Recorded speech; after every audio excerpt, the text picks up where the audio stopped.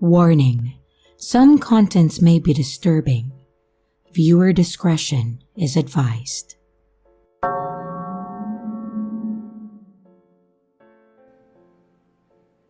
I've never really shared this story before, mainly because it still causes me mental distress every time that I think about it, even all these years later.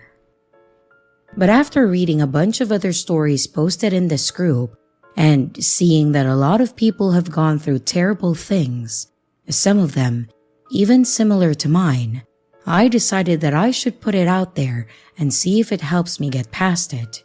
Maybe it will help others see the severity of obsessive behavior, and if it helps anyone, that would be an added bonus in my mind. Back when I was in high school, there was this kid named Carter who was always a bit odd and out there. He was quiet, very quiet. He kept to himself for the most part, but he had a bit of a fascination with me, in that where he never really spoke to anyone else. He always treated me like I was a good friend, like we talked all the time. Now, I didn't mind Carter. He seemed like an okay person, but outside of that, I never really paid much attention to him, assuming that he was just shy and that he might have a bit of a crush on me or something. I figured that it was completely harmless and that it would pass and that would be that. However, of course, that's not how things went. What started as him just having that small crush turned into him getting a bit creepy. He started seeming to always be around, seemingly by coincidence. He'd be in the hallways nearby when I walked to class, and at lunch, he would sit at the table next to where I was, regardless of who was sitting there. Or he would stand with his back against the wall near the table if there were people already there. He joined the drama club randomly, and he would be there every day after school when the meetings would occur. I just tried to pretend that it had nothing to do with me, and that I was just noticing a bunch of coincidental occurrences, and that he wasn't doing it to be around me. But then, the notes started. There was a random note in my locker one day, handwritten and not signed, and it was filled with a bunch of compliments and declarations of love. Flattering, sure, but it was cringe-inducing too. It had compliments about random things that really didn't make sense to me, like the straightness of my teeth and how I walked. And, of course, that wasn't the only one. Oh no, it happened every single day for a few days. Then, a few days where there were multiples, and it just started getting beyond unsettling. They started to mention details about my life that no one should have known. Specifically, one mentioned the color of the underwear that I was wearing that day, and how it matched the color of my bed covers. Worse yet, it was completely accurate. When I read that, I started to feel sick in my stomach, realizing that this guy was stalking me. I could no longer pretend that it was all a coincidence. I had to accept and address that this boy was pushing boundaries. I will say that I was only 16, and I really didn't know what to do about it beyond telling an adult, and I figured that I should tell my school counselor since it was technically happening at school. So I went to my counselor and I explained everything that was going on, and I gave her those notes, including those last ones that I mentioned. She read them, and after getting through it and taking a few minutes to think about it, she looked at me and said, "And you think that you know who sent these?" I told her that it was Carter, and she asked me how I knew for sure. I tried to explain that he was stalking me, that he was always around and such, but she mentioned that none of those letters were signed and that I couldn't just accuse him without being able to prove it. I asked how I was supposed to prove it, and she just shrugged me off, saying that as serious as this sounded, There was nothing to show that it was actually him and that I should talk to him about it. She seriously recommended that I talk to him about this whole thing and that I talk to him about how obsessive he was about the fact that he had obviously been peeping in my bedroom window at some point. That wasn't going to happen, obviously, so I walked out of that room and I finished my day, and when I got home, I just went and lay down in my bed and sobbed. I was feeling paranoid, freaked out, like he was watching me while I was sitting there crying. I kept glancing out of my window thinking that I would see him, thinking that he would be right there for some reason. And when my dad got home, he asked me what was going on, and I explained the whole thing to him, and I even told him that I tried to talk to my school counselor and that she basically told me that she couldn't do anything about it. He was shocked and angry, and when I told him about the counselor and he read the part about how he was looking in my room, he became absolutely furious. He told me that he was going to talk to the counselor the next morning. And so the next day, he drove me to school and he went in to talk to her. And when he came out, it was pretty clear that everyone was unhappy. He told me that I was going to be staying home from school that day, and then we left. When we got home, he told some of what was said, and he mentioned that the counselor was going to have a conversation with Carter and said things would be okay. The day when I went back, I was nervous that I was going to run into Carter in the hallways. But from what I could tell, he wasn't at school, which made me feel a bit better. Well, that is, until I got home. When I got home from school, as was normal, my parents weren't home. So I went in, grabbed something to eat, and then I sat in the living room to watch some TV. After about 20 minutes, I heard something in the garage like something had fallen down, and without even thinking, I got up to see what exactly it was. When I opened the door, my heart dropped. There, in the middle of the garage, was Carter, just standing there trying to pick up what he had knocked down. He looked up at me and gave me this horrible grin, and then immediately started toward the door. Thankfully, there were two things that were going to be my saving grace. The door upstairs from the garage had a deadbolt lock on it, and my dad was going to be home within only a couple of minutes. So I slammed the door and I locked it with a deadbolt and knob lock, and after a couple of minutes, I could hear Carter smacking the door and telling me that I needed to let him in, and that he loved me, and that I needed to let him be close to me. With the door locked, there was only one way out of the garage, and that was through the garage door, which was now opening because my dad was pulling in. I heard my dad pulling into the garage, and I heard the door open, and I heard my dad shouting at Carter, yelling at him to get on the ground, and Carter said that he wasn't there to do anything wrong. That would have been believable had he not somehow broken into the garage to wait for me to get home. A bit after this, my dad told me to call the police and tell them that Carter had broken into our home. So long story short, the police did show up. I explained what had happened and that I had come home and found him in the garage.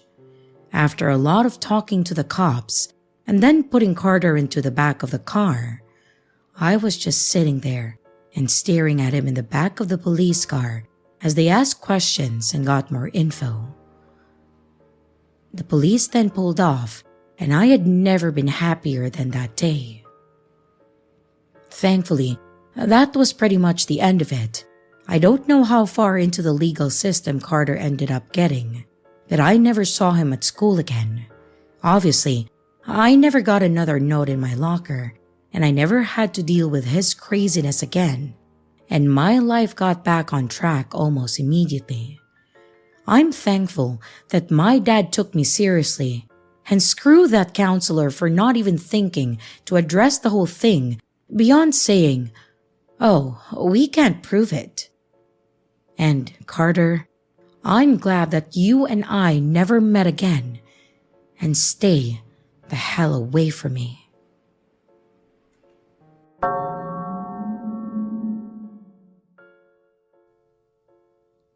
Back when I was younger, my mom had a garage sale every summer. I had 3 older brothers and I was the only girl, so hand-me-downs weren't really a thing for me. So after my last brother couldn't fit into the clothes or shoes anymore, they were in the sale. I honestly enjoyed helping my mom on these, as it was like playing a real-life shopkeeper. I used to play that with my brothers a lot as kids. I also had the genius idea, like a lot of kids did, to sell lemonade and cookies too. When I got a little older, I think I was around 14 or 15, I was always trying to make my own money. So when my mom offered to give me the money that I made on my stuff, I agreed to sell a lot more. I had some old clothes that I didn't want to get rid of, even though they didn't fit me, or even if they were torn up. They held good memories, so I didn't want to part with it. I also had some toys that I didn't play with that I kept for similar reasons. My mom did not like the clutter, so any extra stuff that wasn't necessary, she always tried to get rid of. So I pulled out all of those stuff that I didn't need anymore, and she set up a table specifically for my stuff, and they had all the pink stickers on it, so that we knew that it belonged to me. Well, I was ready to collect shopping funds.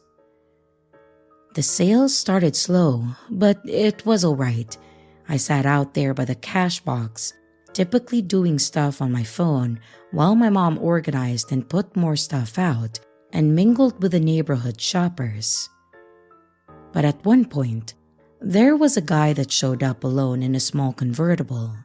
He looked normal. He was in jeans and a t-shirt and just slowly made his way to each table and bin that my mom had set out. He paused at the box of my dad's stuff, which I think had some old tools and shoes in it. And then he walked by the table that had my brother's clothes on it. He picked up a couple pairs of pants and it looked like he checked the sizes, and then he folded them back up and laid them on the table. The next table had my mom's clothes and my clothes on it. He again picked up a few items, and one of those was a pair of my old jeans. I remember him holding them out and looking them up and down, almost as if he was inspecting them. Then he flipped them over to the back and kind of smirked. I figured that it was because the back had something written across the pockets like Angel. He looked around and noticed that I was making eye contact with him, and then he smiled. I smiled back, but then I quickly looked back down at my phone, thinking that it was awkward of me to stare. I knew it had been a few minutes because I had been watching a video that I was in the middle of. He walked over to me and said hello, and I responded. He asked if I was the manager, joking around, and I said that my mom was, but that I was just watching over as she got more stuff. He asked a few innocent questions about the day and about me, but it was nothing weird, so I just answered. I remember even making a comment about his car because I thought it looked very cool. It was a deep purple color. He looked over at the car, then back at me, and smiled and said since I like it, he could take me for a drive in it if I wanted to. Now, even though he didn't seem weird and nothing felt off, I knew better, so I just smiled and said thanks, but no thanks. He then asked if I was selling any of my stuff, and I confirmed. I pointed to the table as he had already looked at my pants. I also remember this because I felt my stuff was pretty obvious. My mom was out there when he got there, and it's pretty obvious that we were 2 different sizes. The tables were also sorted out by the type of clothing and sizing, as my mom was a neat freak. So he smiled again, thanking me, and then walked back over to the table with my stuff. I snuck a few glances up from my phone to see him still looking at my clothes.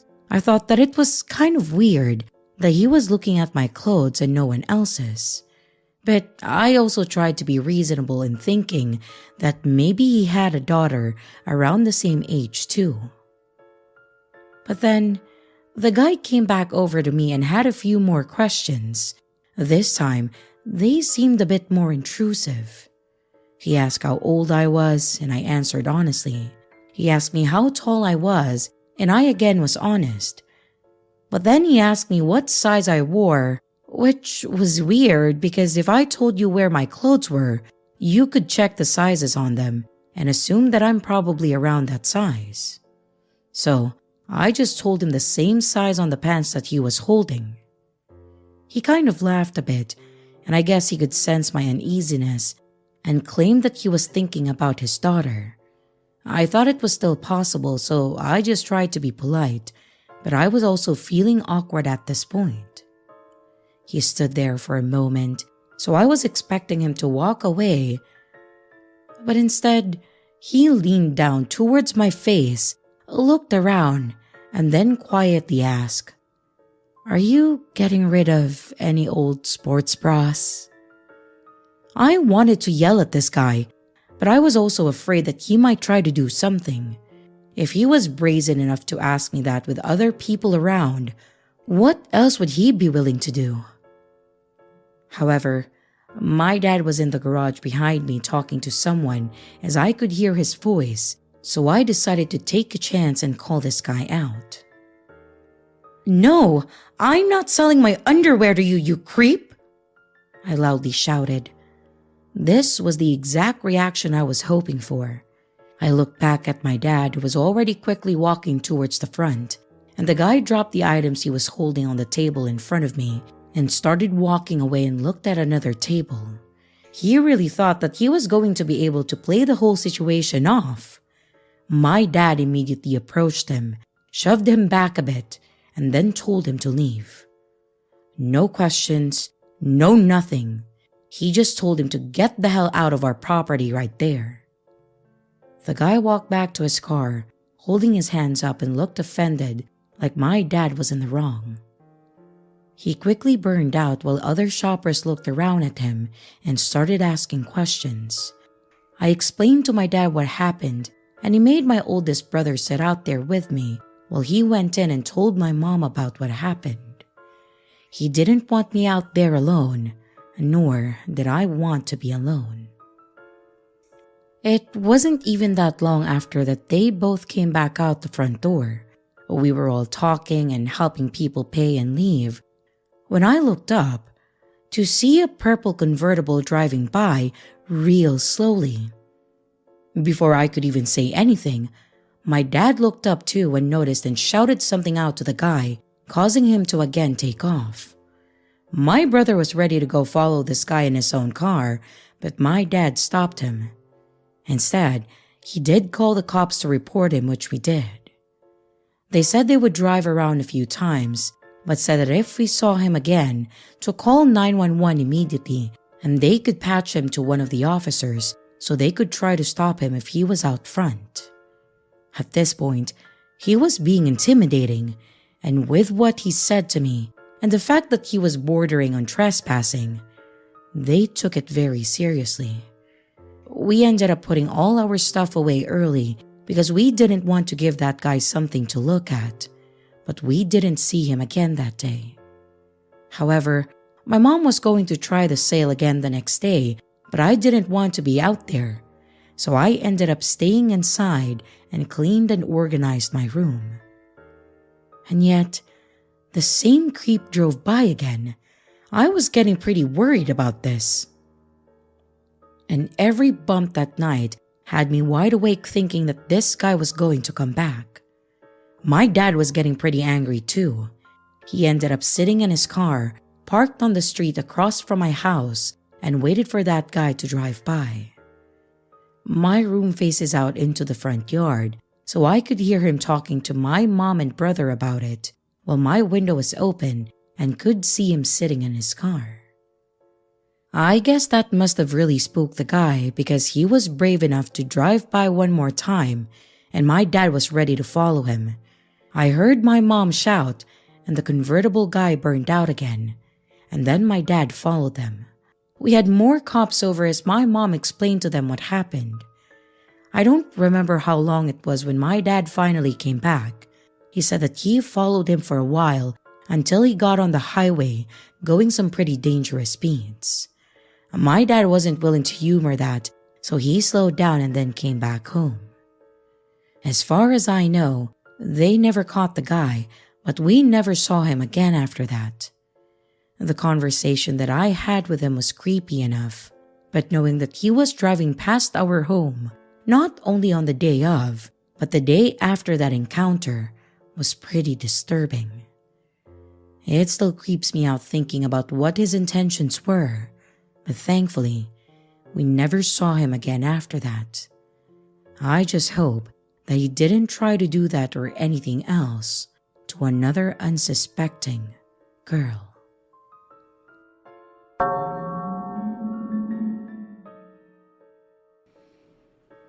A few years ago, I used to live in an apartment complex that was attached to a really nice public park, one that was surrounded entirely with a walking path that broke away at one part to go into a wooded area. I've walked this park hundreds of times, like literally hundreds of times. I used to walk that park every single day after work for a couple of years. It was one of the safest places that I've ever walked, and honestly, I never expected anything to happen to me while I walked it. But the day that this happened, my illusion of how safe it was definitely shattered. I was about halfway through my usual route, which included about half of the branch path that took me out into the forest. I didn't like to do the whole thing because it went too far out for me, but I would go until I reached the benches, which would be the halfway mark, and then I would turn around to head home. I was minding my own business when I started to get this weird feeling like someone was watching or following me. You know, that creepy crawling sensation that just makes the hair on the back of your neck stand up. I just tried to shake it off, thinking that I was just a bit anxious or that maybe there was a person there, but they were just walking too. But after a few more minutes, I started to feel a bit worse. I was thinking that I was being paranoid until I turned around and saw that there was a guy that was standing on the side of the path, looking around like he had lost something. But then every few moments, he would glance up in my direction. He was a bit overweight, wearing a white and green tracksuit. I slowed down as I walked and half turned to look at the guy and make sure that he knew that I saw him. And as soon as I did, this guy stopped looking at the ground and then stood straight up, gave me a small wave and said, "Oh, hey." I didn't reply. I just stood where I was and I gave a small wave back. And as soon as I did, he nodded and then he laughed and then started stepping towards me at an escalated pace. My instincts kicked in and I took off down the path, starting at a medium run. But when I looked back and saw that this guy was now chasing me as fast as he could, I took off into a full sprint. For a few moments, this guy was running at me and I was running away. Thankfully, I was definitely faster than he was, as I was able to get back to the part of the path that branched off. I ducked down into some of the thicker bushes, hiding and seeing if this guy was going to follow me this far. And after a couple more seconds, he actually did run down to the split, and he slowed down to a walk as he caught his breath and then tried to look around. I just sat there. I ducked down into these bushes, feeling my heart pound so hard that I thought I might throw up, watching this guy look around the paths. And then I heard something that completely confirmed all of my fears. He pulled his phone out of his pocket, pressed a button on the screen, and started talking. I couldn't make out the full conversation, but I heard enough to know that this situation was as terrifying as I thought it was. He said, "Hey, yeah, I lost her." His voice was frustrated and angry, and I knew for a fact, had I not gotten away from this guy, bad things would have happened. After a few more words, he hung up and yelled a few curse words out into the woods, and then he slowly walked back the way that he had came. I stayed hidden in those bushes for a while until it clicked in my mind that I should probably call 911. I pulled out my phone and dialed it, and I explained to them that there was a guy on the walking path that had been chasing me, and I also explained what he had said on the phone. The woman said that they would send some police out to the park and to meet them there if possible. I got out of the hiding spot when I was certain that he was in fact gone from there, and then I walked back toward my building. I waited in the parking lot of the property for a while, and in an incredibly disappointing twist, the police never showed up. Well, my guess is that they got a call that was more important than the weird man followed me in the park, but I would have at least liked a call back or something. But of course, that didn't happen. The whole thing really messed me up, and I never was back to that park. I ended up taking my walks around the parking lot of my apartment complex because I just couldn't bring myself to go back into those woods just in case. It's scary to think about what might have happened had he gotten a hold of me, but thankfully that didn't happen at all. I have no idea what happened, and honestly, I hope that no one ever ended up in the situation that I did. And I hope that I never run into him ever again. And to everyone else, be careful, stay aware, because you never know who might be watching.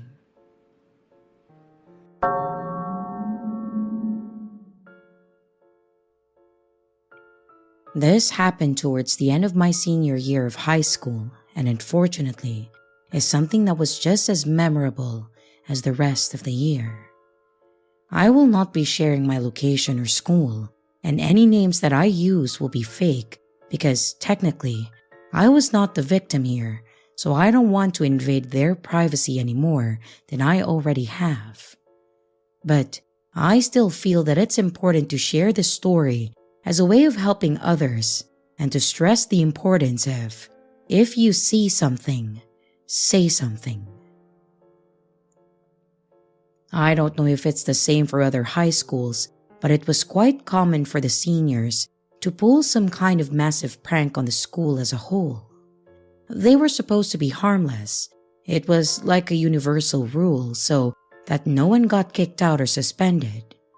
It was also typically done around spring break, giving them time to execute it. So, to keep with the tradition, several of us seniors, including myself, started plotting our scheme. The school was going to look like a glitter bomb went off in it. We had tons of glitter and confetti that we had just bought from random party stores and a few bulk bags on eBay for a stupidly cheap, possibly shady price. One of my friends, I'll call Jess, was our golden ticket as she was a teacher's aide, which meant he had access to the room that had all the spare keys to the classrooms. We started the day before spring break started. There were a lot of teachers and faculty there as they were probably wrapping things up for the break, so we waited outside in one of our cars while Jess went in to look like he was working on some last-minute things for a teacher. After a few hours, people started slowly leaving, so he let us in through the south door and then ushered us into different rooms to fulfill our plan. It started out completely smooth. We got through several classrooms, almost ran into one teacher, but managed to hide from them. We all even got a good laugh about it too.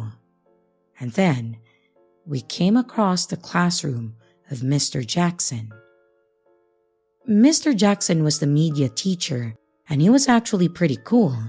I guess when it's an elective, we tend to like those more anyways, right? The class was awesome. We made different media-related projects, such as our own radio broadcast. We recorded and put together a news session, including local and national news topics, some sports, and also the weather. It was actually a lot of fun and interesting, as Mr. Jackson used a lot of his own equipment, so we were working with some very expensive and high-tech cameras. We had microphones, and even the software was pretty advanced.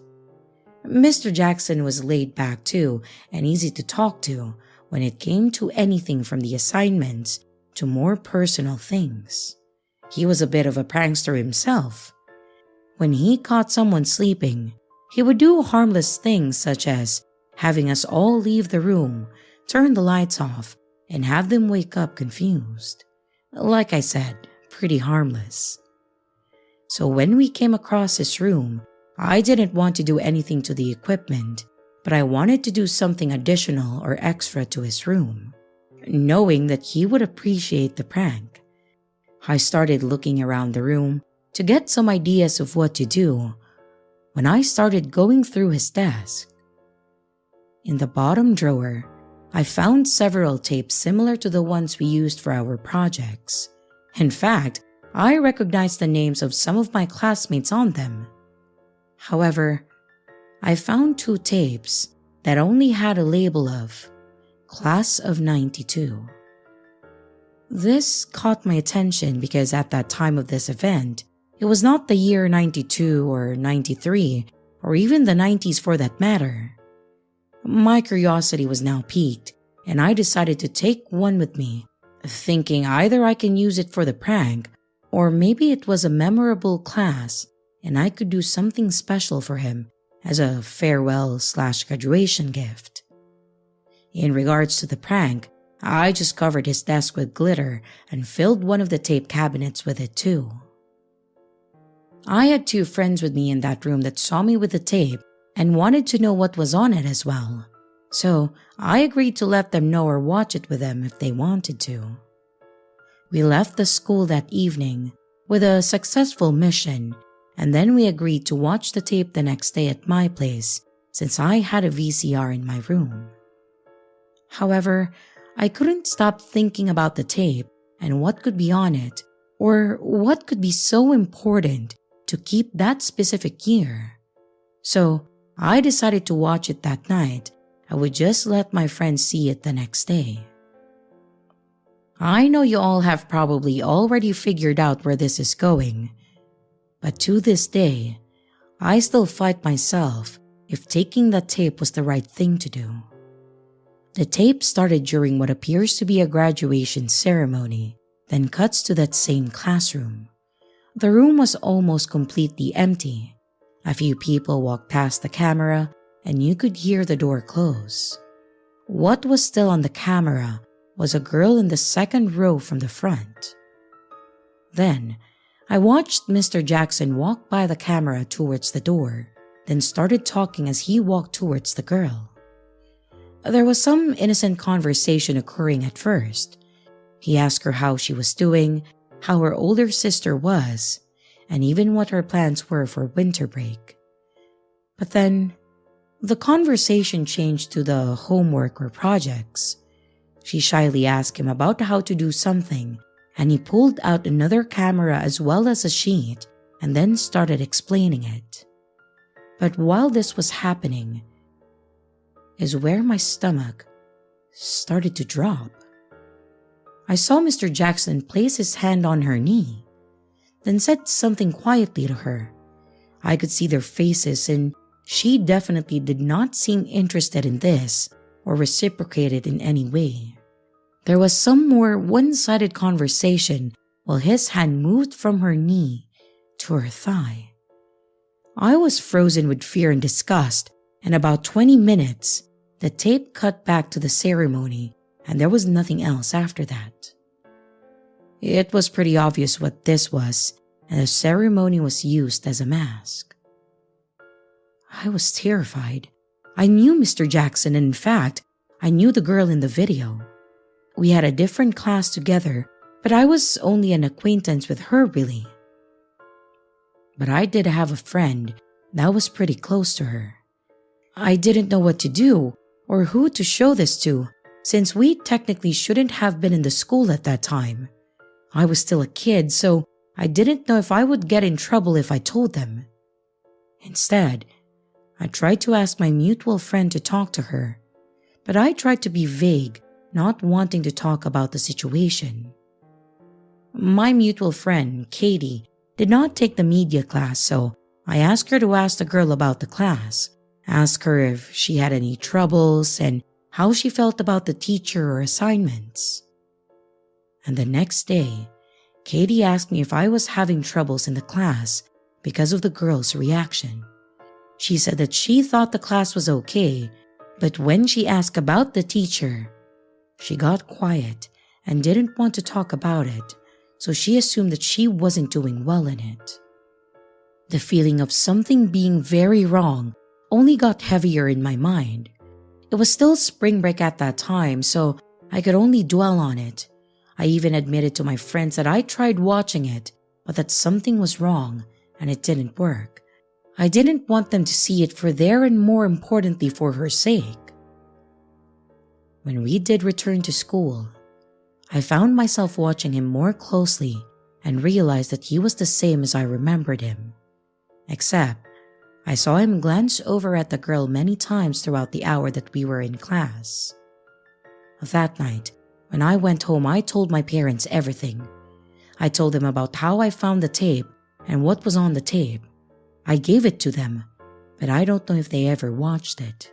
I assume they did, because what I accused the teacher of was very real and very serious. I can be quite the jokester and always try to keep the conversation lighthearted. This was not something I would even bring up in a joking manner, so I'm sure my parents trusted me on that front too. And they told me that they would take care of it and just to go to school as normal. The rest of that week, I tried my best to act normal, but it was hard to not want to go off on Mr. Jackson. It was hard not to want to go to that girl and tell her that I was sorry for what she went through. But I didn't. And thankfully, I only had to go 2 days like that. On the third day, we had a substitute teacher, and everyone took it at face value that we were just getting a free day. But I think I knew the real reason. The rest of the week continued with the same sub, and then we were told the next week that Mr. Jackson wouldn't be able to finish the school year.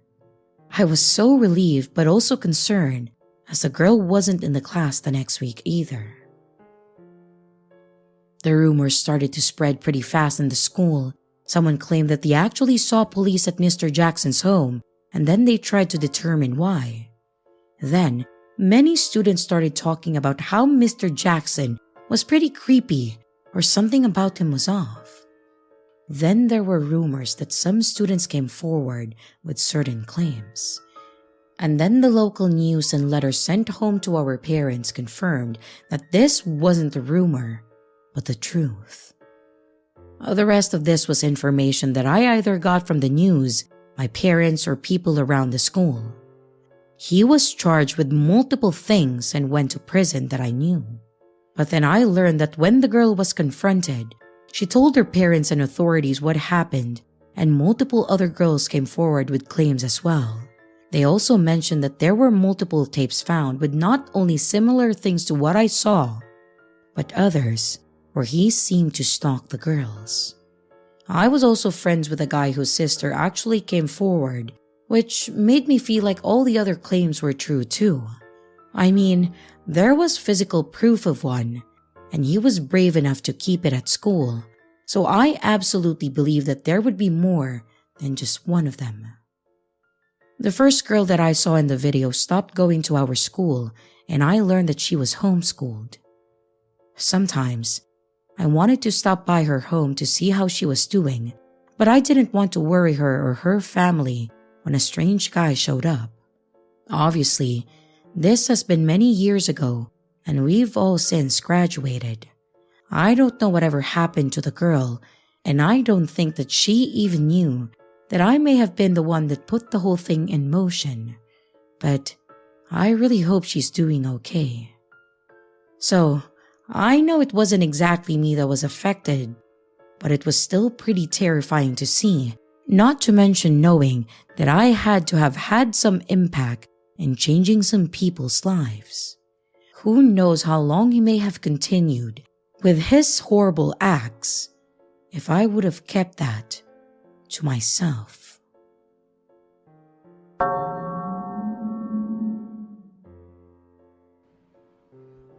I wanted to share an event that happened to me and my granddaughter at the last place that I lived in. My husband died in a car accident when my daughter was pregnant, so I never got to meet her. But also being an empty nester, I didn't feel right living in our big 4-bedroom home alone, and I decided that it was time to downsize. I found a cute little condominium that was only about 20 minutes from my daughter and son-in-law, and it was a good price, so I moved right in. The only thing about it, however, was that it definitely needed a more homely and me touch to it. So, while I made some changes inside with the help of my kids, I also wanted to start up another garden like I had at my old home. My kids helped me put it together when they were younger, which made it all the more special to me.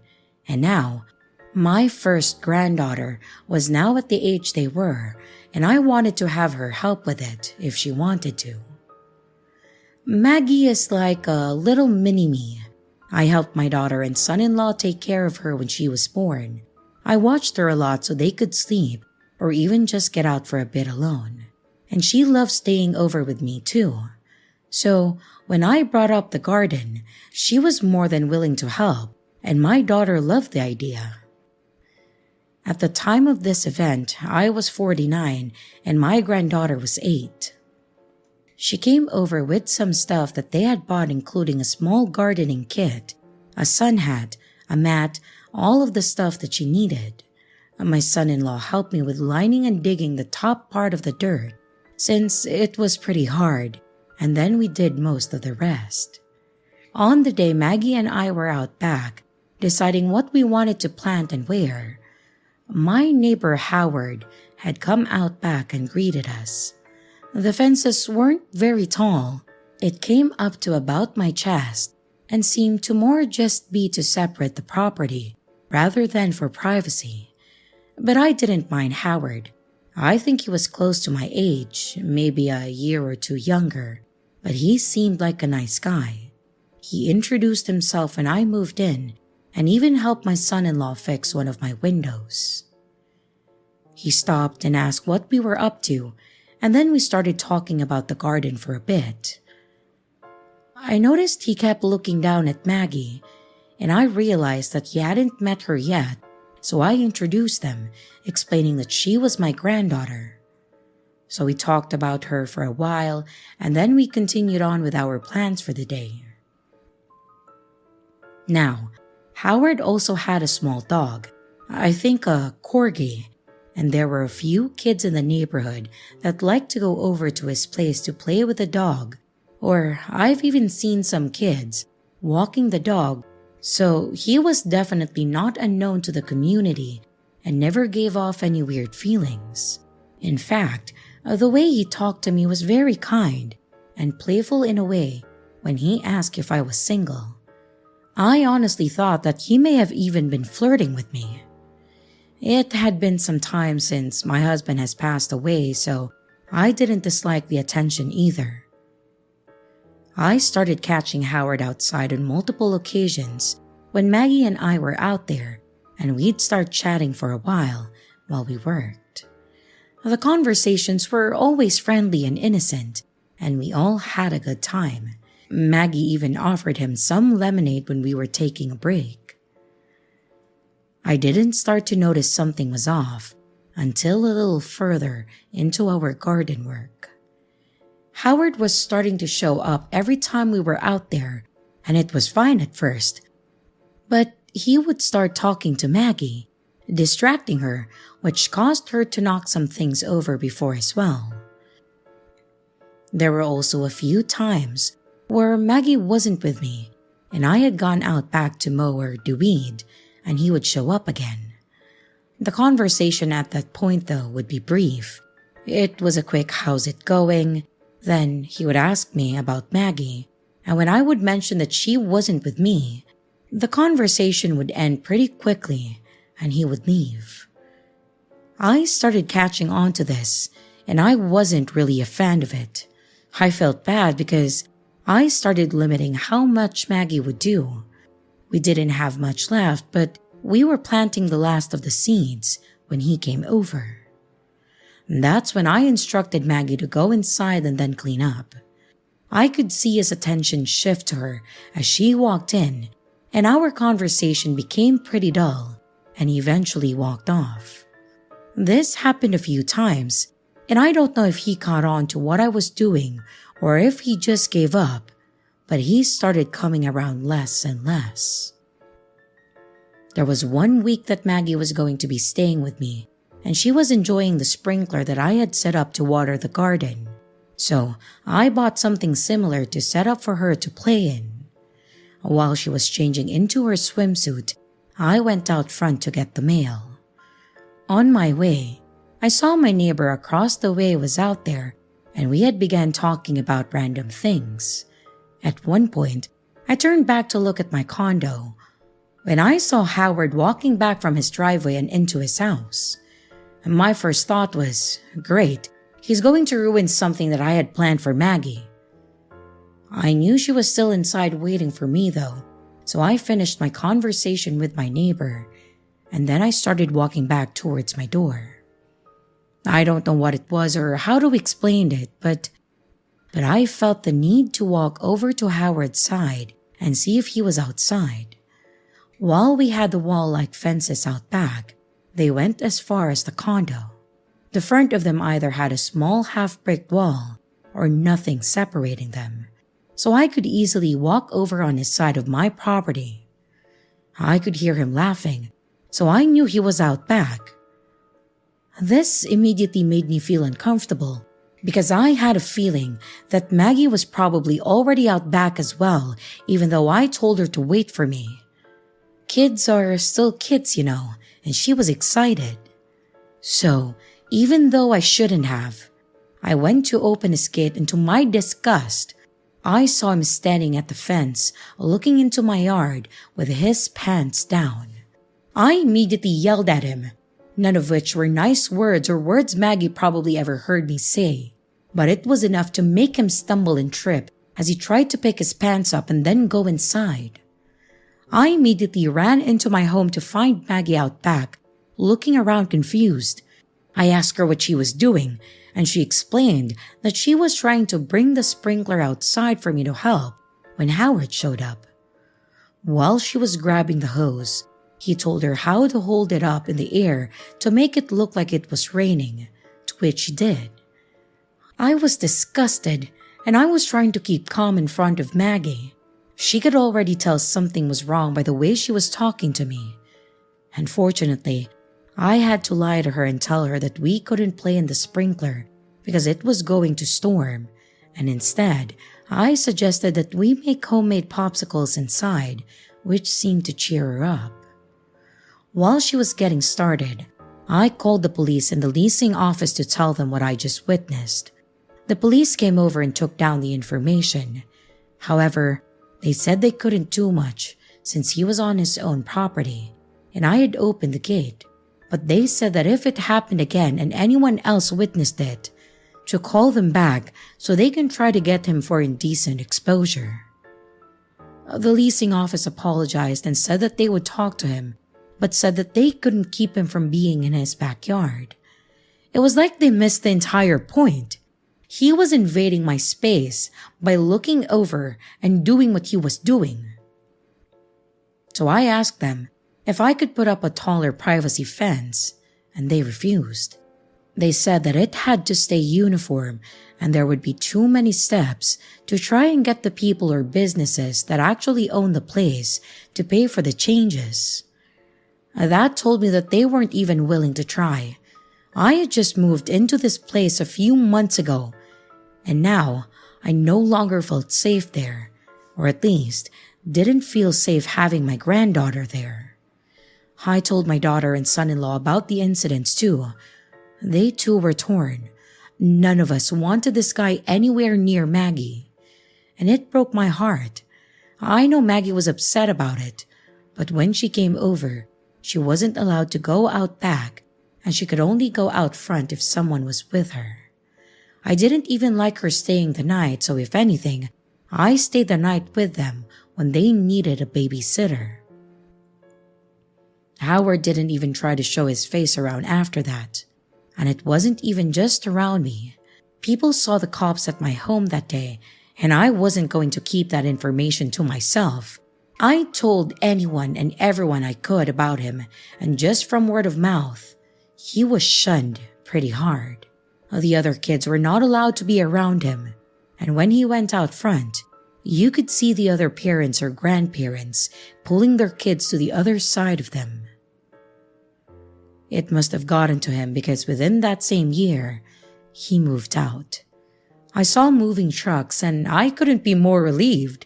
And once he was gone, I let Maggie stay the night, have friends over, and even play out back and enjoy the hard work that she put into that garden with me. I lived there for a few years, but over time, I learned the leasing people were not as nice as they appeared to be when I moved in, and they were not giving me any reason to make me reconsider. But now, I live in a small house with my own yard and a privacy fence, and I will never let something like that happen ever again, because next time, Grandma might have to use something other than her words.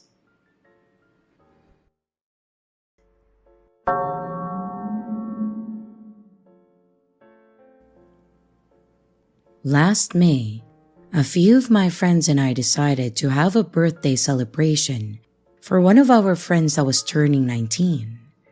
Her birthday was on Friday the 13th, so she wanted to do a sort of Halloween theme with all of us in costumes and then go to a local bar. So, we got all dressed up, some of us in a little more sexier looking costume, and some of us in some dumb costumes. So there was a total of 5 of us. The birthday girl, Mandy, was a witch. Angel, dressed as an angel. I was a zombie. And Cassie and Leila were ketchup and mustard bottles. We all met at Mandy's house and started with a few shots. Cassie didn't really drink, so she was our designated driver that night. And after we had our liquid confidence, we headed out to the bar, no longer fearing what people would think of us being in fall costumes in the middle of May. When we got there, it was actually quite the opposite of what we expected. Some of the patrons took pictures and asked us what the occasion was, and even bought us some drinks, so we were genuinely having a good time there. However, at one point, there was a group of guys that came in. 3 of them. It was one of those moments where they opened the squeaking door, so we all looked and then continued dancing and laughing. As with everyone else that was there, they were staring at us off and on until they finally approached us. They made some cheesy comments about the angel costume and then asked us why we were dressed up, so we again explained that it was for a birthday. They wished her a happy birthday and then bought us all drinks as well. We thought that would be the end of it, but they seemed to linger around, just watching us. None of us were really giving them any attention. Cassie and Layla were dating, and I had a boyfriend, and Mandy and Angel were just doing their own thing and having fun. So, there definitely weren't any signals telling them that they were welcome to stay and hang out with us. However, it was a bar, and no one reserved anything, so they had every right to be over by us too. We were in a smaller section in the back by the dartboard and pool table. And after a while, we all noticed that they would lean in and say something and then look over at us and nod or point. I think we all anticipated what they may have wanted, and we really weren't interested in picking up a date, so we decided to leave and then find another bar. But as we were walking out, one of the guys hollered out asking where we were going, and I said home. We found another bar that wasn't too far from the first one, and we went in to continue our fun. However, those same three guys came strolling in not long after us. We all looked at each other, making sure that we weren't crazy, and tried to pretend like we didn't see them. This time, we sat at one of the back tables and decided to order something to eat so we weren't just running on alcohol. But it was only a matter of time that these guys would finally come over, and of course, one of them sat in a chair next to me, and one sat on the other side next to Angel, and one continued standing. They asked us how old we were, and we were hoping if we were honest that they would just leave us alone, knowing that we were still pretty young. But instead, they seemed pretty happy with this idea. They made comments on how good we all looked and offered to buy us more drinks while slipping in the comment about how we must still want some since we lied about going home. I then said something about wanting to get something to eat before going home, which is why we ended up at that bar. But ultimately, we all declined the drinks, now no longer feeling comfortable around them.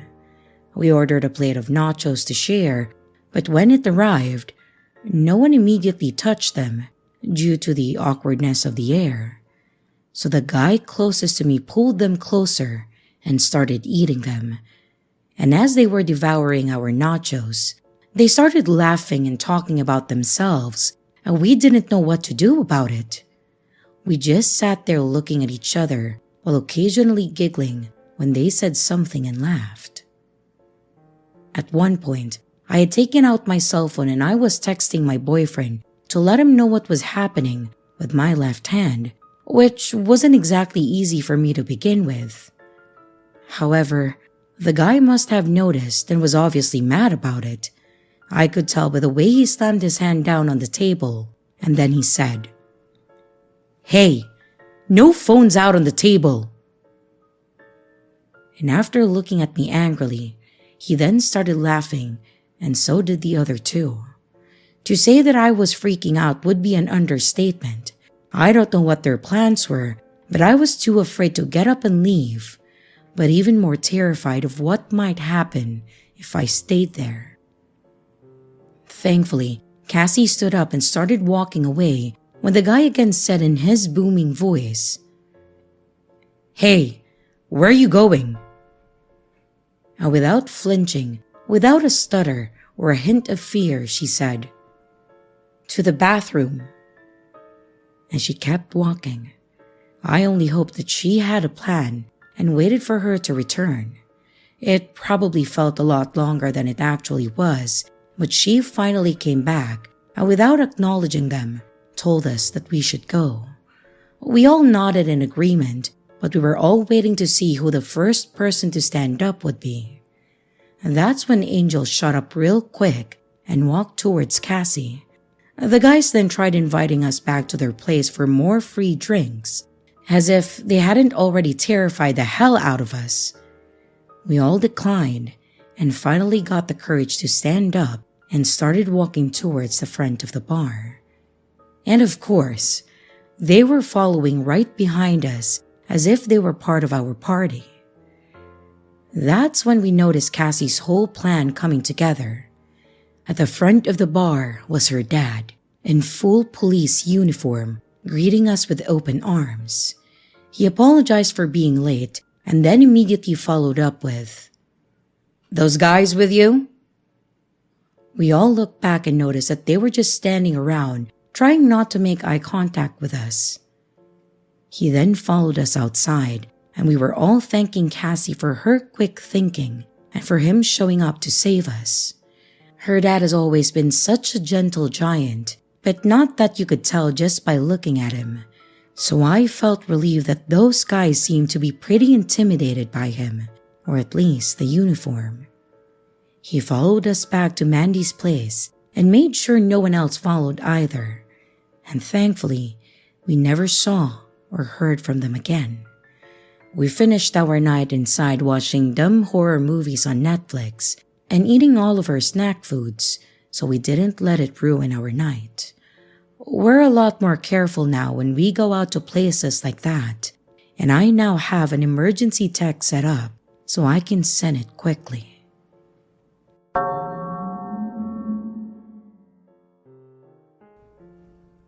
I, a 20-year-old female, was in a new city, trying to navigate back to my hotel. It was beginning to get dark outside, so I started getting anxious and I picked up my pace, even though I was on a main road and there was still lots of people around me. In my rush though, I turned down the wrong road. After a very short amount of time, I noticed that the road looked pretty empty and it was definitely darker further down. It gave me the creeps, which made me realize that I turned down the wrong road, so I turned around to go back to the main road. That's when I noticed that some guy was walking close behind me. I'm not exactly sure how to explain how close he was. Not so close that he was in my personal place, but he was close enough for me to freak out. He looked creepy too. He was wearing a black sweater with a hood pulled up, and his hands were kept in his hoodie's front pocket, and it looked like he might have been holding something too. I only got a glimpse of the front of him because right after I turned around, he quickly turned around too and then speed walked away from me, back onto the main road, and then vanished around a corner. I don't know if he was stalking me, but it was weird as hell. Why did he turn around right after I turned around? And why did he walk away like that? Did he suddenly realize that he also went down the wrong road?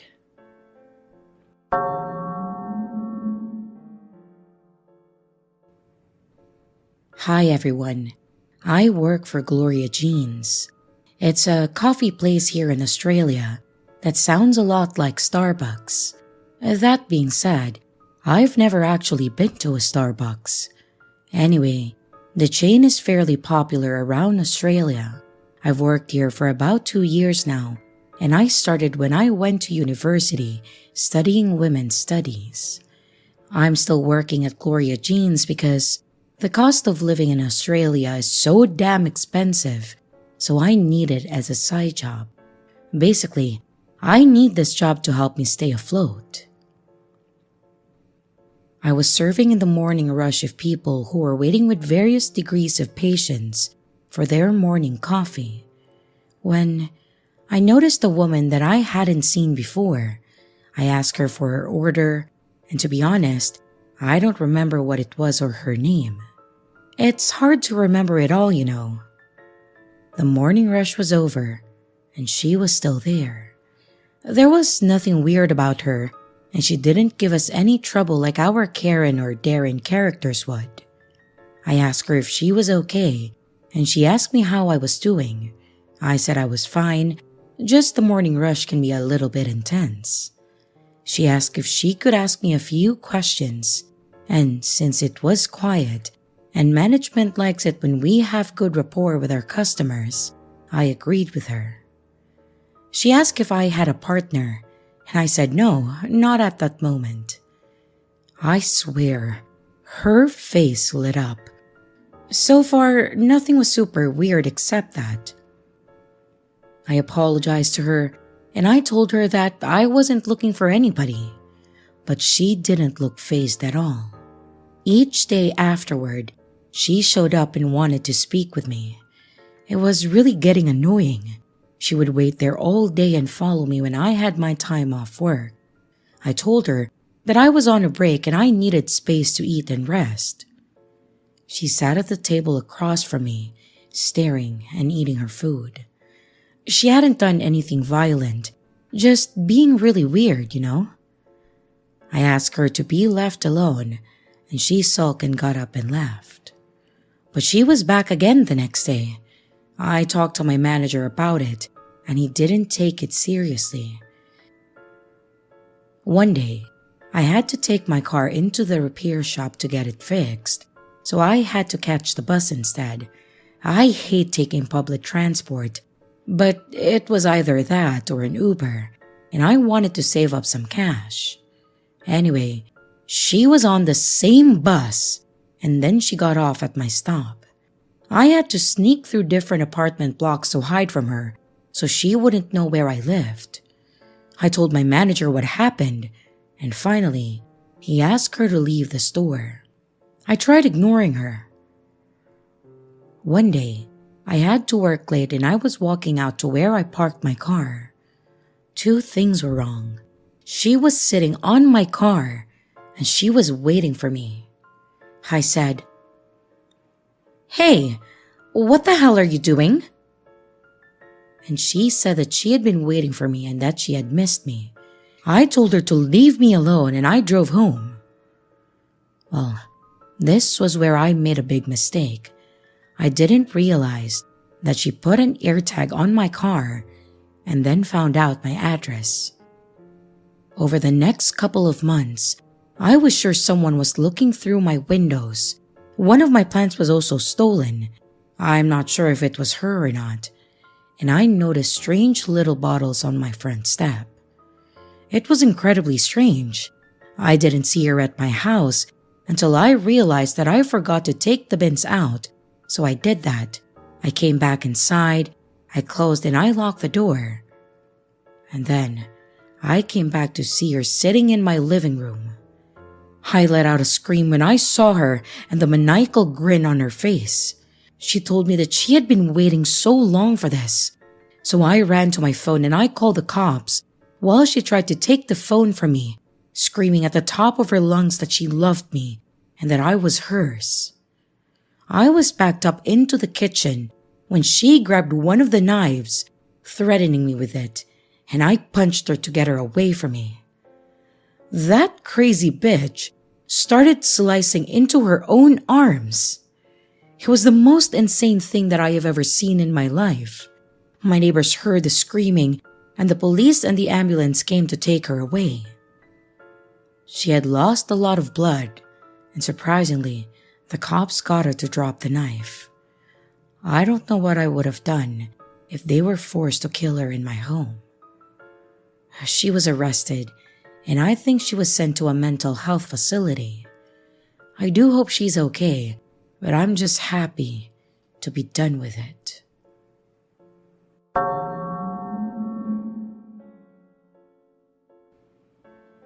So I have a story about a guy that I met on the internet that ended up being, well, I think creep is probably an understatement, but it's the best word that I can think of to define him. I'm sure that some people out there have more appropriate choice adjectives for him, but creep works for me. Anyways, this was a good number of years ago. I was pretty active on social media platforms that doesn't exist anymore. I had garnered a decent following by posting stupid pop culture memes and references. Pretty shallow, I know, but it was fun, and I was like 16 at that time, and I liked the friendships that I was making, mostly because I didn't have many friends in real life. Most of the people that hung around my page were pretty decent, honestly, and I rarely had to block anyone or report anyone. One day, I got a message from someone that had followed me, saying that they enjoyed my page and that they thought that I was a pretty cool person. Obviously, they hadn't met me, and I didn't put much in ways of personal information out on the page. But again, I was young, and that kind of validation was something that I wanted. They seemed pretty normal at first, just telling me that they liked my content and about how much they liked the show or that band. It was a pretty normal conversation for the most part, and then they followed up with a pretty common ASL, which for those that don't know means age, sex, and location, asking for information about me. I told them that I was 16 and female, but then said that I didn't really want to give out my location. The other person said they were 19, male, and that they lived in the same state that I actually lived in. Obviously, he didn't know that, but I was a bit irked to see that he did live in the same state. He didn't push me at all to tell him where I lived, so although I was a bit, I said irked earlier, but I don't know if that's the word, I still tried to talk to him because he didn't know that I lived in the same state as him. We talked every once in a while, just chatting about whatever, mostly him telling me about the movies and things that he liked. But then, out of seemingly nowhere, he started hounding me and asking me for more information on who I was and telling me that he loved me. I told him that he was being a creep, and if he didn't stop, I was going to have to block him. Then, he threw out, Go ahead and block me, Caitlin, if it will make you feel better about yourself." I was sufficiently freaked out because I'd never told him my name, and there was no indication that my name was Caitlin on my page. So, I immediately blocked him. The fact that he knew my name told me that he had somehow gotten information on me, and I wasn't going to risk him being a creep even more than he had already. But, of course, if that was the end of it, this would be a rather boring story. And this was certainly not the end of it. I thought that he was going to go away after being blocked, but he was just getting started with me apparently. The next day, I got a direct message from an account that had literally no information associated with it. To the best of my knowledge, this site required information like a name and such, but the name was blank, the picture was plain white, and the description on the account was, "Not done with you yet." I knew right away who it was going to be, and I wasn't surprised when I saw that the message was, "I have something for you." I stupidly said, "What do you want?" And he responded with an incredibly inappropriate image. I won't describe it, but one can guess what it was. I blocked his account too, but it didn't matter. Every other day, he was messaging me with gory images, naked pictures of himself, and other various disgusting images. It hit a point where I ended up logging off my account entirely and just basically forgetting it existed. For about 2 weeks, this was sufficient enough to stop him from being able to harass me. Until I checked my email one day and saw a message from an email address that was just random characters. And sure enough, when I clicked that message, I knew it was him. The message was a picture of me from the prior year's school yearbook. It had my first and last name, my home address, my school address, and another very disgusting photo of a part of his body. This was where I knew I had to end this. I needed to get someone else involved. I ended up bringing it up to my mom. I was a bit slow with explaining it. But after a while, I basically just put it out there that this guy now knew where I lived, went to school, and had my full name in my picture. I showed her the email, and she told me that we needed to tell my dad, and that he said that we needed to take it to the police. Thankfully, the police did take it very seriously because this was a fairly credible threat, and he was sending adult content to a minor. We ended up making the report, and my parents basically told me that I wasn't allowed to use the computer anymore, and they informed my school of the situation too. That way, if someone was found around the school, or if anyone came up for me, they would know that it could be this guy. Even worse, that's exactly what happened, and how this all ended. It was about 2 weeks later, and there was an announcement over the intercom that the school was going on lockdown and that all students needed to remain in the classrooms. We were all a bit curious and scared. This was the early 2000s, so it wasn't a common thing to have to go through these kinds of things. After several hours, they announced that the lockdown was over, and then my teacher got a call and then they asked me to come to the office. When I got there, my parents were there, and I had to sit with them, the administration, and also the police to discuss my situation. Apparently, this guy had come into my school and told the front office that he was my uncle, Ronald, which was my uncle's name, and he was an emergency contact for me, and that he was there to come get me out of class for the day because I had a doctor's appointment. Thankfully, the front desk knew my uncle and had his picture on file on the computer, and this guy was not him. Plus, they knew that there was a potential threat with this rando, and they asked him to wait in the lobby while they called me down. They then called the school resource officer and immediately cuffed this guy. A fun fact about this creep, he was in his mid-40s, not like 19 like he said, and he didn't actually live in the state. He was from Texas. I know I didn't mention where I live, but it was nowhere near Texas. Which meant that he already knew where I lived when he asked, and that's why he said that he lived in my state.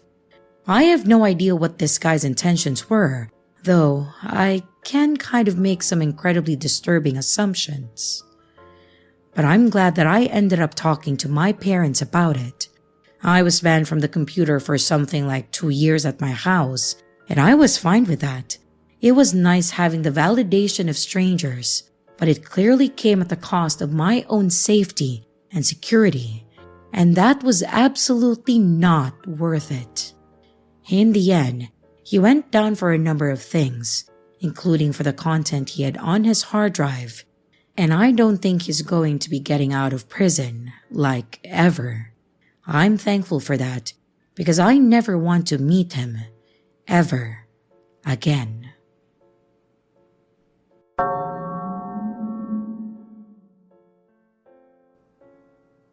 So me, an 18-year-old female, and my boyfriend Jordan went to Walmart for some quarantine shopping.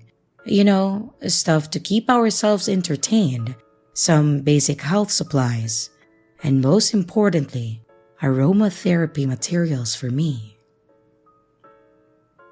Something important to this shopping trip is that I have extremely high anxiety and a bit of a paranoia disorder from abuse that I suffered as a child.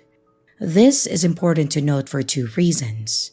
1, it's the reason that I went to the candle section in the first place, as I use aromatherapy to help with my anxiety. And 2, with my paranoia, I often downplay dangerous situations in my head because I make myself think that I'm overreacting when I'm not. Now, on with the story. As Jordan and I were walking through Walmart, I thought I noticed a guy trailing us. I thought nothing of it and chopped it up to me being paranoid and decided not to tell Jordan, which I would later regret.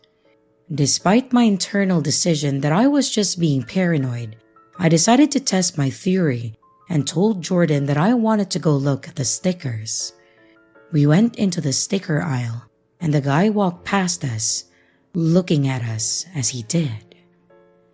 After the guy was out of sight, I broke down crying, but I didn't want to alarm Jordan, so I told him that the virus was just really stressing me out. Jordan calmed me down and we went on our way to the candles. As I was looking for my different scents that I would need to help myself get through the quarantine, Jordan decided to go look at some hardware nearby for some projects that he was going to work on during his quarantine too. We didn't quarantine together. I thought nothing of it, and I decided that I would just stay by the candles until he got back because I can be a bit of a wanderer and I didn't want to cause more stress than necessary. But not more than 10 seconds after Jordan walked away, I felt a pair of eyes on me. Something in my gut told me that it was the same guy from before, but I was too scared to turn around and check for myself.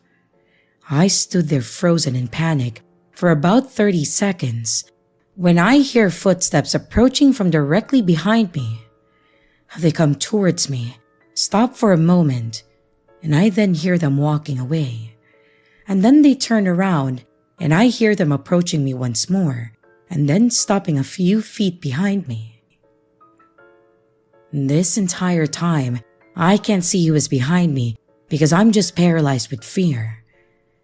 But after about 2 minutes, Jordan finally comes back up and gently wraps one arm around my waist, giving me a knowing look. We decided that we were done with shopping, even though we didn't have everything that we needed. We checked out and then went home.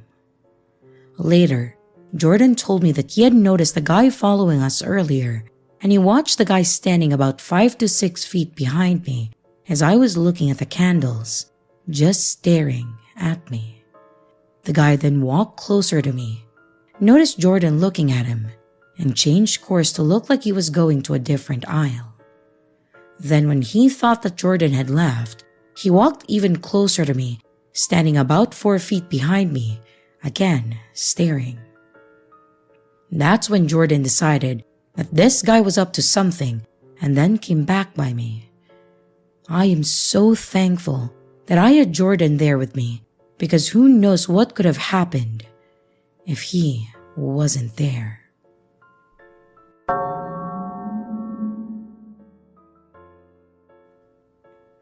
This is a story that pops back up in my mind from time to time.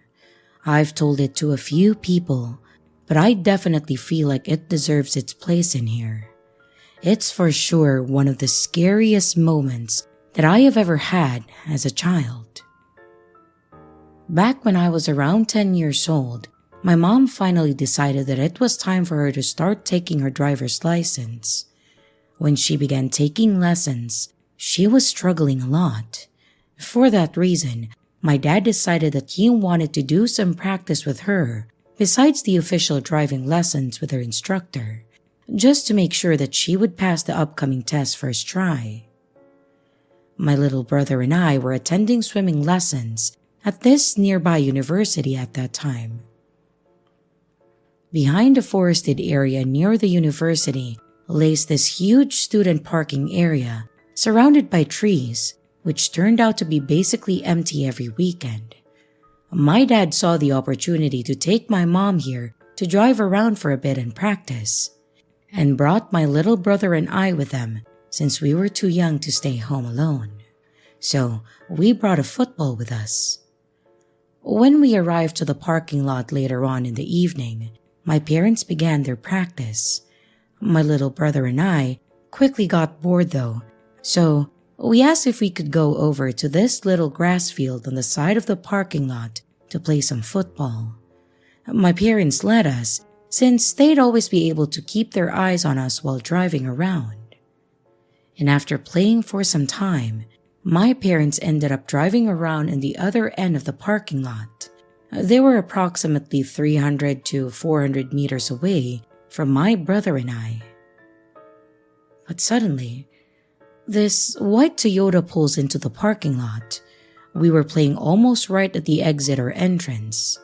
The car turns around and then stops on my right side with a vehicle facing the exit.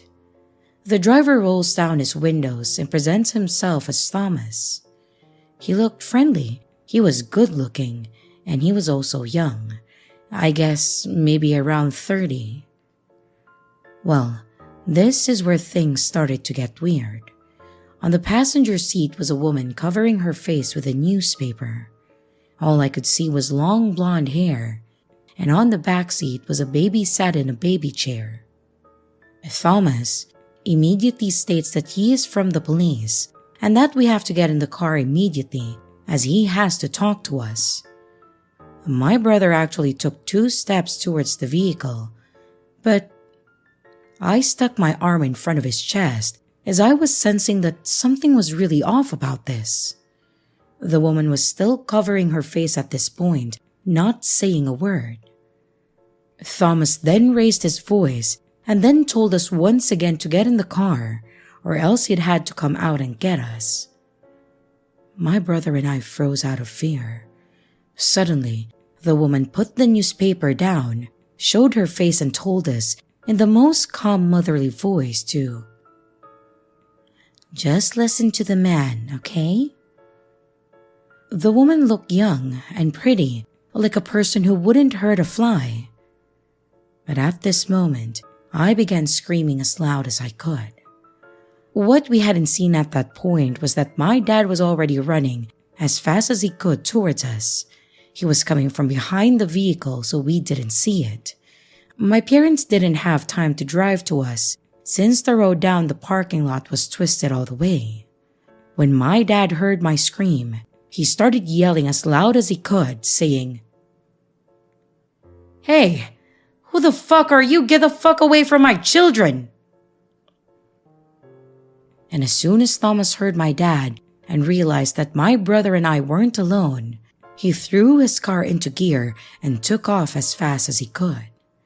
He most definitely looked like a person who shat himself when he saw my dad.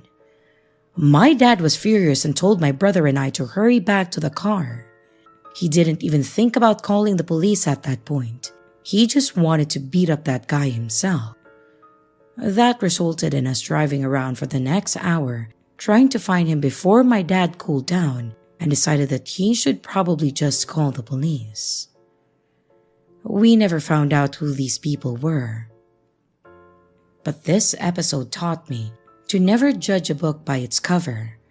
People can be the most friendly-looking people in the world and still wish evil upon you or the ones that you love.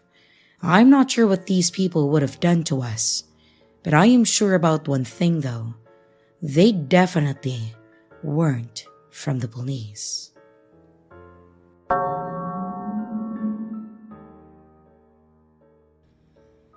A couple of years ago, my boyfriend planned a surprise birthday party for me, and I was sufficiently surprised by it. It was also where this story of mine took place. Well, to go back a little bit first, my boyfriend and I have been together since high school. After we graduated, we started attending different colleges, and he was a few hours away, so he was staying in the dorms. I was attending a local community college, so I found an apartment within my budget with the plans of my boyfriend moving in when he was done. College was fine for the most part.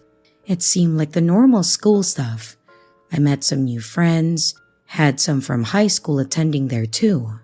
The schoolwork and the teachers were fine as well.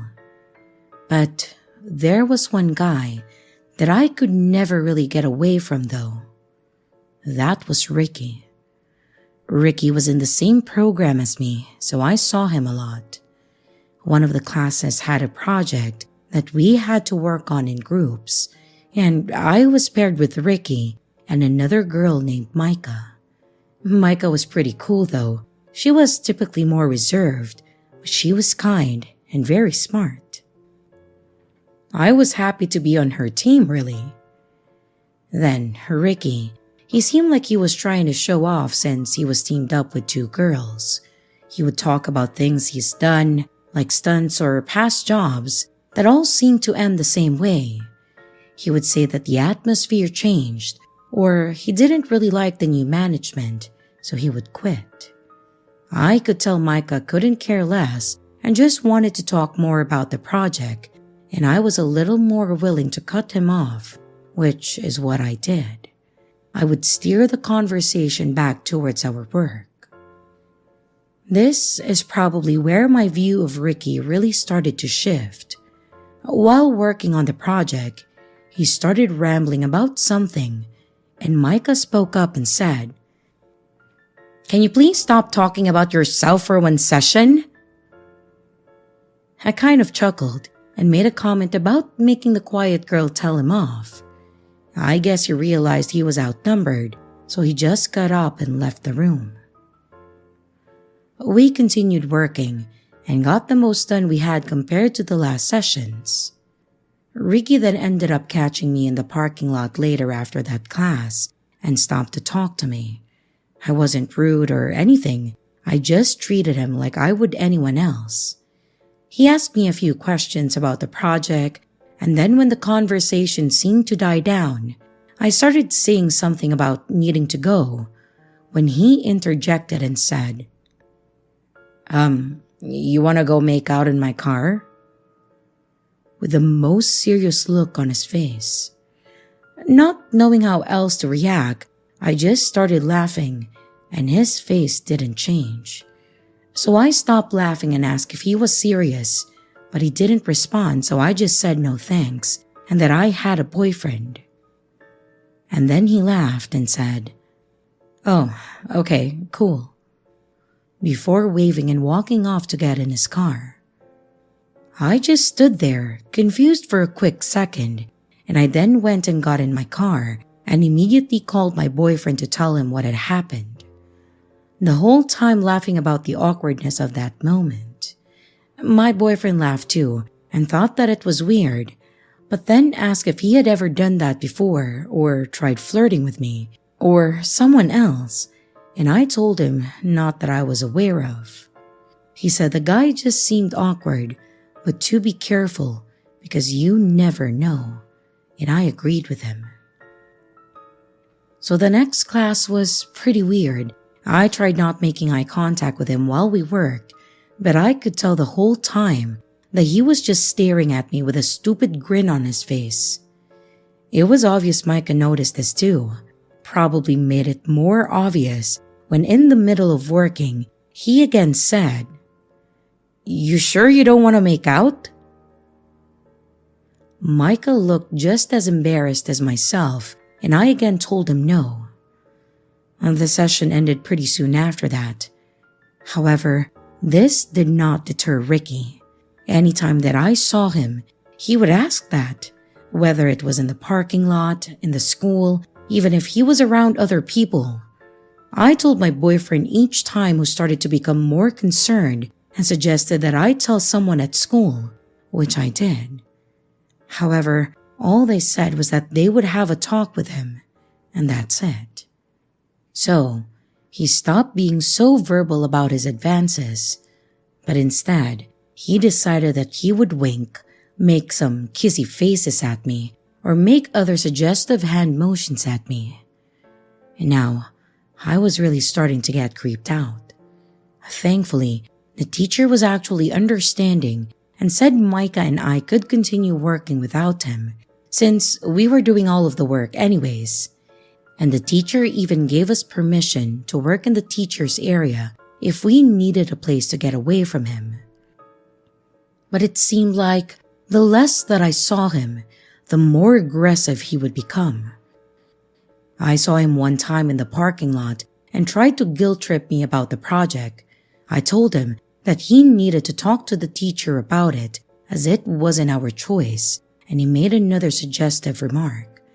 I told him he was disgusting and being really creepy, and I quickly left as he stood in the parking lot with that same stupid grin.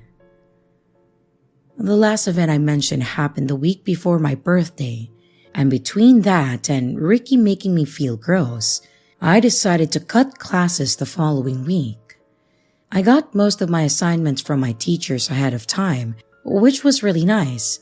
That way, I didn't have to be behind, and I told Micah so we could schedule time outside of class to meet up. My boyfriend was going to be doing the same and driving up to stay with me for the week, so I was pretty excited, and I didn't want anything to ruin our week. My boyfriend, Adrian, showed up within the next day or two, and we had a nice day together. Adrian said he wanted to take me somewhere specifically for my birthday, so he suggested that I get my oil changed. I had a better car, so we usually drove mine when he came up. He also encouraged me to go meet up with Micah that day in case I didn't feel up to it after my birthday celebrations. I was talking about the adult things that I wanted to get out of the way so we had more time to spend together. So this was a load off, knowing that he was okay with me doing this all on the same day. So he sent me off with a hug and a kiss, and he stayed at my apartment and said that he might go visit with his parents. So the day went fine, and about the time that I was finishing up with Micah, I texted Adrian, and he even told me that I could invite Micah back and we could all go have dinner or something. I thought that it was convenient because she had asked me if I wanted to grab something to eat anyways, so we headed back to my apartment. Then, neither of us were expecting to have people scream surprise as I opened the door. This man had this whole party planned out, and I, none the wiser, thought that he was just being nice and having me do all this stuff. Anyways, the party was great. There were probably about 15 or 20 people there, including both of our parents and friends. And when we did the cake, Adrian was teasing me about something, and I ended up putting cake on his face. This started him trying to wipe it on me, while others around us were taking pictures and laughing too. It was legitimately a great time for me. But shortly after this though, while I was wiping my face off, Micah came over to me and softly asked if I invited Ricky or if my boyfriend was friends with him by chance. I was at first confused by this because she knew how creepy he was being, and even if I knew about this party, I sure as hell would not have invited him. She motioned towards the living room, and I rushed in there to see him helping himself to the food on my table. I had so many things circling in my head. The people here were all pretty close friends, including only 2 from the college that I had met. So the people that were here were invited either by text or a Facebook message. I had no idea how he found out about the party, and even more concerning, how he knew where I lived. I didn't want to cause a scene, and to be honest, I didn't know how he would react, so I just said his name. He looked up at me and said something along the lines of, "Oh, haha, there's the tease." I asked him what he was doing here, and then just bluntly said that he wasn't welcome here, and he started going off, saying some pretty nasty things about me. I was scared, I was angry, and I was embarrassed since our parents were there. Adrian had gone to the restroom to clean up, so he walked out while this was happening and tried asking what was going on, but I think he figured it out pretty quickly. He started approaching Ricky, telling him that he needed to leave now before we called the cops, and his face lit up.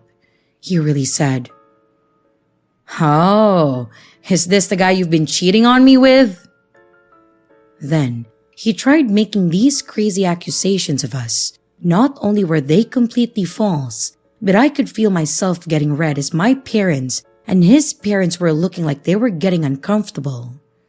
Adrian started getting a bit more aggressive towards him and pushing him towards the door, and my dad also started walking towards the door too. Ricky tried to give one last hurrah, saying he would fight Adrian for me, and then pulled out a knife. I was terrified at this point, and there were a few of us shouting, but thankfully, nothing else happened. My dad used to be a security guard, so he managed to do something to make him drop the knife, and Adrian helped knock him to the ground. They had him restrained pretty well, and I went to grab my cell phone to call the cops. The whole time, Ricky is still going on and on about things he has done to me and wants to do to me, to the point that Adrian ended up hitting him in the head pretty hard. It didn't knock him out though, and he just laughed. That felt like forever, but the police finally arrived and arrested him. And after they left, we tried to pull the party back together, which was pretty rough for me. I had locked myself in my bedroom for a bit because, I was pretty embarrassed, mostly by the things he was saying. They were all false, but the fact that he said all of that in front of people and in so much detail was horrible. He had to have thought all of that out, Like fantasized it, which still grosses me out thinking about it. And I eventually came out after my mom and Adrian came and talked to me and also convinced me that everyone else was back to having fun. Overall, this made me file a restraining order. I told the school about it and they seemed to reluctantly make changes so that I didn't have to see him anymore. I had a few online classes and I'm sure that they changed things for him because we were never on campus on the same day it seemed. However, he did try to press charges on Adrian, but nothing happened with that thankfully. Like he dropped the charges or something because he got papers saying that it was dropped or dismissed. I don't really remember. But yeah, that was probably one of the most memorable birthdays that I ever had, and I hope that I never see Ricky again.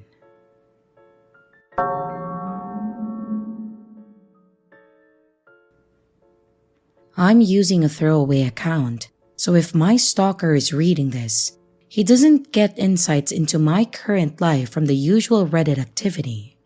Yeah, I'm that paranoid.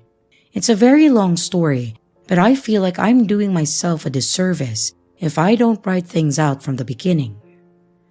I've wanted to write about this for a long time now.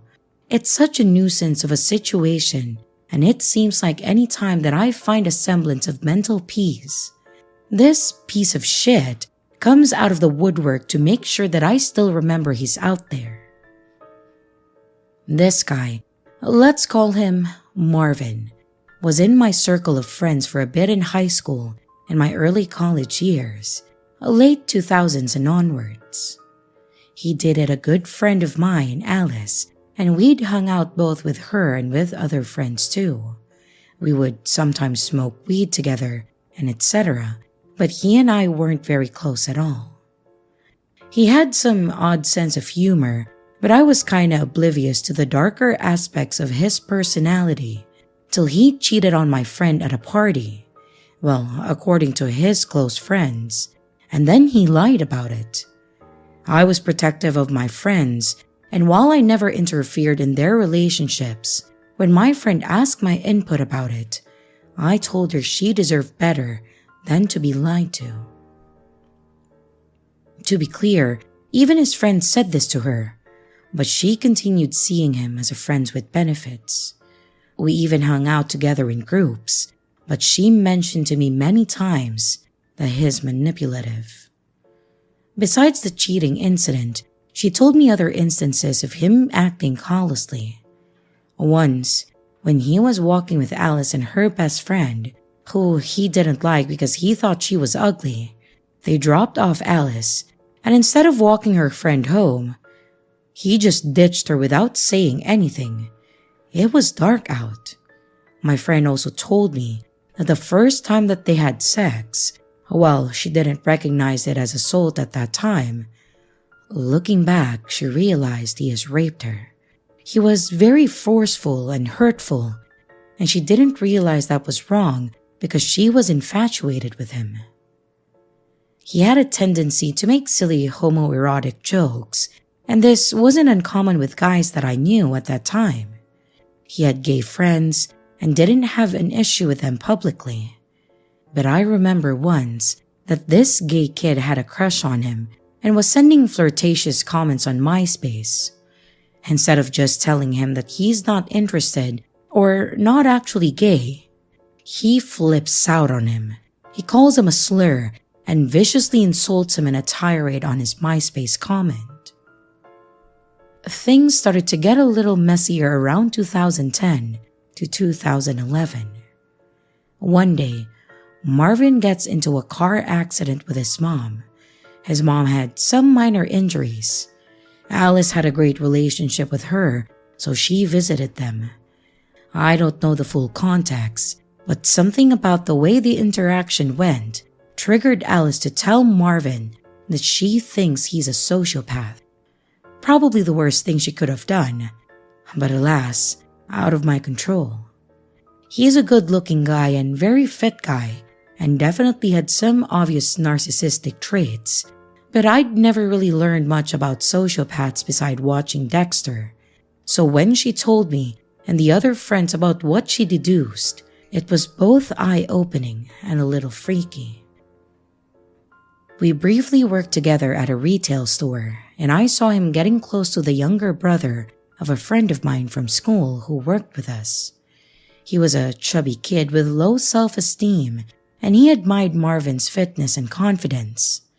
Marvin started working out with him, and this kid would always talk about how awesome Marvin is. But instead of just minding my business, I felt compelled to interject, and I messaged him one day just telling him to be careful about letting Marvin get too close, as he can be a bit manipulative. This is among the biggest regrets of my life. Of course, he tells his idol what I said, and while we remained cordial, clearly he knew what went down. He eventually leaves the job and goes into hiding after working a scheme to steal big-ticket items with the help from several team members, including my friend's brother. Another time, Marvin and I were smoking weed at the house of an old friend of mine. My friend, let's call her Diana, was a very trusting person and an incredible host. I was high out of my mind, and Marvin was kinda being highly complimentary of my friend who hosted us.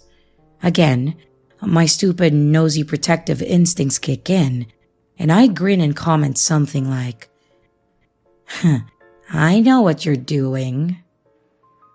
He was probably just earnestly making connections, and I assumed that he must have manipulative intent based on what his girlfriend said. Alice told me that he's mentioned how I'm too judgmental and opinionated. He also didn't like that he felt that I and our other mutual friends were trying to interfere with their relationship. To be clear, I wasn't trying to hook up with this girl. I genuinely just didn't want to see my friend hurt. But she continued seeing him as a friend with benefits long after people told her to be wary, and at that point, I wasn't spending energy to try and nudge her. At some point though, she did break things off for good with him. The timeline is a little messy here, but in between the above incidents, I get a text from Marvin saying that he took acid and came to the realization that he's a sociopath.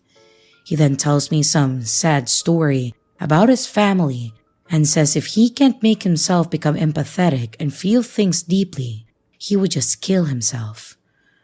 Being naive and not wanting anyone to die, I tell him that there's plenty of people who just want surface-level connections, so he doesn't need to kill himself. He can just find other people like him. Looking back, I realize no one tells people they're a sociopath unless they're trying to scare them. And he probably told me this because he knew that Alice talked to me. He never thought much about her intellect, and he probably figured that I was the one who told her the theory that he's a sociopath. We fall out of touch after their full breakup, and with him hiding after the theft incident, and I deleted his number. At some point though, we connect on Facebook, and he basically tells me that he got addicted to coke while doing criminal business in Europe. He went to rehab and claims a psychiatrist diagnosed him as a psychopath. Of course, using the term more likely to be linked with violent behavior, and one that's not even a clinical diagnosis. My stomach sank. I didn't know how to react to this. I asked him how it made him feel to know for sure, and he said that it made him aware of his power. He then said that he respects me and would never hurt me, and I just blocked him not long after this. My last mutual contact with him was him texting me in 2012. His message was vague and provocative.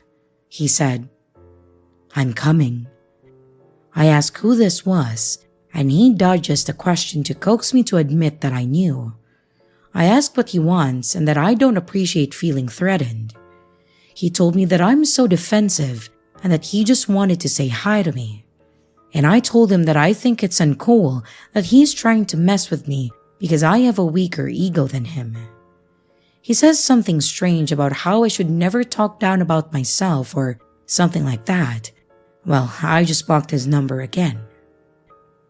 This was 2012, and since then, 2 or 3 times a year, I'll get an Instagram follow request from a new profile he's created.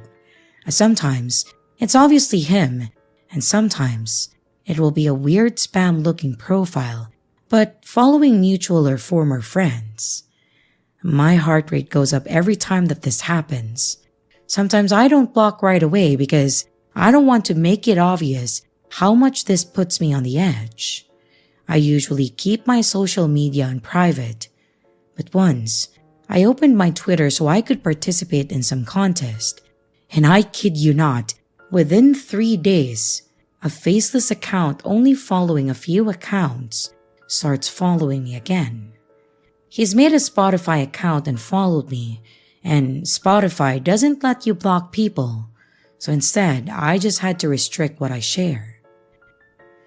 I've often thought about starting a podcast, but this whole ordeal has made me hesitant to ever want to raise my profile to a point of being found by him.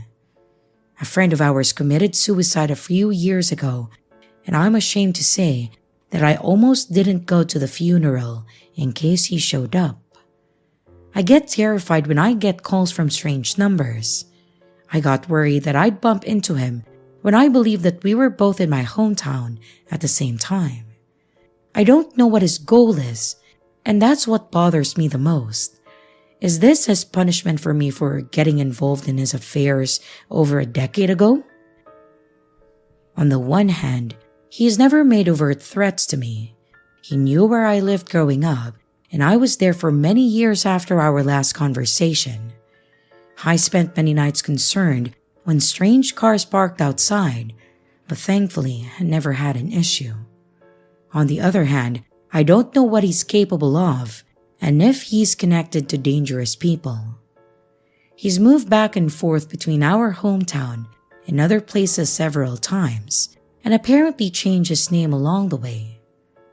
My therapist suggests that perhaps he envies my large circle of deep relationships, as he clearly has issues with his own identity. But it's disturbing for me that I'm still on his mind after a decade of not communicating. I keep praying that he finds someone else to fill his boredom, then making sure that I don't forget he's out there.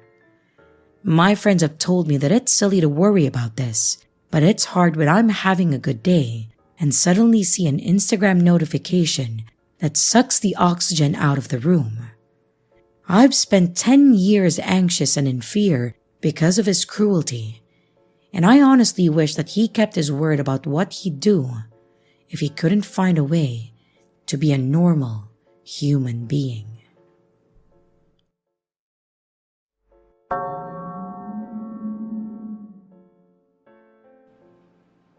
Way back whenever I was a little boy, me and my family used to make the drive from our home to my grandparents' house up north, and then we would stay there for the end of the year into the beginning, and then we would head back south.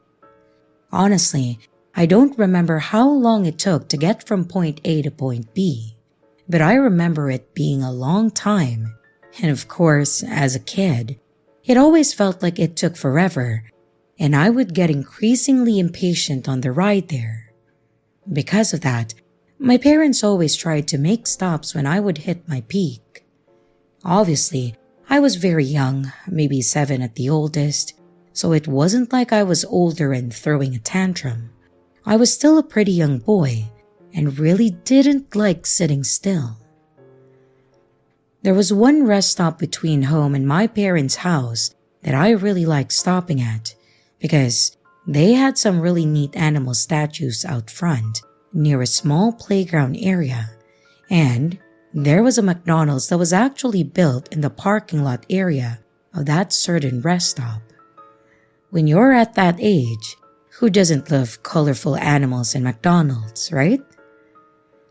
Unfortunately, my appreciation for the place very quickly went away when the incident that I'm writing about occurred, mostly because I was terrified that it would happen again, however unlikely that actually was. That year, we were driving up to my grandparents' house as we always did for the holidays, and in that year, my mom was actually pregnant with my sister, so we were stopping more than we usually did.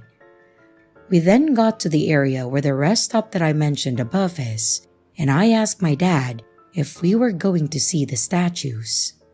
At this point, it was starting to snow a bit, and my dad mentioned that he wouldn't mind stopping, but that we couldn't play on the playground because of the weather. I was a bit upset at this. I wanted to play out in the snow, but he was pretty steadfast about the fact that we would stop, take some pictures, get our snacks and whatnot, and then get back on the road. We pulled into the rest stop and the snow was starting to come down a bit more, and it was starting to stick to everything. There were also small patches of ice in various spots as well from when it was raining before the snow. We parked, all got out, and my dad started heading towards the statues, warning us of a slick spot on the walkway so we didn't slip. He wanted to quickly get his annual photograph of the family around the big brown bear statue and then get out of there. And as we were heading toward the statue, I got hit with the urge to go to the bathroom, like really bad. I told my dad that I had to go, and he asked me if I could wait, but it was a nuclear threat at that point, like if I didn't go right then and there, I was going to need new pants. This was one of those rest stops where the restrooms weren't in the building, they were on the outside, so he told me to go ahead and go, and that they would be waiting right there when I got out. I ran to the men's room and I did my business. When I got out, I noticed that there was an older man in the restroom at one of the urinals, but I ignored him and I walked past him to get to the sink so that I could wash my hands. It was while I was washing them that this man stepped away from the urinal to get behind me, which, looking back, I realized now that he didn't adjust his pants or flush, so I don't think he was really going. It was like he was just standing at the urinal to wait. I didn't notice it back then because I was honestly not paying attention. I was just trying to wash my hands and be done with it. I look in the mirror and he and I make eye contact, and I see that he is staring at me with a very happy grin on his face. I tried to look away, but the minute that I made eye contact, he moved to initiate conversation. He looked down at me and he said, "Hey, how are you enjoying this weather, huh?" I was enjoying it as I loved the snow and we didn't get a lot of it where I lived. So I smiled and I said that I liked the snow and that it was neat. The man laughed and said that he used to like the snow too until he got old. I made a comment about how I would always like the snow, and he once again just laughed.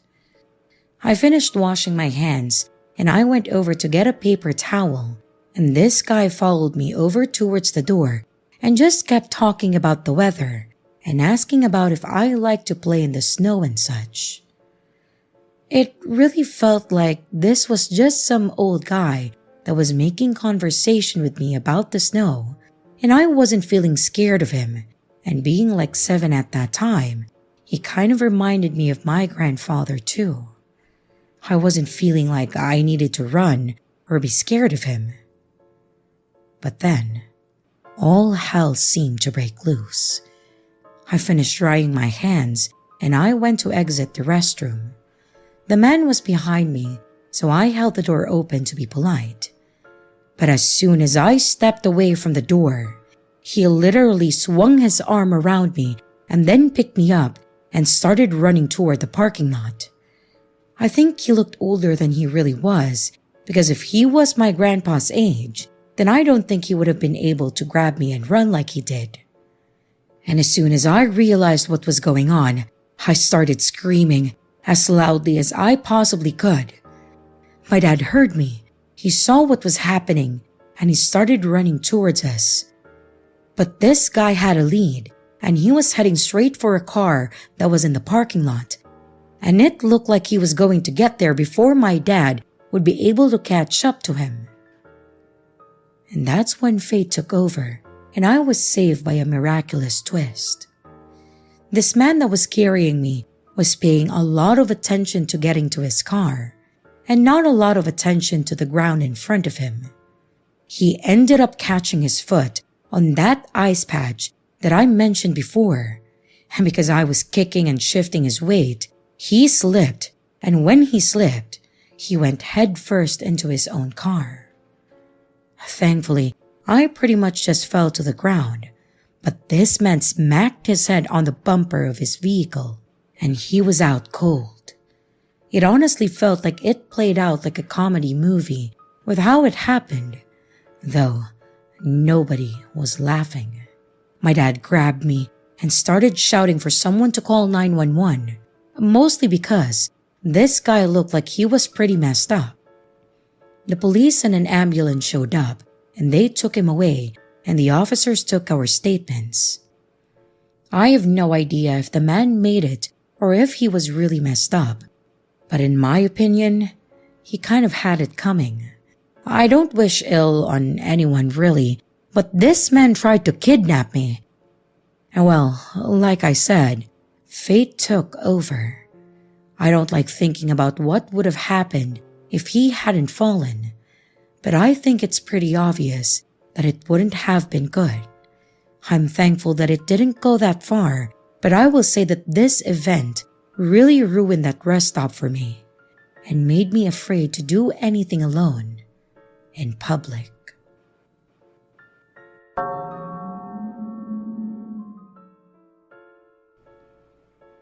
Okay, so this happened to me earlier, and I don't think I'll be sleeping tonight.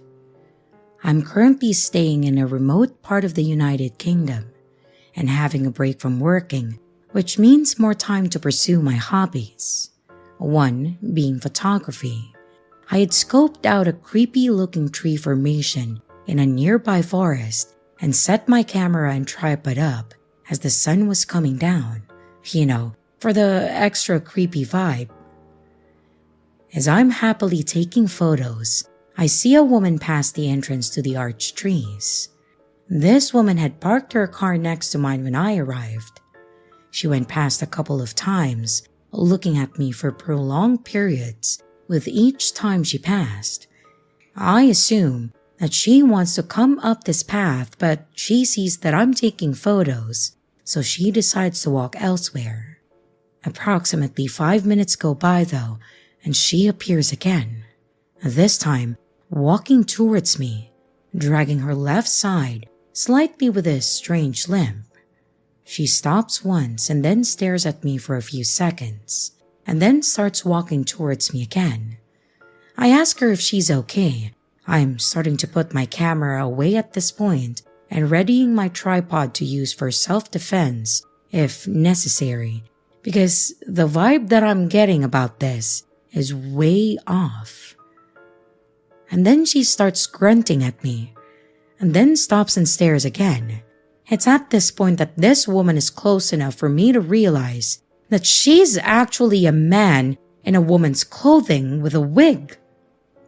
An uncomfortable moment passes, and she starts grunting again. She walks towards the edge of the path, grabs a pile of leaves, and starts throwing them around. She grunts some more and then walks off aimlessly into the forest. I call my friend to tell her what has happened and ask that she stays on the phone in case this person comes back. I'll just take a couple more photos and then I'm out. For a good 10 minutes, I hear the crunching of leaves circling me in the forest, and I just convinced myself that it's the wildlife. And then, silence. I take the photos, and I haven't seen or heard the person for about 15 minutes now, so I assume that I'm safe. I leave the path and see the car has gone. Thank God. However, I quickly notice that there is a man walking towards me from the entrance. It's the same freaking guy. He has changed into men's attire, and as he walks past me, he shoots me a grin that sends shivers down my spine.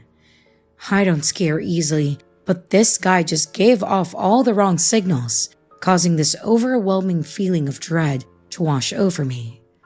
I'm still on the phone at this point and holding my tripod over my shoulder just in case. I quickened my pace and I got back into the car. And as I did, I saw him come out of the lane that I had been down. He stopped and then looked around, then started walking towards my car with intent. I video for a while and then I haul the fuck out of there, driving past this car that he had moved down the road and thinking, what in the gray beard fuck just happened? Limping, leaf throwing, forest stalker. I hope we don't meet again.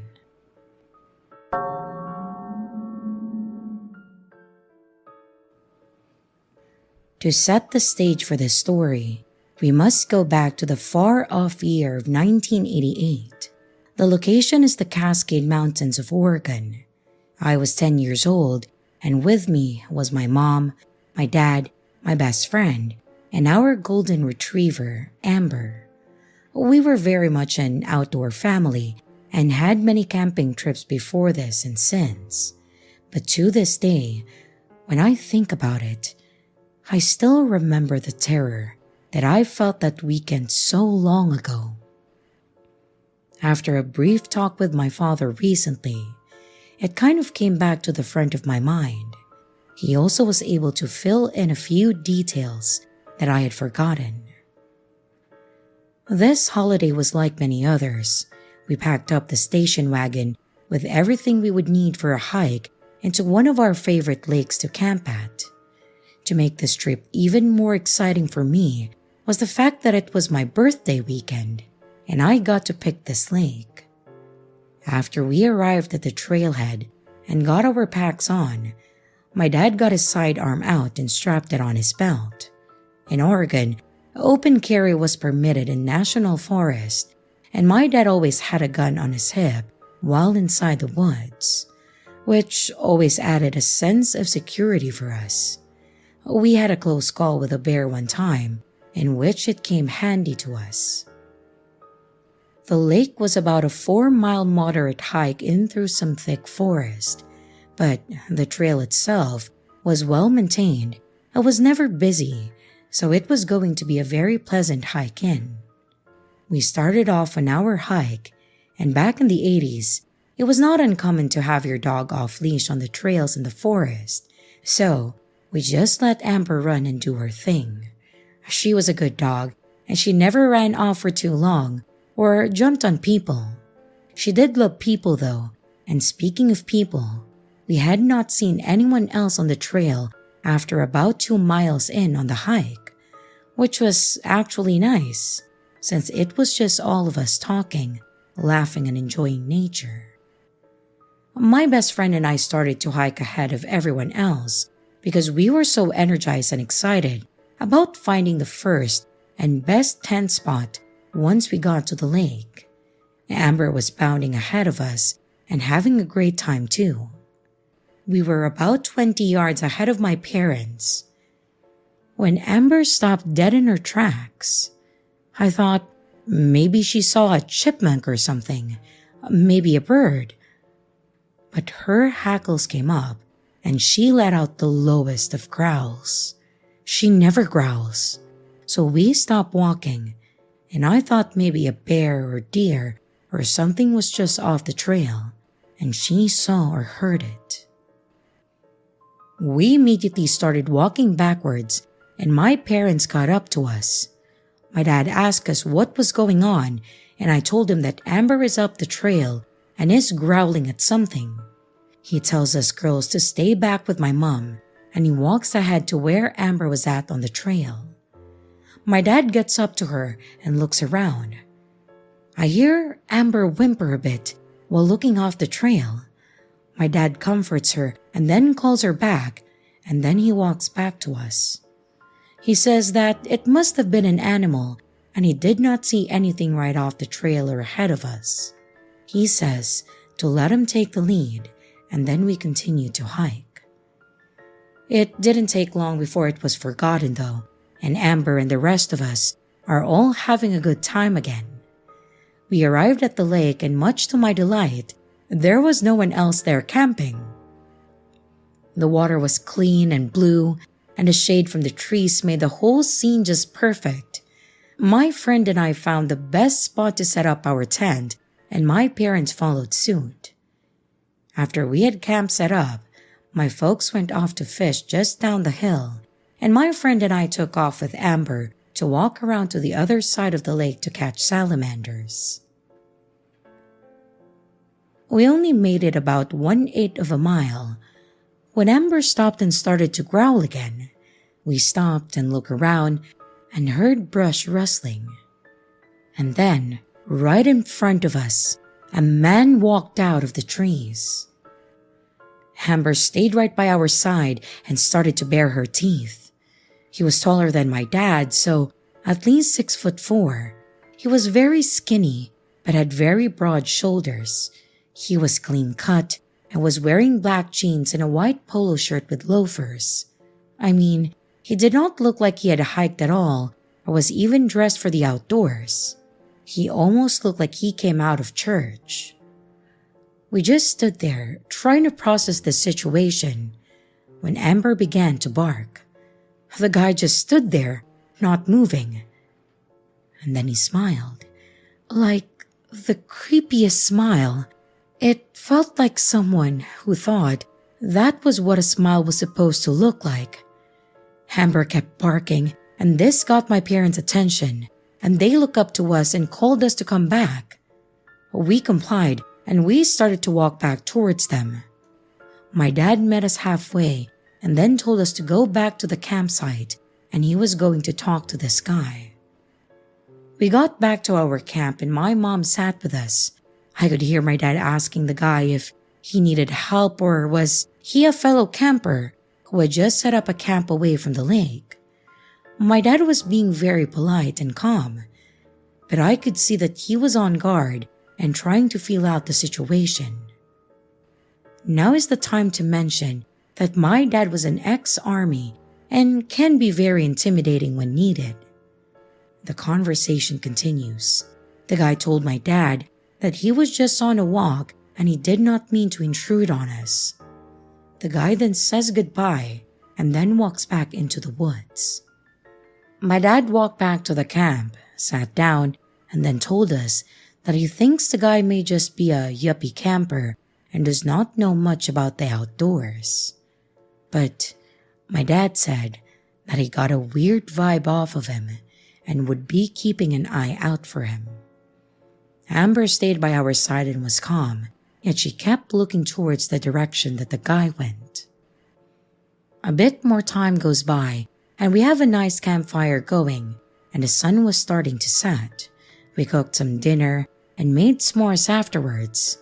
My friend and I decided to go to our tent and read some books and tell each other some scary stories. Amber followed us to the tent and laid right outside of the door. My parents walked down to the lake to sit and have a beer and just chill out. They were never more than 50 yards away. But not long after that my parents walked away, I hear Amber start to growl again. And then we hear footsteps coming from the woods behind our tent.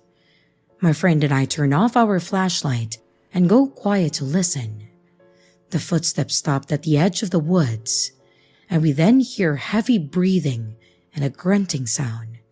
Amber starts to bark, and we then hear the footsteps retreat to the woods. Amber whimpers a bit, and I then hear my parents walking back to the camp. I go out and tell them what happened, and my dad said that he heard Amber barking, and that is why they came back up. I asked my dad what we should do, what is going on, and if that strange guy was the one creeping around. He then tells me that we will see about moving camp in the morning since we still have 3 days left on the trip and nothing has happened to warrant just leaving. But he also said that we will play it by ear and just to be a little more vigilant, and if something changes, we will decide what to do next. He then tells us to try to get some sleep, and we all turn in for the night.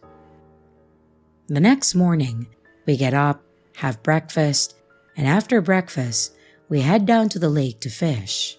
It was a beautiful day, and we were having so much fun that the events from the prior day were almost forgotten. We decided around lunchtime that we would go for a short hike to the waterfall that is up from the lake. We were gone for only about an hour, but when we came back, we found our tents open and our sleeping bags dragged out on the ground. My dad tells us to hang back with Mom, and he goes to investigate. He comes back and says that nothing is missing, but it was not an animal that did this. He says we should break camp, hike back to the car, and then find another spot to camp for the next couple of days. I could tell that my dad was not wanting to frighten us, but I heard the urgency in his voice. I was very disappointed, but if it meant that we could enjoy the rest of the trip and not worry about some creep messing with us, then it was worth it.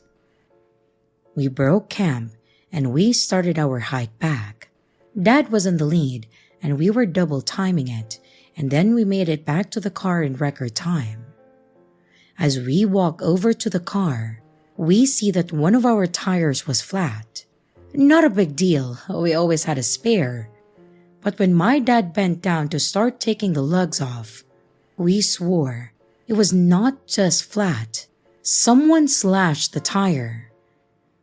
Dad changed the tire in record time and we threw everything onto the car. But he then goes to turn the car on, but it wouldn't start.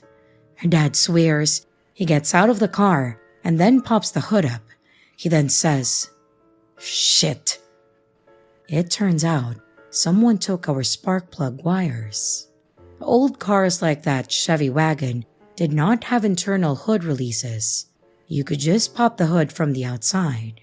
Dad slams the hood, says some very colorful words, and then kicks some rocks.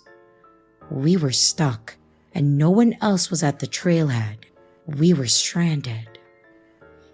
My parents are calm under pressure, and after a few minutes of discussion, it was decided that Dad would start walking down the road until he could hitch a ride to town and then go to the auto parts store.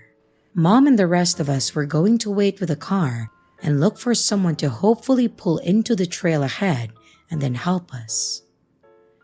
A few hours go by, and no one has come to the trailhead.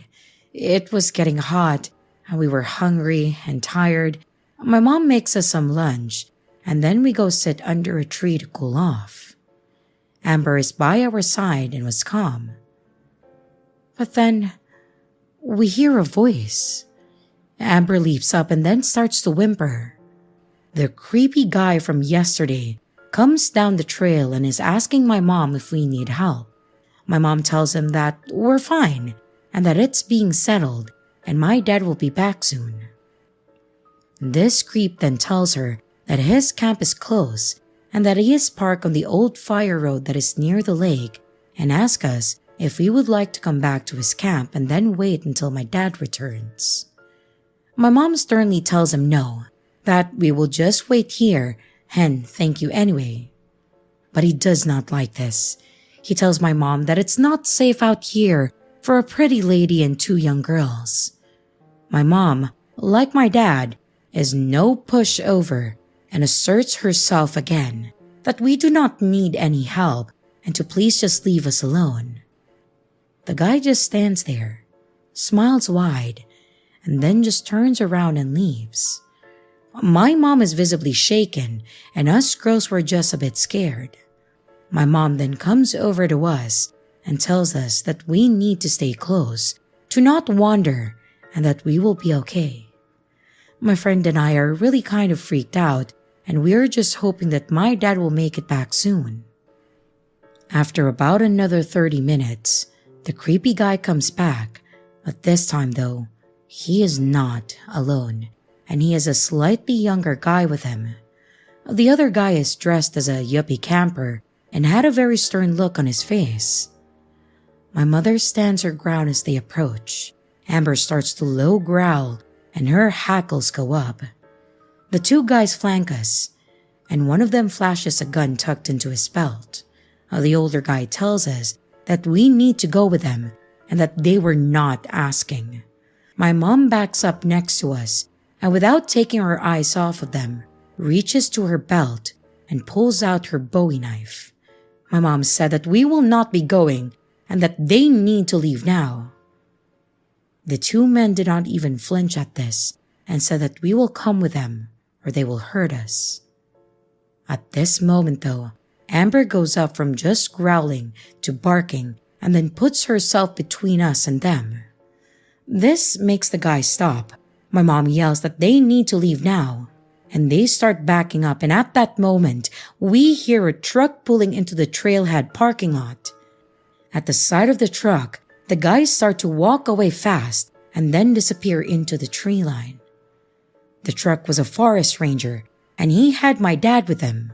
My dad jumped out of the truck and then ran over to us, asking if we were okay. The ranger came over and asked who those men were and if we were okay too. My mom explained everything while my dad hugged us girls and told us that we will be okay. The ranger takes off to go looking for the men. My dad then tells us that he was about 5 miles from the town when the ranger picked him up and then took him the rest of the way to get the part for the car. He then drove him back to our car. But after hearing what happened, my dad was pissed and he wanted to find the guys who tried to kidnap us and that had been terrorizing us for the past 24 hours. The ranger came back and told us that he had almost caught up to them, but then they sped away in their truck with a camper in tow. They had been parked behind a small ridge behind the lake on an old logging road. He did not get a plate, but he radioed a description of the men and their truck and camper to the local sheriff's office. He also took our information and said that he would pass it on to them. He waited with us until Dad had fixed the car, and then we were able to leave.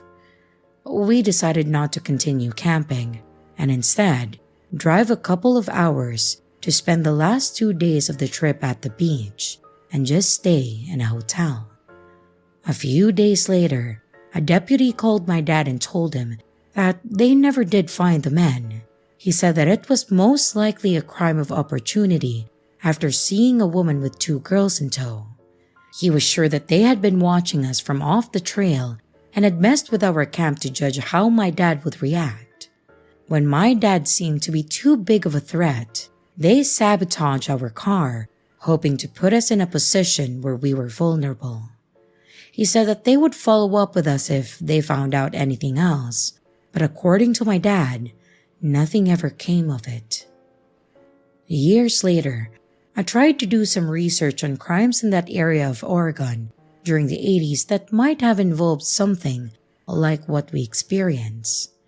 All I could find was a few reports of campers being robbed and a few cars broken into.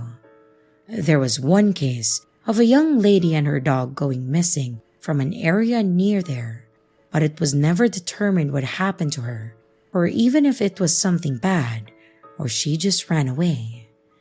I can tell you that we did go back to that lake a few years later, and we had a very uneventful camping trip. It was nice to go back and find some joy in a spot that was special to me. I really hope those creepy guys never hurt anyone, and maybe were caught for other crimes. I will never know though. I just hope to never run into a situation like that again. I can say that having a dog along with us helped our situation. She was the hero and kept us alert. Amber went on to live until she was 12 years old and passed with her favorite people around her. Remember to stay safe, stay watchful, and it never hurts to have a sweet, brave dog with you.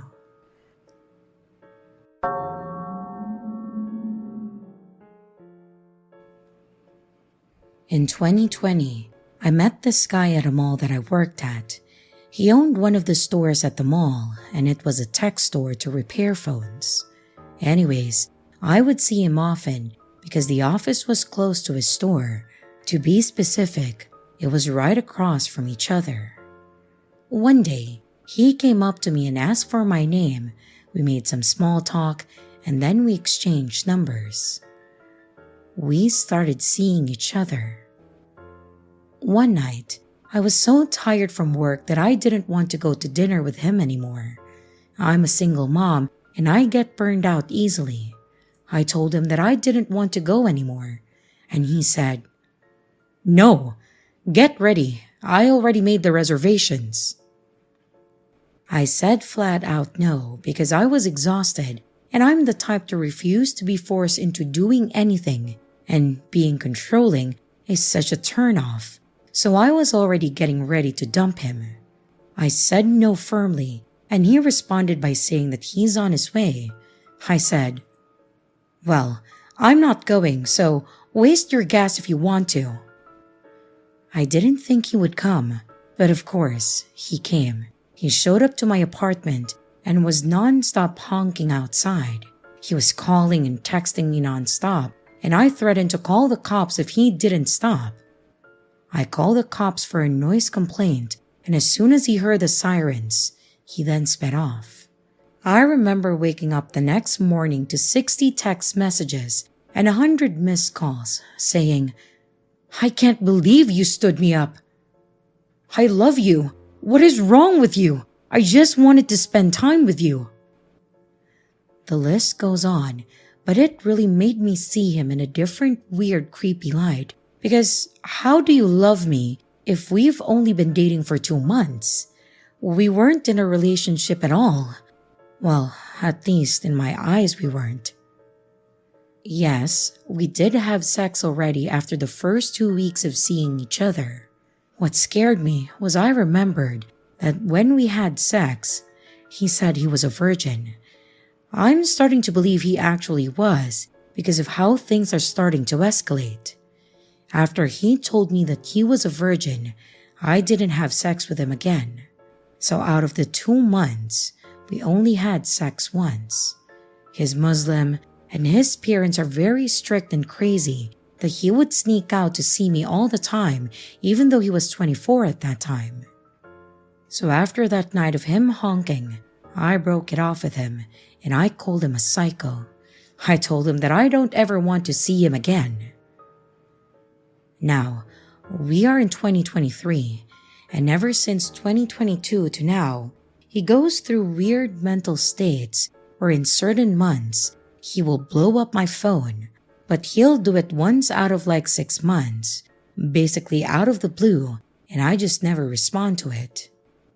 Until one day in October, he sent an apology saying that he's sorry and that he's moved on, and he knows that he was acting crazy, blah blah blah, and that he just wanted to be on good terms as friends.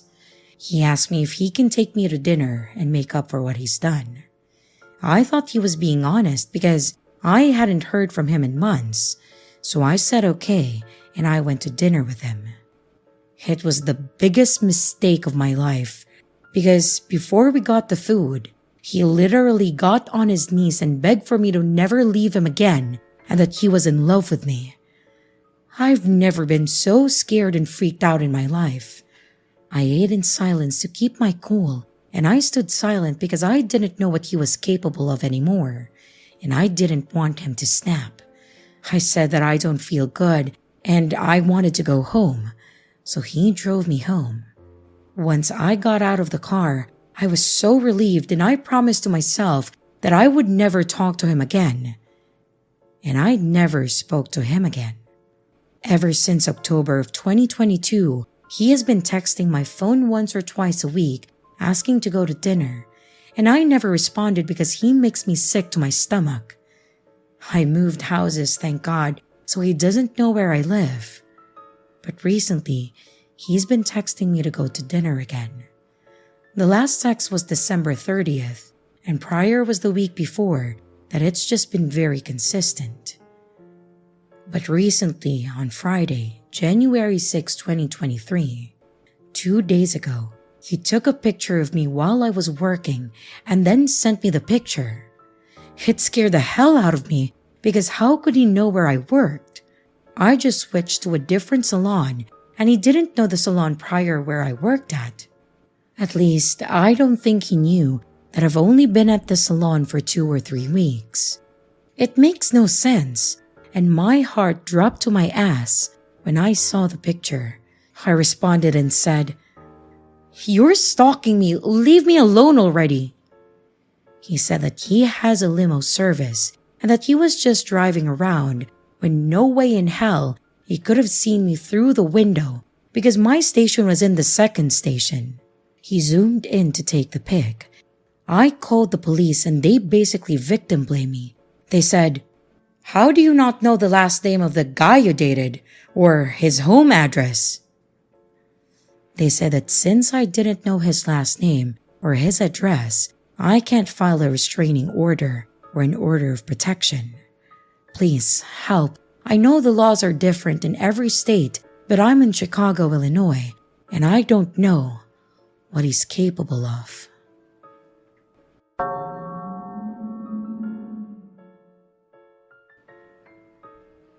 So, where to even begin? In my country, the government decided to push free professional classes to anyone who's either benefiting from welfare or just unemployed. I, a 30-year-old female, decided to enroll in one of those classes before moving to another state next year, just to have something more on my CV and to have an excuse to touch grass since I'm unemployed. And I specifically picked a social media marketing and management formation that started 3 months ago. Everything was great about it, and it seemed to me that all my classmates and professors were great people, and I even started to make some friends. I must point out though that no one in my class is underage, the youngest being 21 and the oldest being 56. After a couple weeks of classes, they introduced us to the main curriculum of the whole course that will involve a months-long group project among all the students. The project consists in inventing a brand from the ground up and then market it on social media as if it's a real thing about to launch on the market. I was super excited about this, and I couldn't wait to face this challenge. They picked the groups at random, and the RNG gods chose for me to be paired with a 56-year-old woman. We'll call her M, as she barely spoke to anyone up until that point. Thinking she was nothing but a nice lady, I tried to accommodate her for any preferences that she would have on the project, such as choosing what the topic would be about. But then, she immediately starts telling me half of her life story, just out of nowhere, and then focused particularly about a skin issue that she had that she claimed the doctors only made worse, and how she cured herself with herbs and essential oils. In hindsight, this was already the first red flag.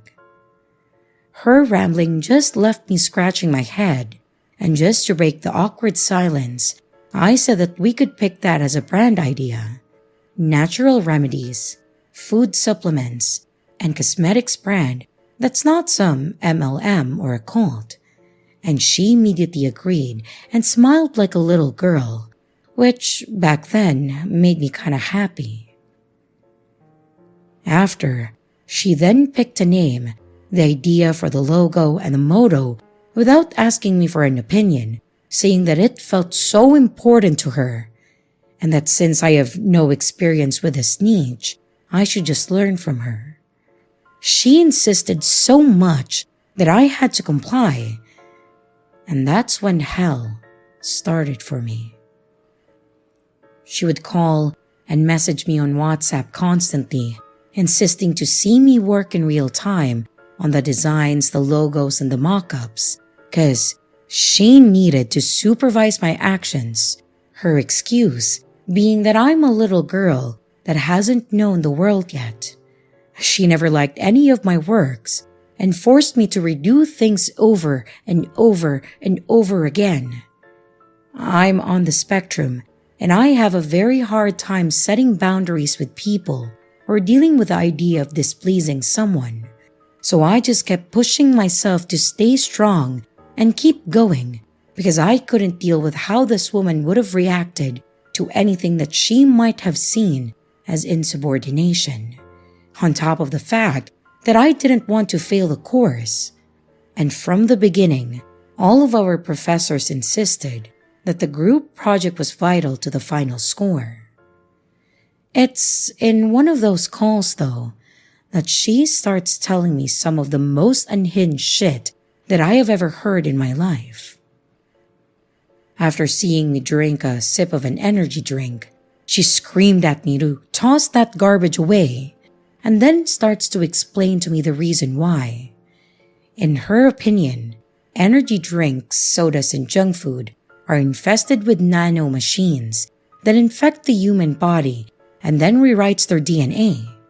She then explains that that's because the great powers are not aliens like most think, but androids and AI hive minds ready to enslave humanity through biomechanical control.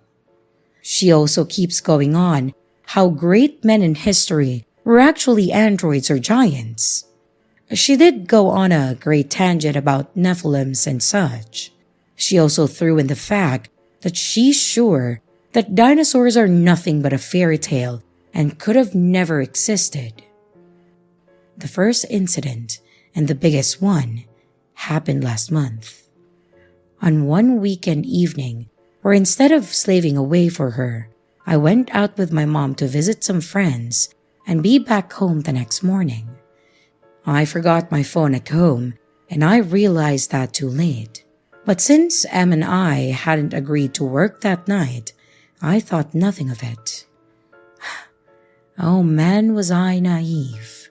My phone was blown up with messages and phone calls, all from Em, except a couple messages from another classmate of mine that told me that she had called him obsessively with demands of him showing up at my front door to make sure that I was okay, because he had mentioned before that we lived on the same block.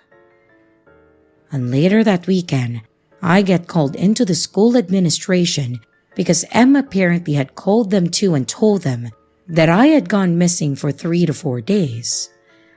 I tried in vain to keep it together, but I just bursted into tears in front of the secretaries, telling and showing them all this woman was putting me through, explaining my boundaries, setting issues, and they decided to immediately inform the professors and find a solution that would have allowed me to not have any more contacts with her.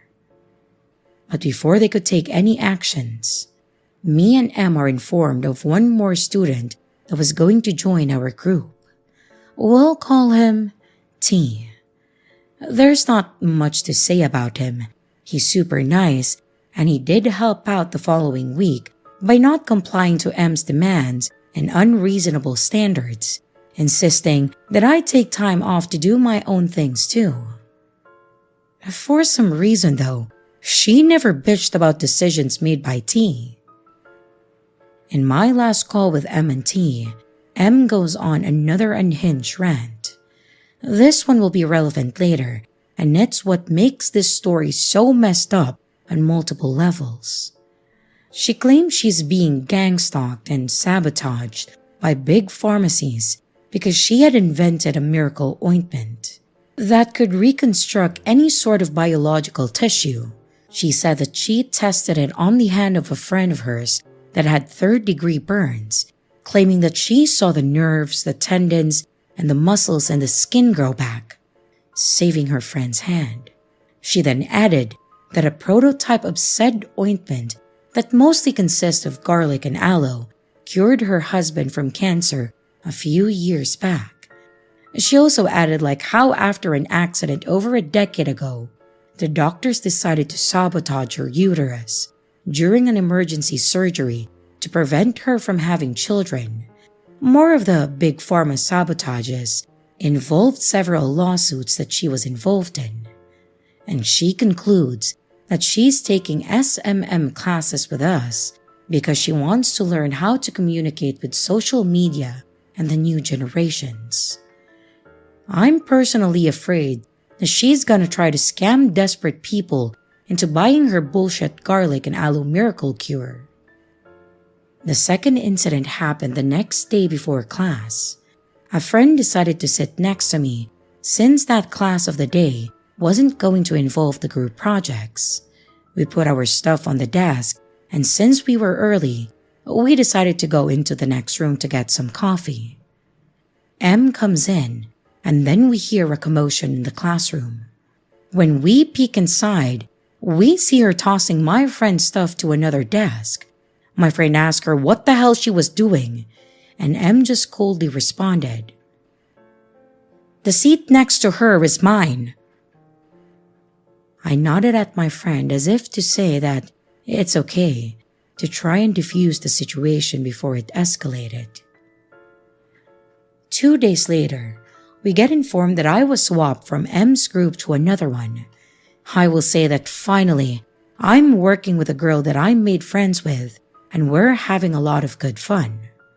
So, well, I thought it was over. No more of M's weird shit, right? Right? Well, the calls and the messages from her never ended.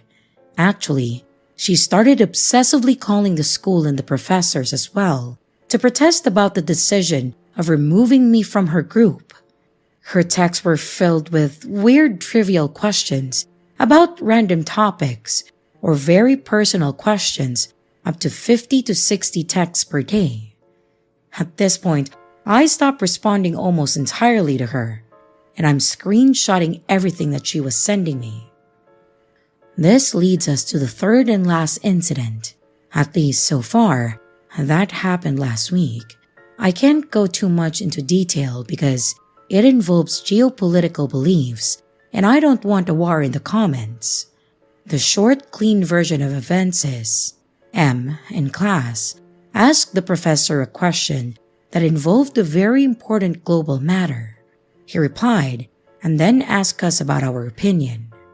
2 people spoke before I did, giving examples of people or brands getting cancelled for sharing political stances unwisely, and how a problematic or controversial history or presence on social media might impact negatively on one's chances of employment.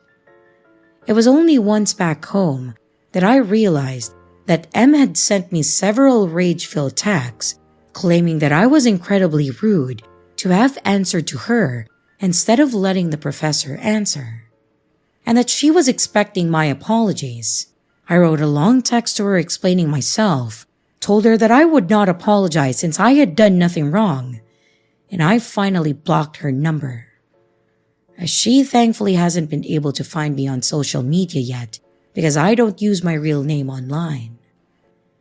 Since then, she's been missing all classes, which is actually nice because I really didn't want her to try and confront me in person. But it's what I've learned today from one of my classmates during break that left me horrified and pushed me to write this post. One of my classmates, we'll call her Y, told me that M and her had been exchanging texts from time to time, mostly because Y took pity on M, thinking, like I did at first, that she was just some weird old and lonely lady. In one batch of texts, she goes into detail about her husband that had passed away from cancer a few years back. Some of the texts read, "We fought tooth and nail. We didn't bend over to men nor God, but they took him away from me anyway. I was so close to keeping him with me. At least, I know he trusted and followed me until the end." These are verbatim, because after putting 2 and 2 together, me and Y, we figured that she's either, number 1, delusional and lying about everything, and number 2, She tried to cure her husband from cancer with her ointment instead of traditional medicine, effectively killing him. Also, we found out that she's already selling her services inside of an SPA belonging to a relative of hers, using the name she picked for our project. She has also been using my work for her personal social media pages involving her services, which explains why she was so obsessive about supervising my work. She was basically getting free commissions out of me. Today was my last day of class before the Christmas holidays, and after that, it's just gonna be 3 more months until classes are over. I don't know where this story will lead me to further, but honestly, I hope she never shows up to class ever again. I'm really hoping to not have to come back with more updates.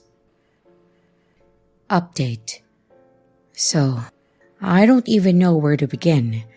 I will have to leave out some details because she went too far with one of my classmates, and all I can say is that her actions affected a minor, and M has been reported to the police by the person in question.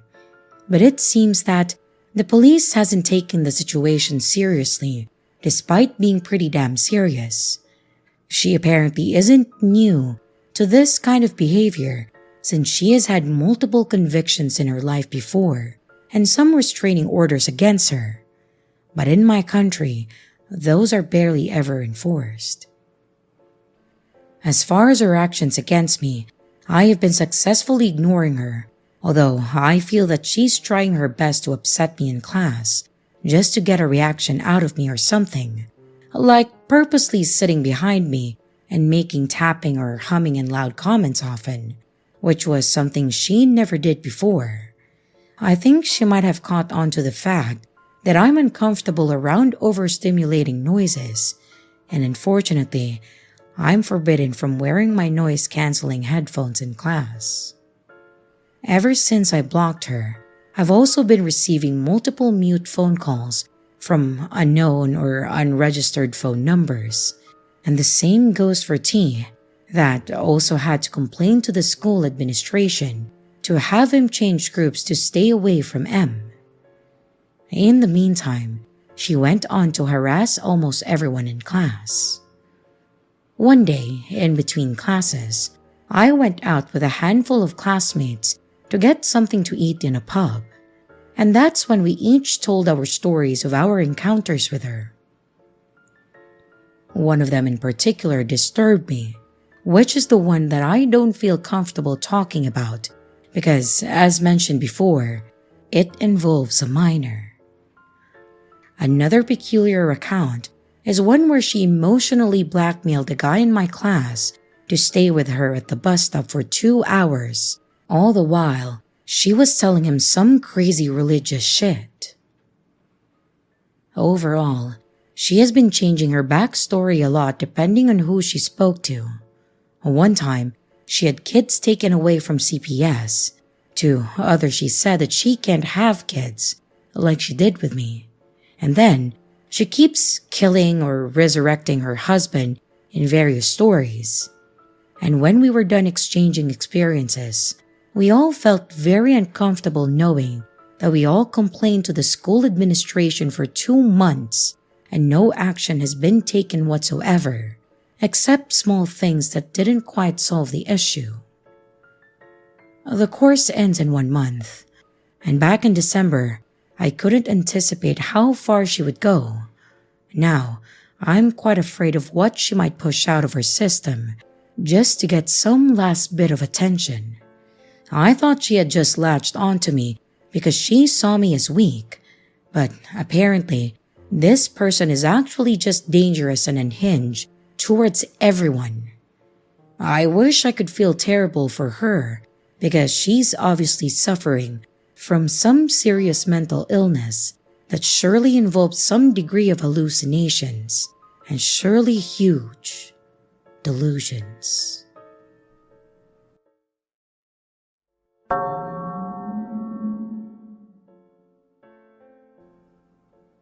I used to work the overnight shift at a certain 24/7 store that sold a bit of everything.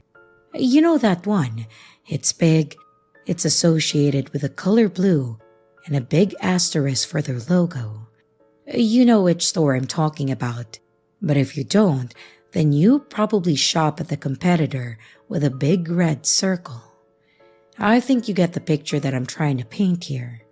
Anyways, I worked for the store on the overnight shift for a few years, and I generally hated it. The worst part about working overnights in a department store is the customers. You get some real characters coming into the store at 3 in the morning. Well, okay, that's a bit of an exaggeration. Most of the people that came in overnight were decent people, just trying to get something last minute. That said, the people that were the aforementioned characters were weird. We had a lot of people come in that were very clearly on some sort of substance, or just completely trashed out of their minds. So, with this being the norm, you gotta think that if I have a horror story, that it has to be something truly terrifying, right? Well, that thought would be correct. There was one night that definitely stands out. One customer that definitely made an impact on my memory. This actually happened during my first year working there, probably around month 9.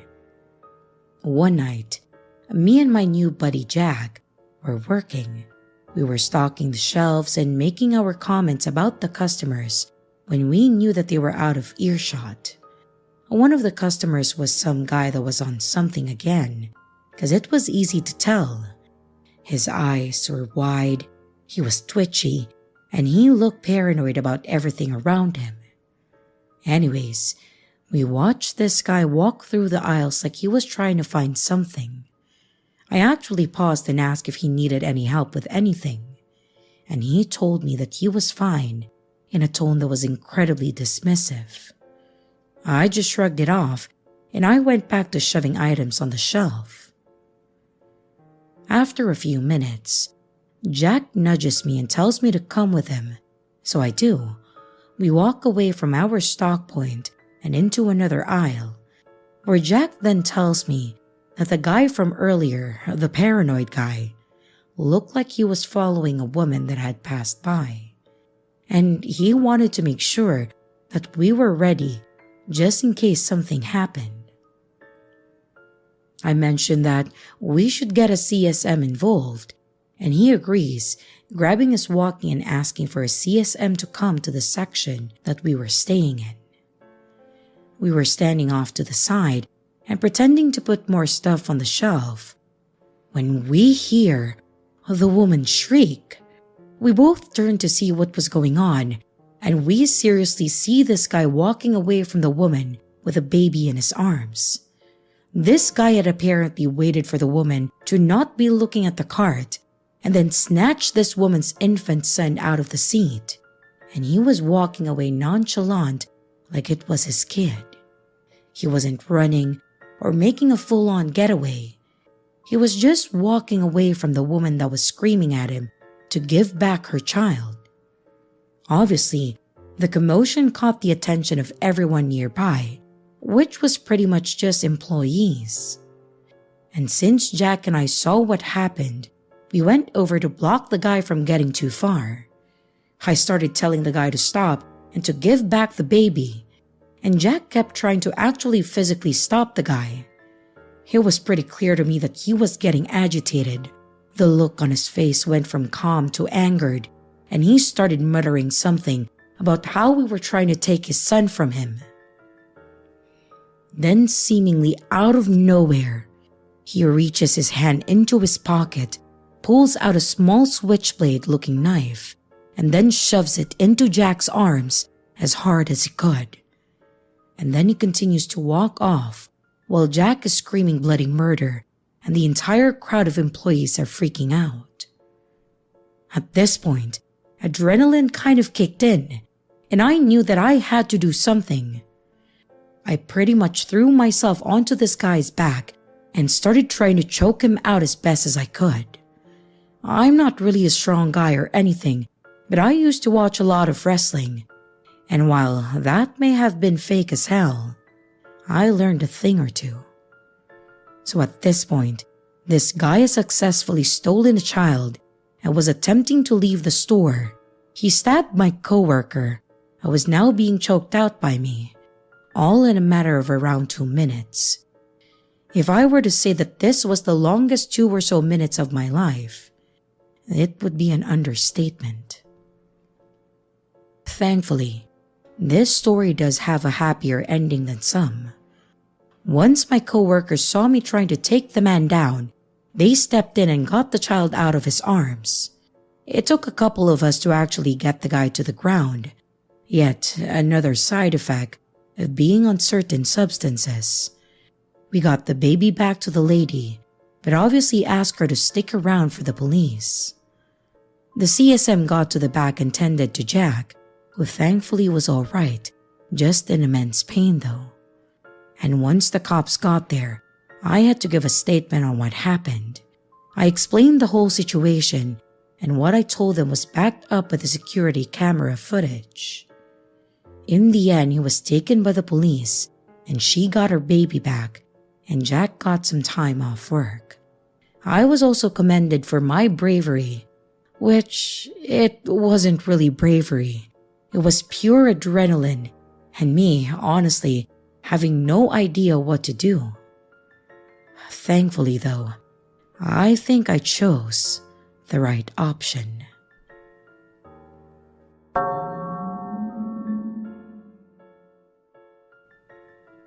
In the early 2000s, I was killing time outside a small concert venue, and it was going to be a while for the band to start.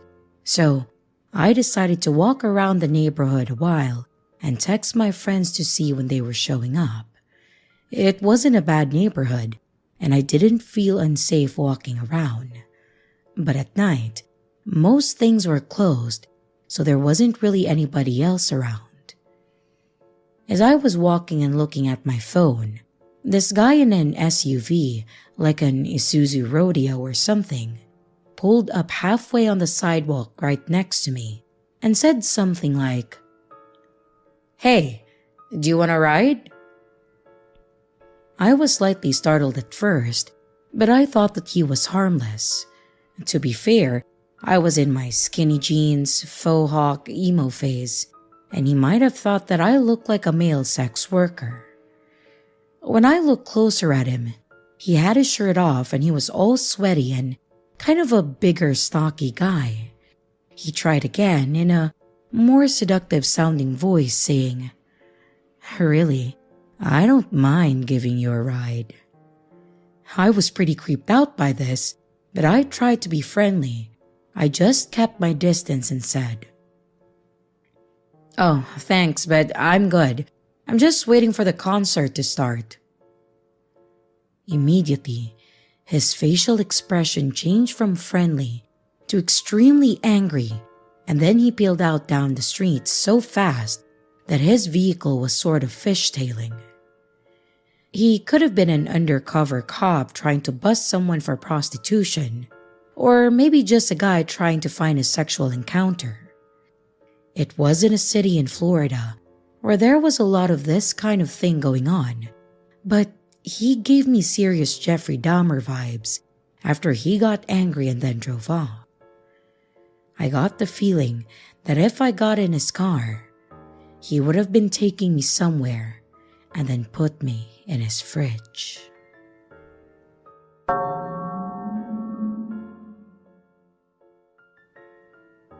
This happened several years ago when a few high school buddies of mine and I decided that we wanted to get together and do our own kind of 10-year reunion celebration.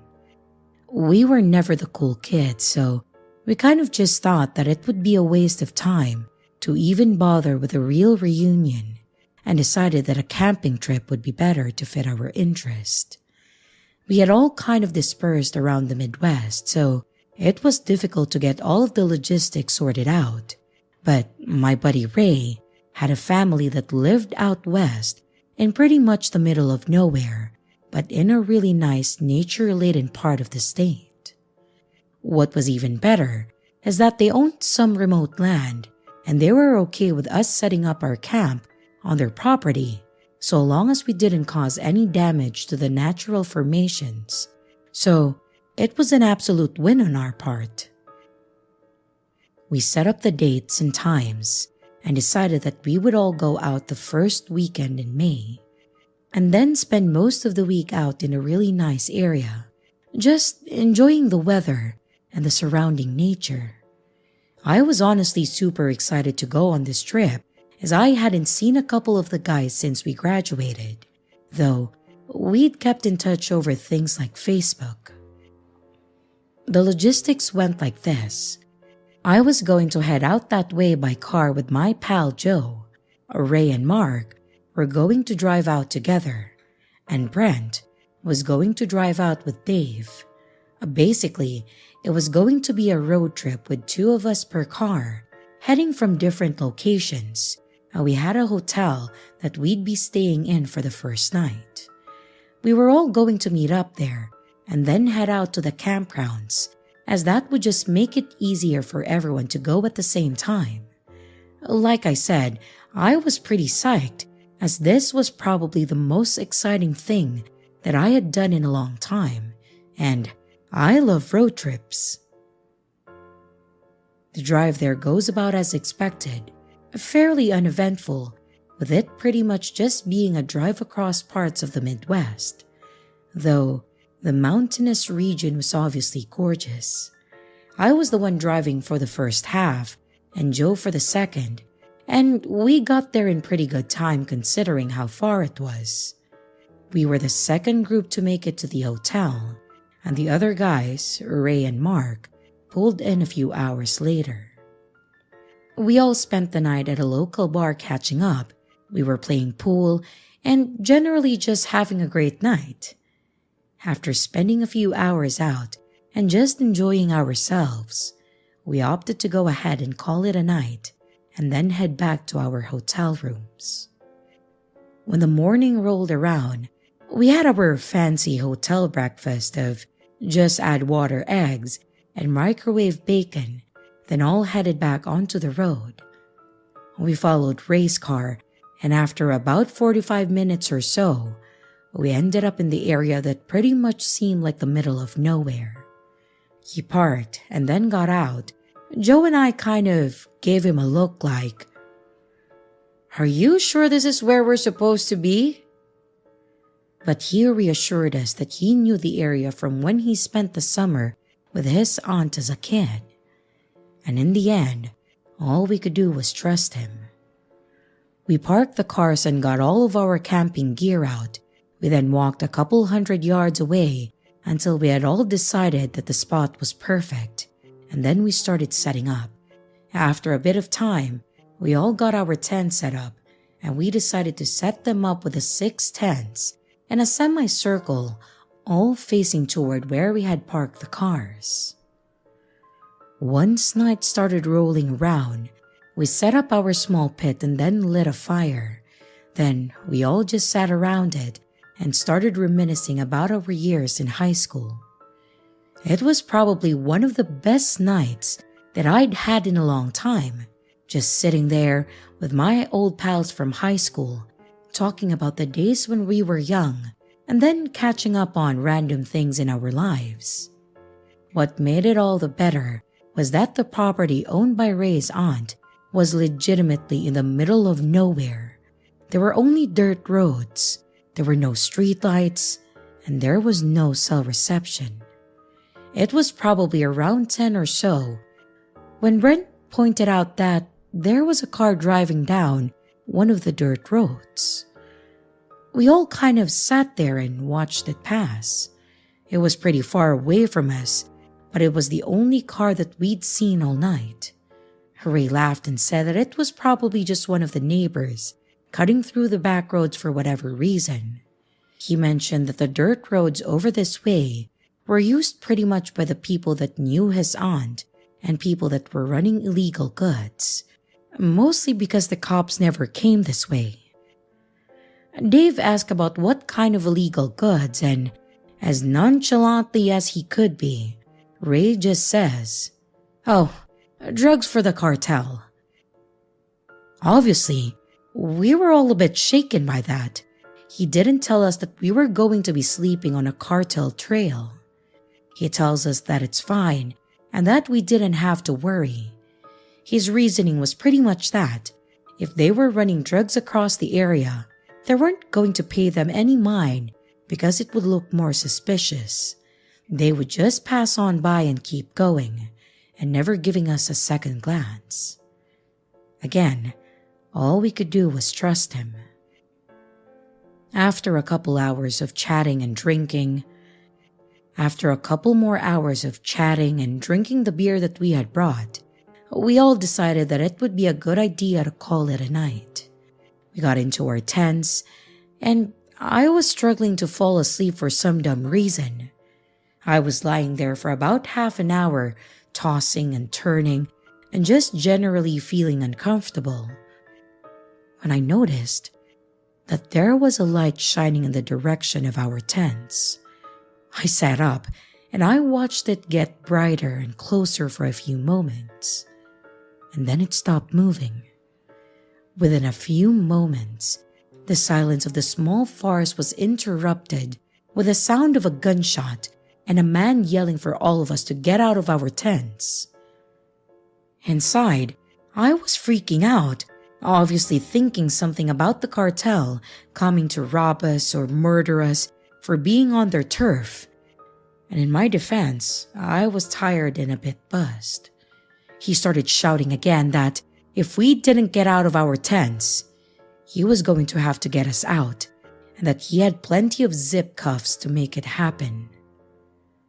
Which was more than enough for me to get my ass up and open the door to the tent. I think the other guys were just as freaked out because everyone else exited their tent around the same time. Everyone except Ray. We all got out, and in front of us was an old man holding a handgun in his right hand and a shotgun strapped to his back. It was pretty clear that he was in control of this situation and that he was going to be ready to take on any threats. I remember him saying something along the lines of, "I saw you boys out here a few hours ago. I gave you plenty time to leave. Now we're going to have to do this the hard way," before he unclipped his collection of zip cuffs. All of us were in a mild panic, but apparently I was the only one that thought that we should say something. I said, "Wait, sir, we know who owns this land. We're not here to cause any trouble or anything. If we need to leave, we can find a new place to set up camp or go back to a hotel or something." He paused for a moment and then looked over at me. He then asked me how we knew the owner, and I tried to tell him that she was a family member of one of us, but he was still in his tent. At first, he looked like he didn't believe me, but after I pointed to the only closed tent and said that he was in there, he motioned for me to open the tent and said, "Don't do anything stupid. You move wrong at all, and they'll be burying you out here." This statement made me all but piss my pants, but I moved over to the tent with my hands up, and I then slowly unzipped it. I tried to wake Ray up by saying, "Ray, get up! There's a crazy dude with a gun out here." Of course, he had more to drink than I did, and he was less than responsive. I whisper-shouted it again, and after a few seconds, he finally opened his eyes. I told him that we needed him outside immediately because we were all about to die. He slowly and groggily sits up, then stands to get out of the tent. And after a few seconds of taking in the scenes, he half-drunkenly says, "Oh, Mr. Carls, what are you doing out here?" The look on the old man's face changed completely. He went from murderous intent to looking like he just saw his own grandson for the first time. He quickly holstered his gun and then stepped forward to give Ray a hug. After the tensions were a bit more settled and we were done having our panic attacks, we learned who this man was. Ray told us that Mr. Carls was his aunt's next door neighbor and had been for as long as they lived there, and apparently, the last time they'd seen each other, Ray was around 12. When we asked why he was creeping around on Ray's aunt's property, ready to put a new hole in anyone he saw, apparently, his aunt was out of town and asked Mr. Carls to watch the property for trespassers, a job that the old man took very seriously. Also, his aunt had apparently forgotten to mention to the old man that we would be coming up for our camping trip, so when he saw our camp, he thought that we were going to be there for a little bit and leave, which was a common thing for drifters. But when he saw that we were still there, he apparently strapped up and decided that he was going to take us all into the sheriff's department himself, hence the zip cuffs. In the end, we stayed the full week and enjoyed time together. Mr. Carls even came out to have a beer with us a couple times, and he also brought us some food that his wife has made for us. Not exactly the norm for camping cuisine, but it was quite nice. I will say that, as much as I really did enjoy this trip and hanging out with some old friends of mine, having a gunshot right outside of my tent and then pointed at my face because an old man thought that we were trespassers has made it to where I really don't think that I want to go camping again.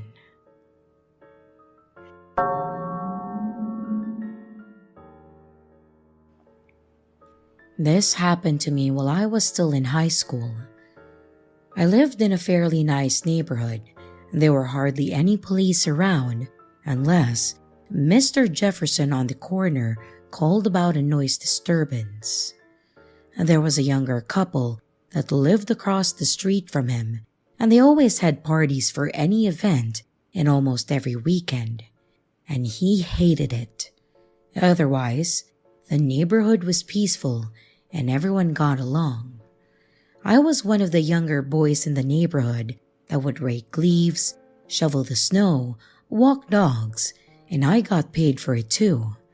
I was 16 and made my own money, and I was able to do whatever I wanted with it. I also had started house sitting for a few of our close neighbors too, and those were some of my favorite times. I would go over to their house, and if they had animals, I would feed them, let them out to play with them, and just chill around. And most of them had snacks and drinks that they said I was also welcome to. I had 2 older brothers, so I didn't normally get to watch what I wanted on TV, so I would just enjoy a soda and watch something for a few hours before I left for the day. One summer, our neighbors 2 houses down were going to be going out of state for 2 weeks to see their daughter in college, and they asked if I could watch their house. They said that they would pay me $100, so I was in. I could ditch my friends a few hours early each day and make some easy money. They had some pretty simple requests. They had a dog, so I would feed and give her water, then let her out the back and clean up after her. They also asked me to get their mail and to flush the toilet if I don't use it. Otherwise, it would drain or something, and then it would mess up with the pipes. Then, of course, just clean up after myself if I made any mess. But otherwise, I had free reign of their home. I had walked their dog, Penny, plenty of times in the past, so I knew her well. She was part lab and very kind and playful.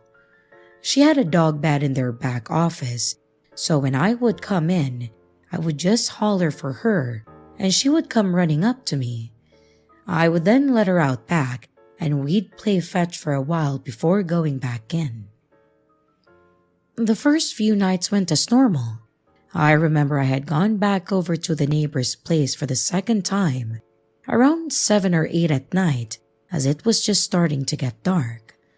My brothers had a few friends over and they were starting to annoy me, so I used the neighbor's place as an excuse to go over there and just get away for a while. I came in and Penny was already at the door waiting for me. I thought she probably needed out, so I just went to open the door, but she didn't move. She sat in the kitchen and just stared at me. So I just shut the door. I gave her a treat and I went to the office to play a game on their computer just to kill some time. Usually Penny would come back to the room and sit on her bed, but I noticed that she never followed me. I went to see where she was when I noticed her on her back legs trying to look out the window to the back door. I tried opening the door again to let her out, and she just stood there with her tail down, looking out back and then at me. I was kind of annoyed, most likely due to my brothers, but this added to it, so I just shut the door and I tried to push her away from the door. She again would not move. She just fell over and just laid on the floor in front of the door. As I was becoming more irritated, I just gave up and I decided to take a shower to chill out some. While I was in there, I started hearing their home phone ring. Sometimes they would call if I was there to check in or leave a message on their machine for me in case they forgot to ask me to do something. Not thinking much of it, I just made a mental note to check the messages when I got out. While I was drying off, it dawned on me that it only rang like 3 or 4 times, so maybe it was a wrong number. But then I started hearing Penny barking. I got dressed and I went out to see what she was barking at, and I noticed that she was again staring out the window. I went to open the door again when the phone started ringing, so I went and picked it up and it was Mary Ann, the wife that lived there. She started asking me all these questions like if I had a friend over there with me or how long I had been there. I was trying to answer her all the while, trying to get Penny to stop barking, when Mary Ann noticed this as well and asked her what she was barking at. I tried explaining that she had just been staring out and barking at the back window. I then heard her to tell Martin in the background to call 911. That's when she told me that she just called and someone else had answered the phone. She said it sounded like an older guy trying to sound younger like me. She asked who he was and where I was. Thinking that I had brought a friend over when the guy hung up on them. I certainly didn't bring anyone over with me, so she told me to take Penny out the front door and wait out front and stay on the phone with her. At this point, I was freaking out. I was alone, or so I thought. As someone else appeared to have come in while I was in the shower, I grabbed Penny's leash and I finally got her to go out the front door with me while staying on the phone. It felt like I was standing there, looking around to make sure that no one was hiding. My dad and my brothers all ran over thanks to Martin calling them shortly before the cops arrived. I explained what happened the best that I could, and then they walked around the house to see if they could find anyone. They saw footprints along the side of the house that went to the back door. They dusted for prints on the outside knob, but I don't know whatever came of that. They didn't normally lock their back door.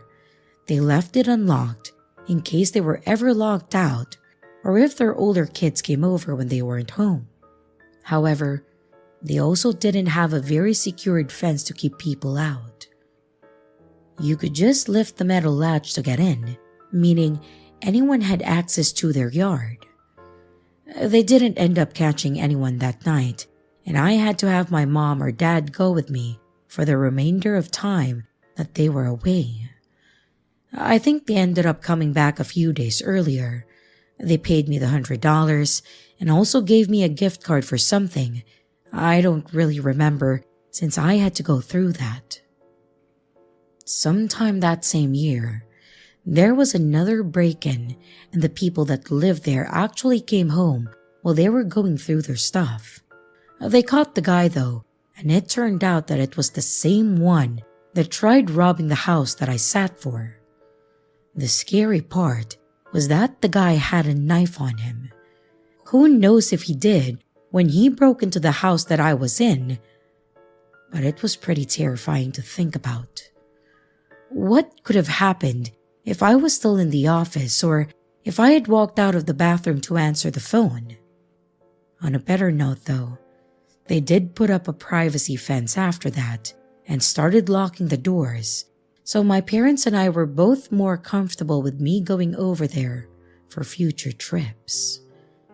I also pay more attention to Penny when she's acting differently. I think she was trying to tell me that there was someone out there that shouldn't be. So, always lock your doors and trust the dog's instincts.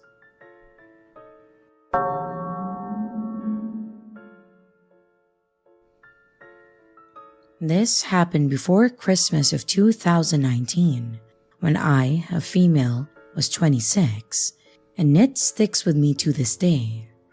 I've thought about sharing this many times before, but I was never sure if it was scary enough, so I guess you have to decide that. My then boyfriend, now husband, and I decided to meet for dinner at a Christmas market here in Switzerland. He would pick up our dog from doggy daycare, and I would get there after work. Some things that are good to know, at that point, we'd had our dog for about a year now. He's called Bean. He's a medium-sized dog, and before he came to Switzerland, he was a street dog in Italy. He was about 2.5 years old at that time, and he loved and still loves to get all the attention that he can get. Also, Christmas markets are incredibly busy here, especially after work. People will meet there with their friends to eat dinner and drink mulled wine. When we got to this Christmas market, we realized that it was way busy to walk through with a dog, so I sent my boyfriend off to get my favorite street food. And I waited at the edge of the market with Bean. Bean likes to greet everyone who looks at him, and by that point, I had gotten used to talking with the strangers because my dog wanted to meet them. So I wasn't too concerned at first when a dude came up to me. Full transparency, I don't remember word for word what he said.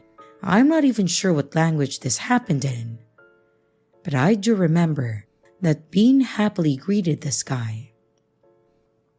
He was trying to stand up against him and also licking his hands. The guy asked for his name and what breed he is, and I told him that Bean is a pincher mix. That's when the situation started to turn.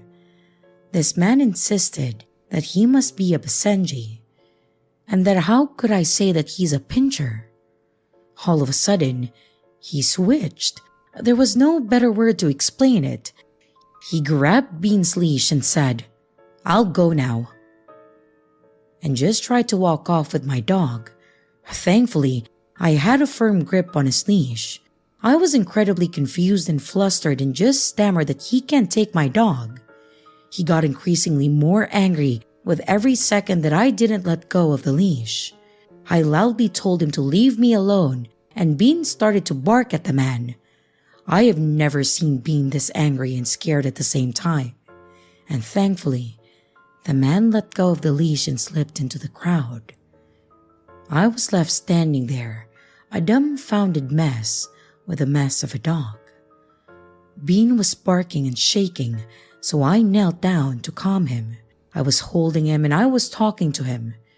My boyfriend was still somewhere in the crowd waiting for our food. And after a while, a woman walked up to me and told me not to put my heel to the floor, as she'd just seen someone put a firecracker there. I don't know the name for this type of firecracker. They were small, like 1/4 of an inch, and usually thrown at the floor to make a little boom sound on impact. Someone had put them under the heel of my shoe, so it would explode when I put my heel down to get up. Now, I don't know what's worse. Was it the same guy that tried to steal Bean, or was it someone else who saw a distressed dog and thought, "Wow, let's scare that dog a bit more"? I think the worst thing for me was that apart from that woman who warned me, no one helped me when I was harassed by a weird guy, even though I loudly told him to go away. There were other people standing very close just watching. Bean was the one who scared off the guy in the end. Thankfully, the events of that evening had no lasting impact on Bean. He still loves to greet strangers. I still remember it, and I don't think that I will ever forget.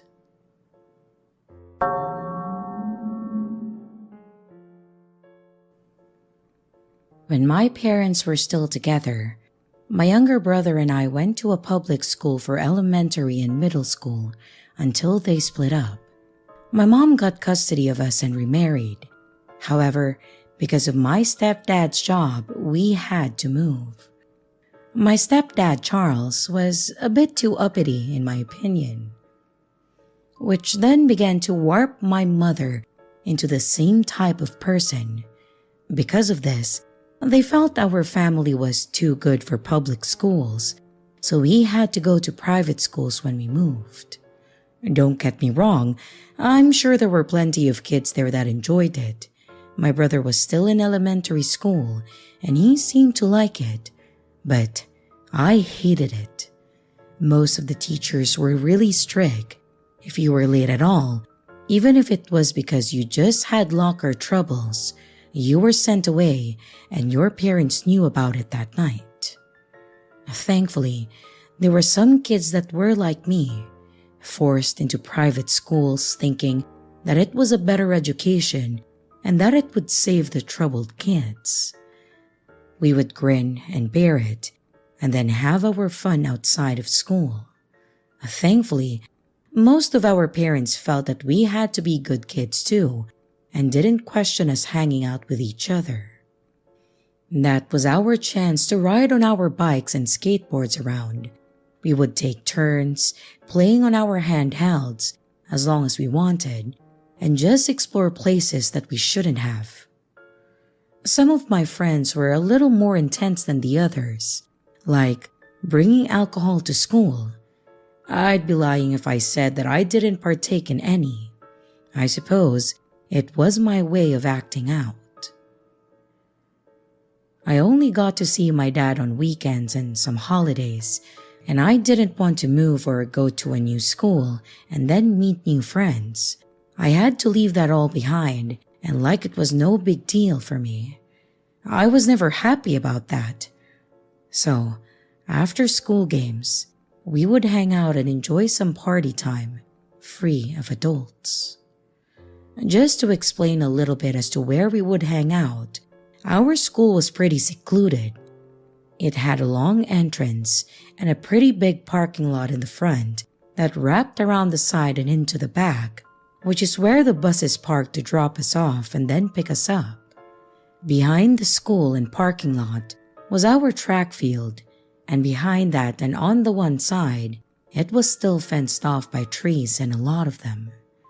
I knew the woods went back pretty far because during one of the track meets, one of the girls on the team, Dana, had gone back there with me and we made out.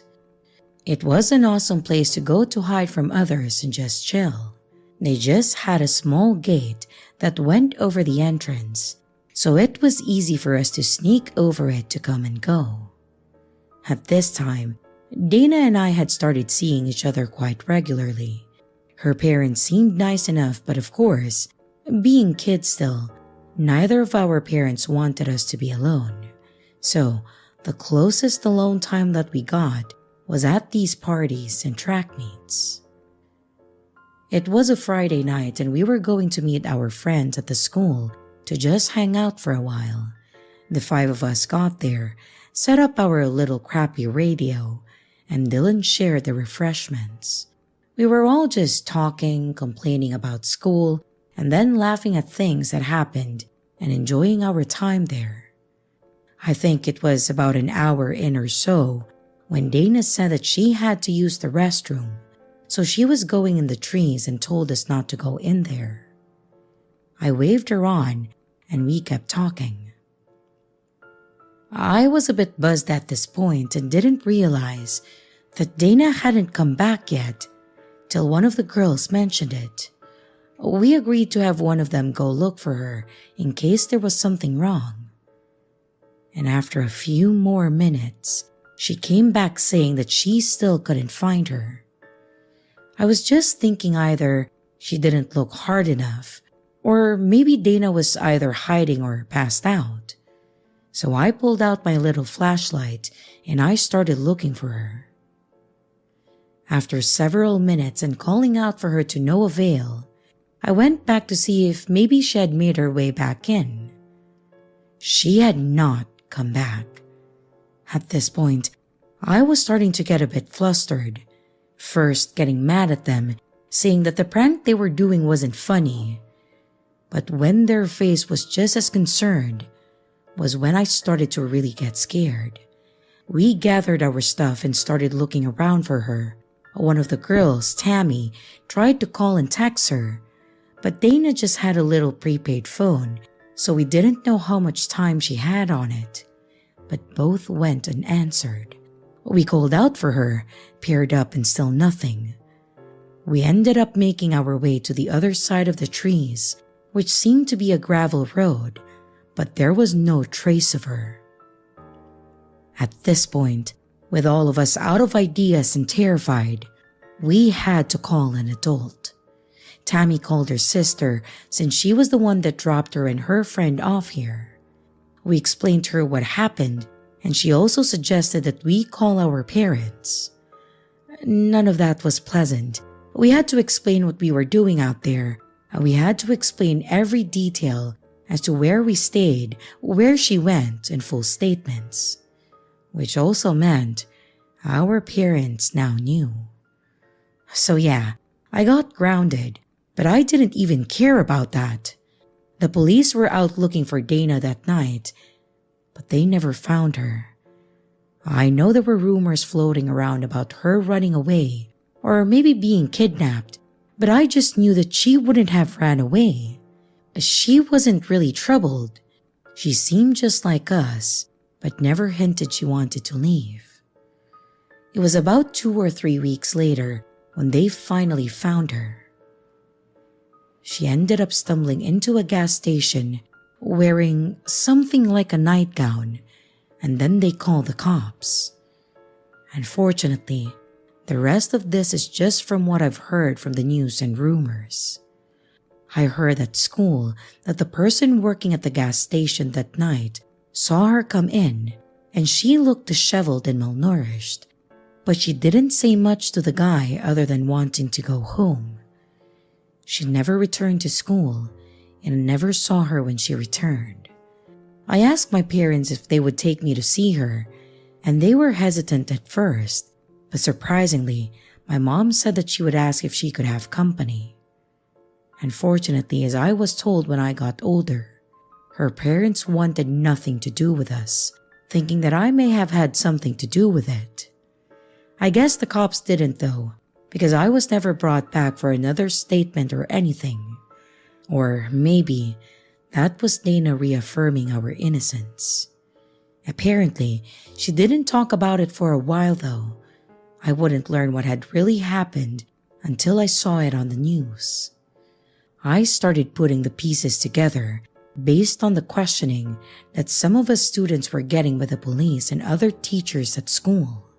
It was them basically looking for a person in the questioning of her abduction. The person in question was one of our substitute teachers. School definitely felt different, and even among the teachers, but I didn't realize that may have had something to do with it. He did end up getting caught, sickeningly, him and his wife both. It was stated that Dana was pretty close to them, as she had started dog sitting for them and got to know the couple. That night, he was driving by and apparently Dana had made her way through the trees and he stopped her and then he put her in his car. He then took her home and they kept her there that whole time. She managed to sneak out at some point and just took off to find help. I felt awful, and at times, I still do, thinking that I could have prevented all of this, but I've gone through counseling since to try and help. I've also since graduated from a different school, of course, but I still have not had any contact with her. I just hope that she's been able to move on and live a happy life since.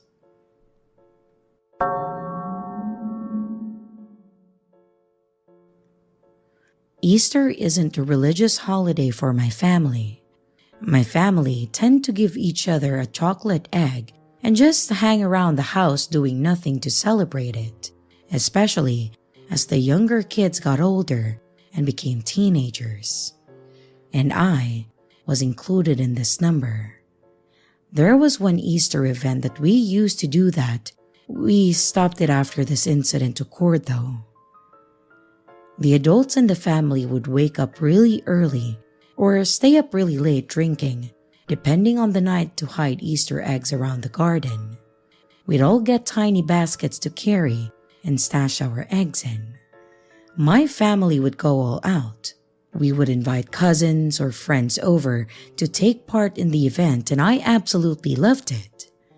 There would be tiny eggs, big eggs, and it was the envy of all the local kids. I also need to add that I don't have a small backyard by any means. I live on a quarter of an acre block, and yes, the Easter egg hunt takes place on it, so we are out there for a long time. There are a lot of trees and shrubs to hide in, and this is important for later on. Like the rest of the kids, I grabbed my basket and then sped off in the hunt of sweet, sweet chocolate. I may have pushed past my younger brothers, and I'm not the first to deny that it's survival of the fittest when it comes to getting the chocolate goodness. At the end of the driveway, I saw a boring-looking man holding a bunch of Easter eggs. He was hiding behind one of the trees talking to himself and laughing. I'd love to say there was something really off about him, but he just looked so average, almost non-threatening. He didn't notice me at first. I was going to call out for the adults in the family that someone had stolen our eggs. But then he noticed me. He told me that he had even more chocolate like this in his car. And I know my reaction is weird, but I just laughed at him. This was one of the weird style of pranks members of my family would play on each other. I know, we all have a sick sense of humor. But he looked angry that I laughed at him, and that only made it more funny. Again, we have a strange sense of humor. He told me to hurry up and come with him. I told him no, and to give me back the chocolate that he stole.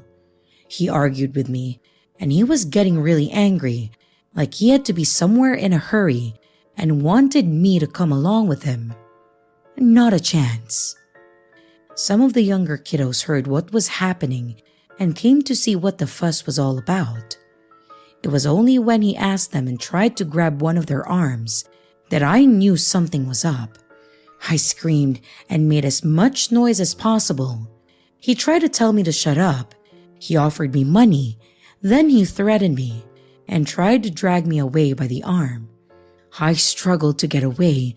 He held me so hard that he left marks on my arm, and the rest of my family managed to chase him off.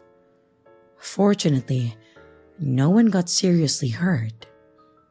Now, the outcome of what happened? Well, the police never found the guy. They took statements and the community was warned about him.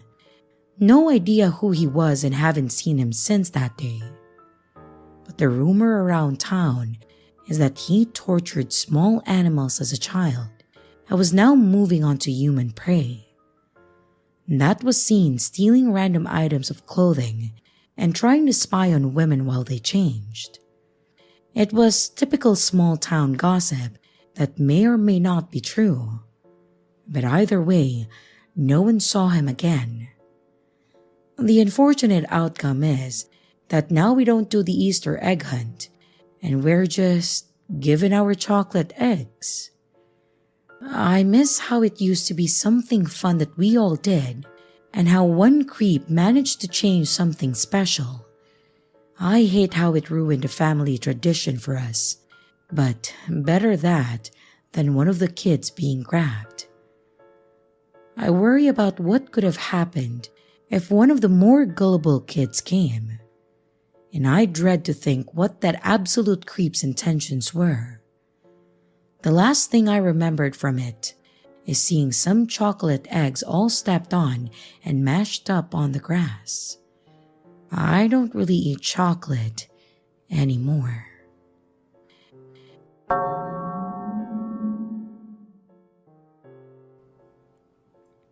Back in high school, there was this guy that tended to keep to himself.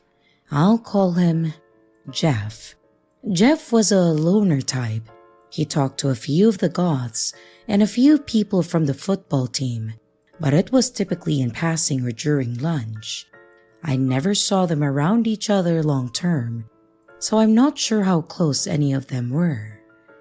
But I think that it was mutual to a lot of us though, that there was something off about him. I went to elementary school with Jeff. He was alright then. He seemed like a pretty smart kid though. He was also an only child, so I think being around other young children and having to share and play fair wore on him. I remembered him getting upset when he was told that he had to share the swing or slide at recess time, and when he would get in trouble or be asked to do something, he would occasionally throw a tantrum, throw things and even break things, as a, if I can't play with it, no one else can. I just steered clear from him as much as I could from then on. I didn't see much of him in middle school, but he reappeared in high school. I know his parents had split up and he was staying with his mom, but there were rumors that his dad killed himself when they split up, and that's why he only lives with his mom. High school was weird. As mentioned, I didn't really interact with him, but I seemed to be one of the people that he recognized from elementary, so he would say hi or good morning to me in passing. We had biology and art class together, and he still had his moments where he would be cool at first, and then something would set him off and he'd get irrationally angry. I remember in biology class, we had to dissect a frog and we were in groups of 3. Of course, I would get paired with him and another girl too.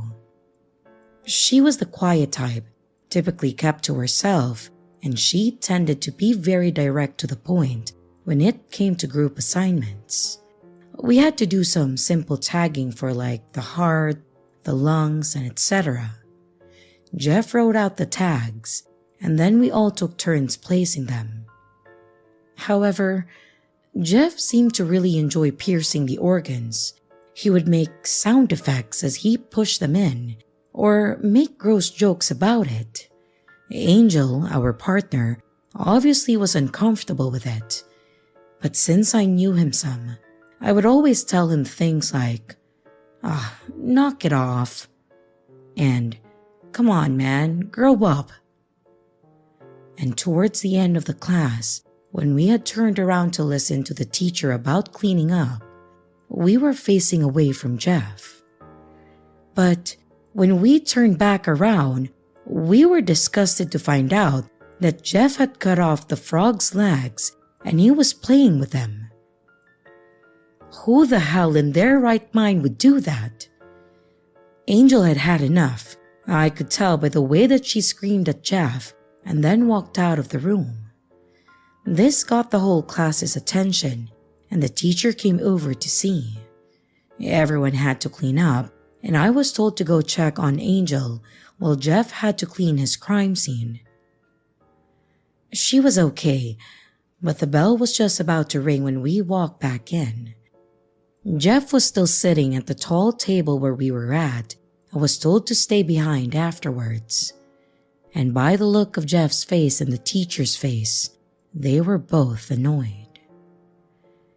Another occurrence was around April 1st.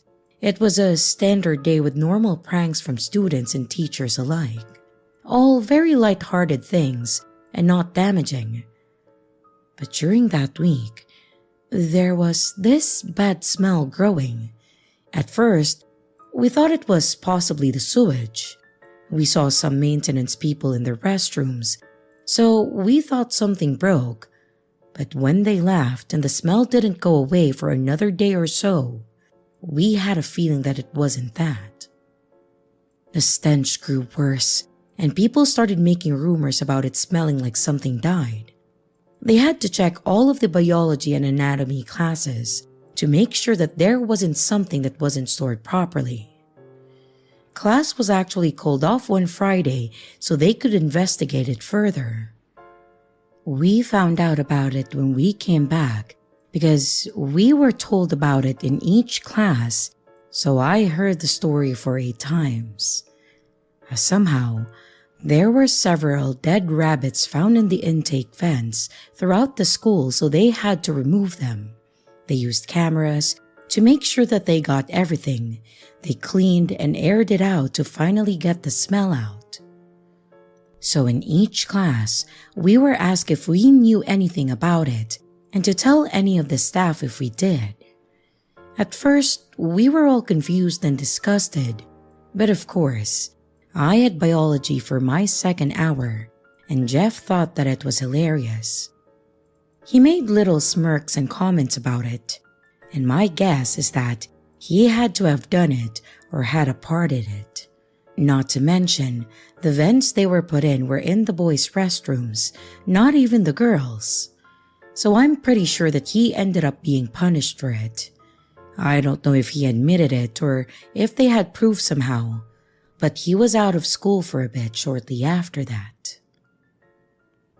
One of the last horrifying memories that I have with him was in art class. One thing he had going for him was that he was a fantastic artist. With just about every medium, he nailed it. He was good with acrylics, charcoal, and even with things like paper mache. However, a lot of his work was dark or displayed nudity. He was detailed with it though, like it was actually artistic and not just lewd, which is why I think he got away with it.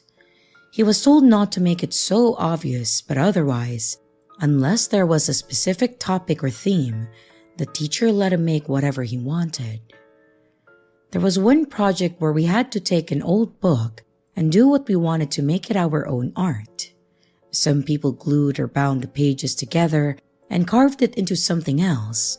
Many made theirs into their own art book, almost like a personal portfolio. Well, Jeff made his into a very graphic flip book in a way. I remember looking at it when they were on display in the classroom. Some of them were displayed in the art window, but the ones that aren't as good, or in Jeff's case, a bit inappropriate, they were displayed in the room. At least the teacher was respectful to others' work. I could appreciate that. Anyways, doing this from memory here, his book started with painted black pages, and it seemed to zoom out of a child's eye to the front profile of the child holding a gun and crying. It then showed the gun firing, but it wasn't a bullet. It exploded into a bunch of psychedelic-looking stuff. The next pages were filled with a lot of color, optical illusions, little cartoon characters, and a smiling naked woman surrounded by flowers. That somehow changed over to a man with his stomach bloodied, and then zoomed into the man's eye and was blank for the rest of the book. It was crazy detailed, but also disturbing. I always wondered if it had something to do with his mom and dad, but I would never know. That was the horrifying part. I just wanted to share the book because it was so crazy. One of the other projects that we would have was for the final. We had to create something that combined at least 4 mediums or styles that we learned. We had about 2 to 3 weeks to do it. The first few days while everyone worked, Jeff just sat there with a blank paper and pencils. Usually he was quick to work in art, so to see him sitting there empty with nothing, even scribbles, was kind of odd. On the last week we had left, he was still sitting there, but this time he had a glue, scissors, and a canvas. The teacher had asked him if he needed any help or inspiration, and he didn't take his eyes off the table and just said no. I sat across from him, so I looked over occasionally and I saw that he had grabbed the scissors. I started getting a bad feeling about this. I got up to pretend to go get paint since it was close to the door, and I stopped to talk to someone else that was standing nearby. That's when someone screamed and we all looked over. Jeff had the scissors up to his head and he was cutting his ear off. There was blood everywhere and he just kept going. Several people left the classroom and I just stood there in fear, not knowing what to do. The teacher started shouting at him to stop and to drop the scissors, but he kept going. We had a security guard at the school that rushed in and basically had to fight to get the scissors away from him. And once it was all said and done, they had an ambulance come to get him, and the janitors had to go in and clean the room.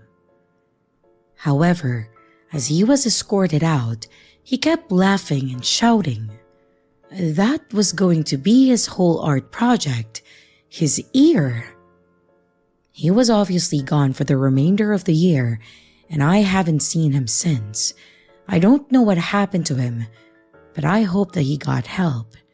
He seemed smart and very artistic, but he definitely needed help.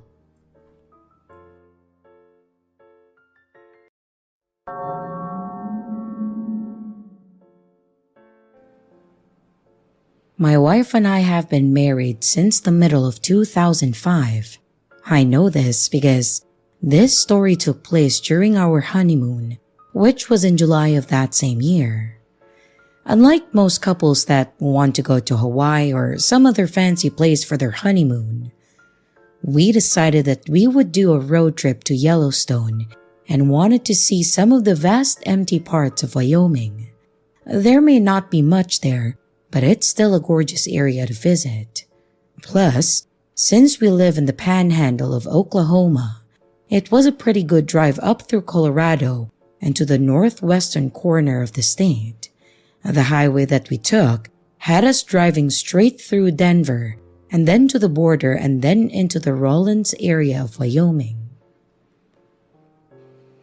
Now, if any of you had driven through Colorado and into Wyoming, you know that Colorado has the most beautiful of scenery.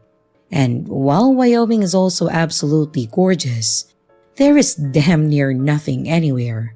You end up on the highway, and you drive and drive and drive, and you just keep going until you hit the next established area. There is the occasional rest stop, the gas station, and then a few areas where you'll see houses. But for the most part, there's just nothing there, making it the epitome of middle of nowhere. A lot of the trip from Rawlins and northwest of there's practically nothing to see until you start hitting the open areas of the forest. The situation that I'm wanting to tell about actually happened outside of the National Forest area, in a part of Wyoming where there was nothing but a highway. Highway 287 to be exact. We were driving, making good time on our way out to Yellowstone as mentioned, when something caught my wife's eye. I was paying attention to the road, and she nudged me and asked if I saw something burning up ahead. I did, but I assumed that it was just a controlled brush fire and that they were burning off dead grass by the side of the highway. My wife then basically told me that that wasn't likely the case, as there were no firefighters stationed nearby, and they typically don't do controlled burns on small sections like that. She then mentioned that I should stop and we should put it out. Her thought was that someone may have thrown a cigarette out the window and the brush had slowly caught fire. It made sense to me, honestly, and I have a small fire extinguisher in my car at all times, so I agreed with her. I slowed the car down and I pulled over to the side of the road and a little bit behind the fire.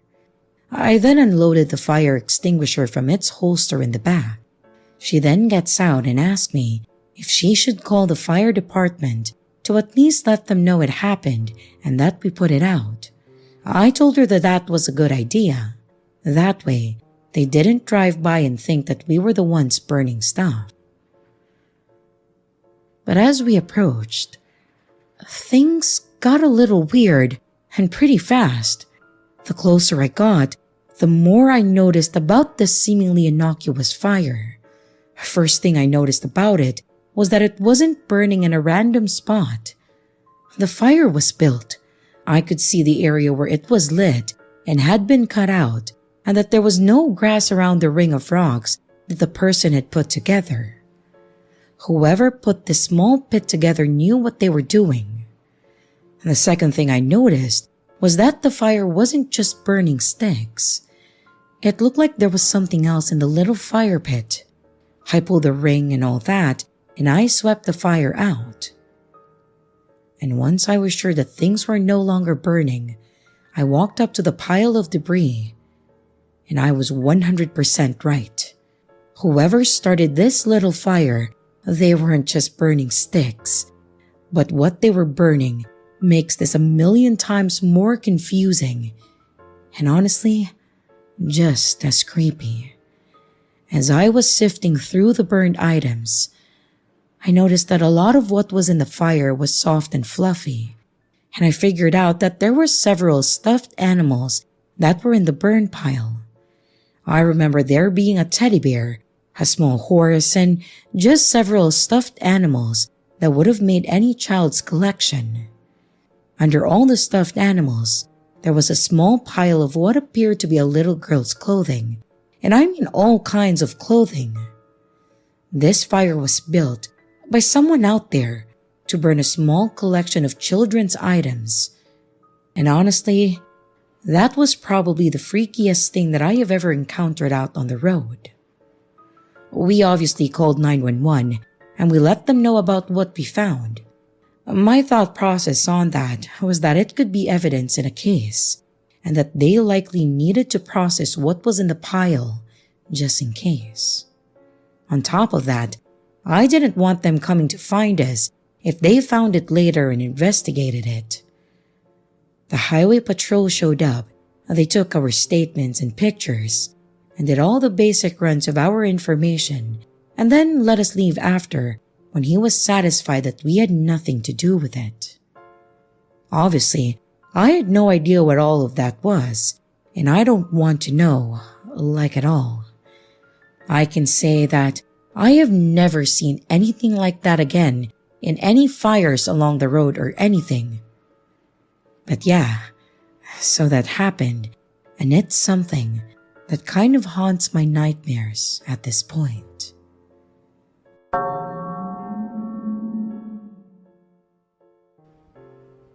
This happened to me a few years ago, and I've learned my lesson. Me and a group of friends from school decided to take a spring break trip since we were graduating and we wanted to do something wild for a change.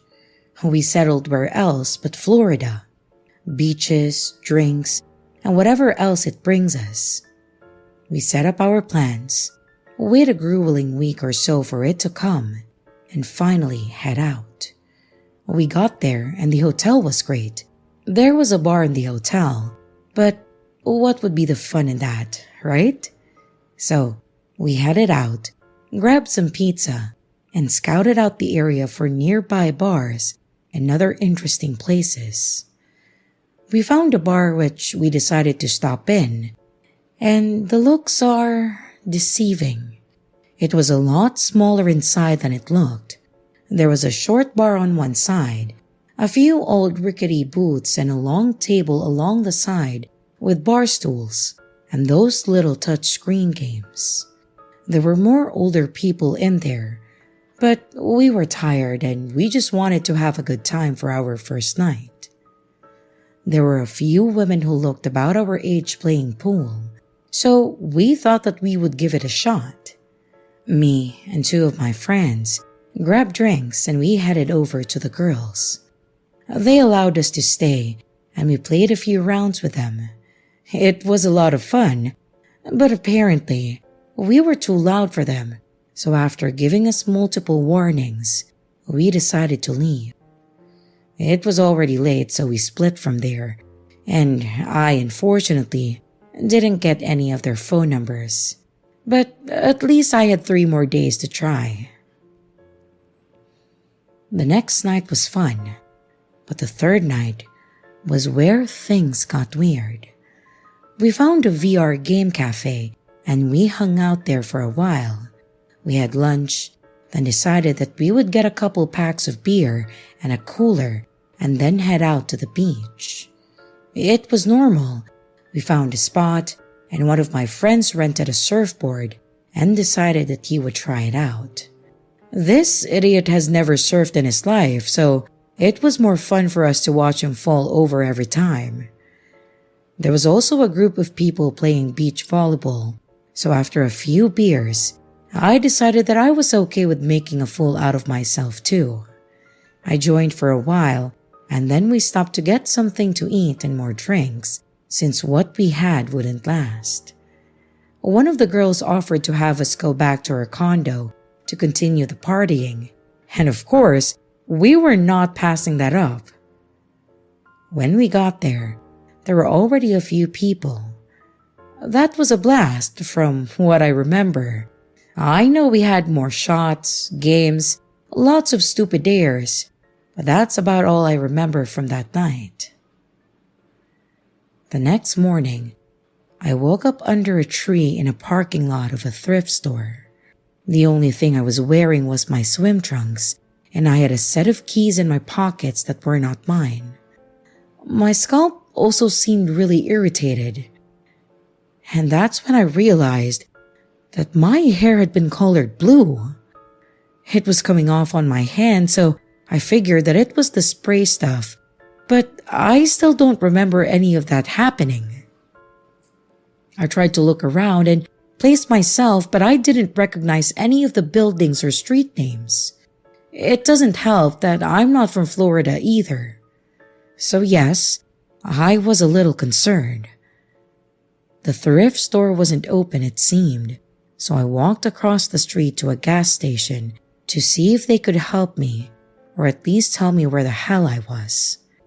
The lady at the register really looked annoyed, like she must be used to this kind of thing, honestly, but she was nicer than I expected. She actually told me the hotel I was at was about 6 or 7 miles from where we were, so thankfully, I was in the same state and not too far. I didn't have any money or my cell phone on me, so I couldn't call a friend, nor could I pay for anything, so I was about to be screwed. The cashier was hesitant about letting me use the store's phone, but she finally let me.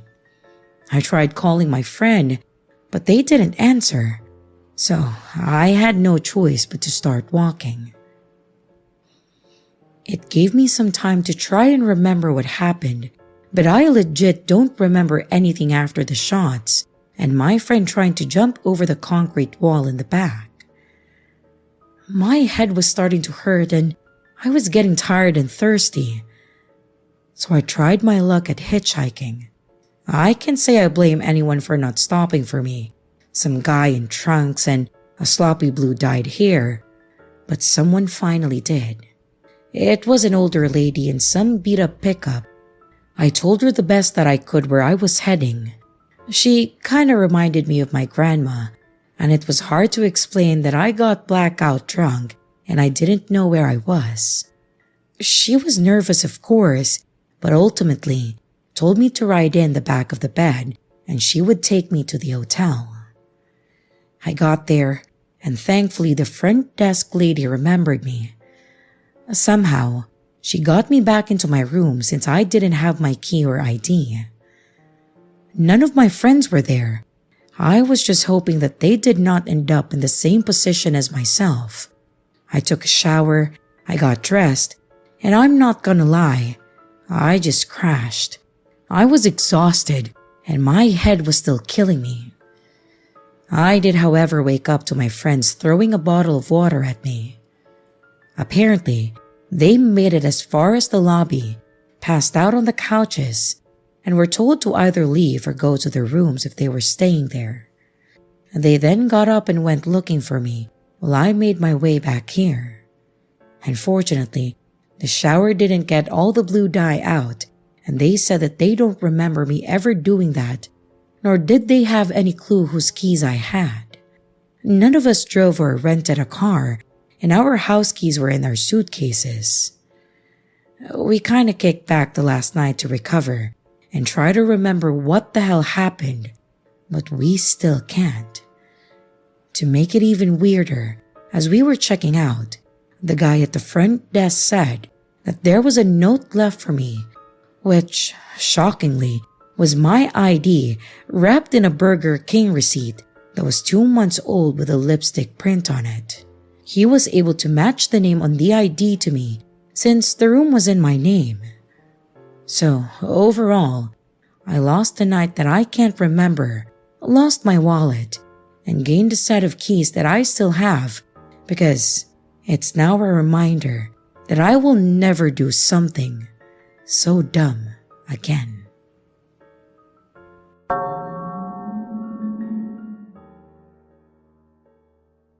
About 2 years ago, I lived in an old house outside of city limits in western Alabama. Wild hogs are considered a nuisance in this part of the country, and thus a year-round game. The land wasn't mine, but it was legal hunting ground, so my landlord gave me and my friends explicit permission to take care of any hogs we came across. So a lot of the time, especially during the winter when this encounter took place, I was posted up on my back porch with a cigar and a gun, either by myself or with company. This land wasn't very clear. In fact, we only had about 20 feet from the porch to the tree line. Then it would go down a hill and the brush would get thicker. So our hunting was just being quiet and looking for the beady eyes of hogs in the foliage when we heard rustling. So, all that being said, one night during my porch sitting, I heard some rustling. I started scanning the woods for this hog, and eventually did come across a set of white, beady eyes. They weren't a hog's though, because these were eye level with me. As my eyes continued to adjust, the rest of the creature started coming into view. It was tall, thin, and had long, spindly arms and legs. Its entire body was completely black. I couldn't make out any other facial features besides the eyes. But what I could make out was that this thing was actually a good ways down the hill. So the fact that it was still eye level with me meant that it was likely around 10 feet tall. It started up the hill, moving towards me. I had this feeling in my gut that my .45 caliber bullets probably weren't going to do much here. So I slowly collected my things and headed back into the house. It didn't make any sound as it moved, other than the slight crunch of leaves. As it climbed the hill, it somewhat stopped at the tree line. It then turned and walked along the edge of it. It bobbed and lurched a bit as it walked, kind of how some large birds bob their heads as they move. That was the most terrified I had been in a long while. But this wasn't the only encounter.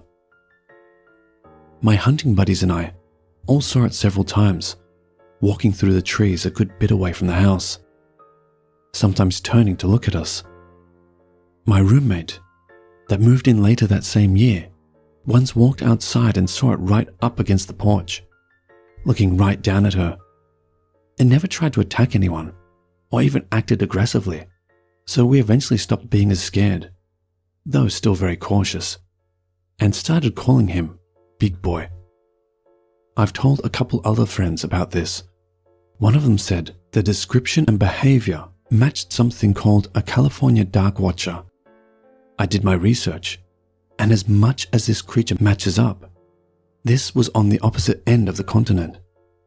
I'm still not 100% sure what it was that I saw, but I'm 100% sure I saw it. Multiple people did. Update. Just spoke to my old roommate that saw it close up. She said that it was more eerie than downright scary. It looked at her like it was curious, tilting its head to the side like a dog when you're holding something at once. My hunting buddies and I all saw it from 30 to 50 feet away, but she ended up being closer than all of us. She confirmed no features other than eyes, but it had sunken in spaces on the face where there would be features. I understand her not taking a picture. I wouldn't take a picture of a bear if it was 10 feet from me, let alone this thing.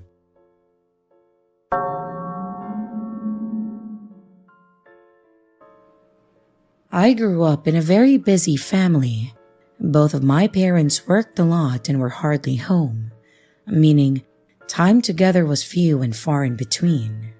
We spent a lot of time with babysitters and relatives, and when we did on the rare occasion have a family vacation, it wasn't all that special. It was typically a hotel with a pool that me and my siblings would play in, and maybe one of my parents while the other one was working in the room. I bring this up because my now wife, girlfriend at that time, had a completely different family. They always had time together, including weekly dinners, get-togethers, and also vacations. They started inviting me on vacation with them, and it was always a blast. Resorts, staying at their condo in South Carolina, all kinds of memories. One thing that my wife loved to do was go camping with her father. She said they usually went to the same campground, but always went as far back as they could, and then deeper into the woods, so that way there were less people around to bother them. They also liked doing this so they could go fishing without anyone else disturbing the waters. I had never camped in my life, and the closest thing to fishing that I had done was those little toy fishing games you see at the state fair. So when they asked me to join them, I didn't hesitate. My wife and I went and got supplies for myself, some new stuff for her, and a fancy blue tent for ourselves.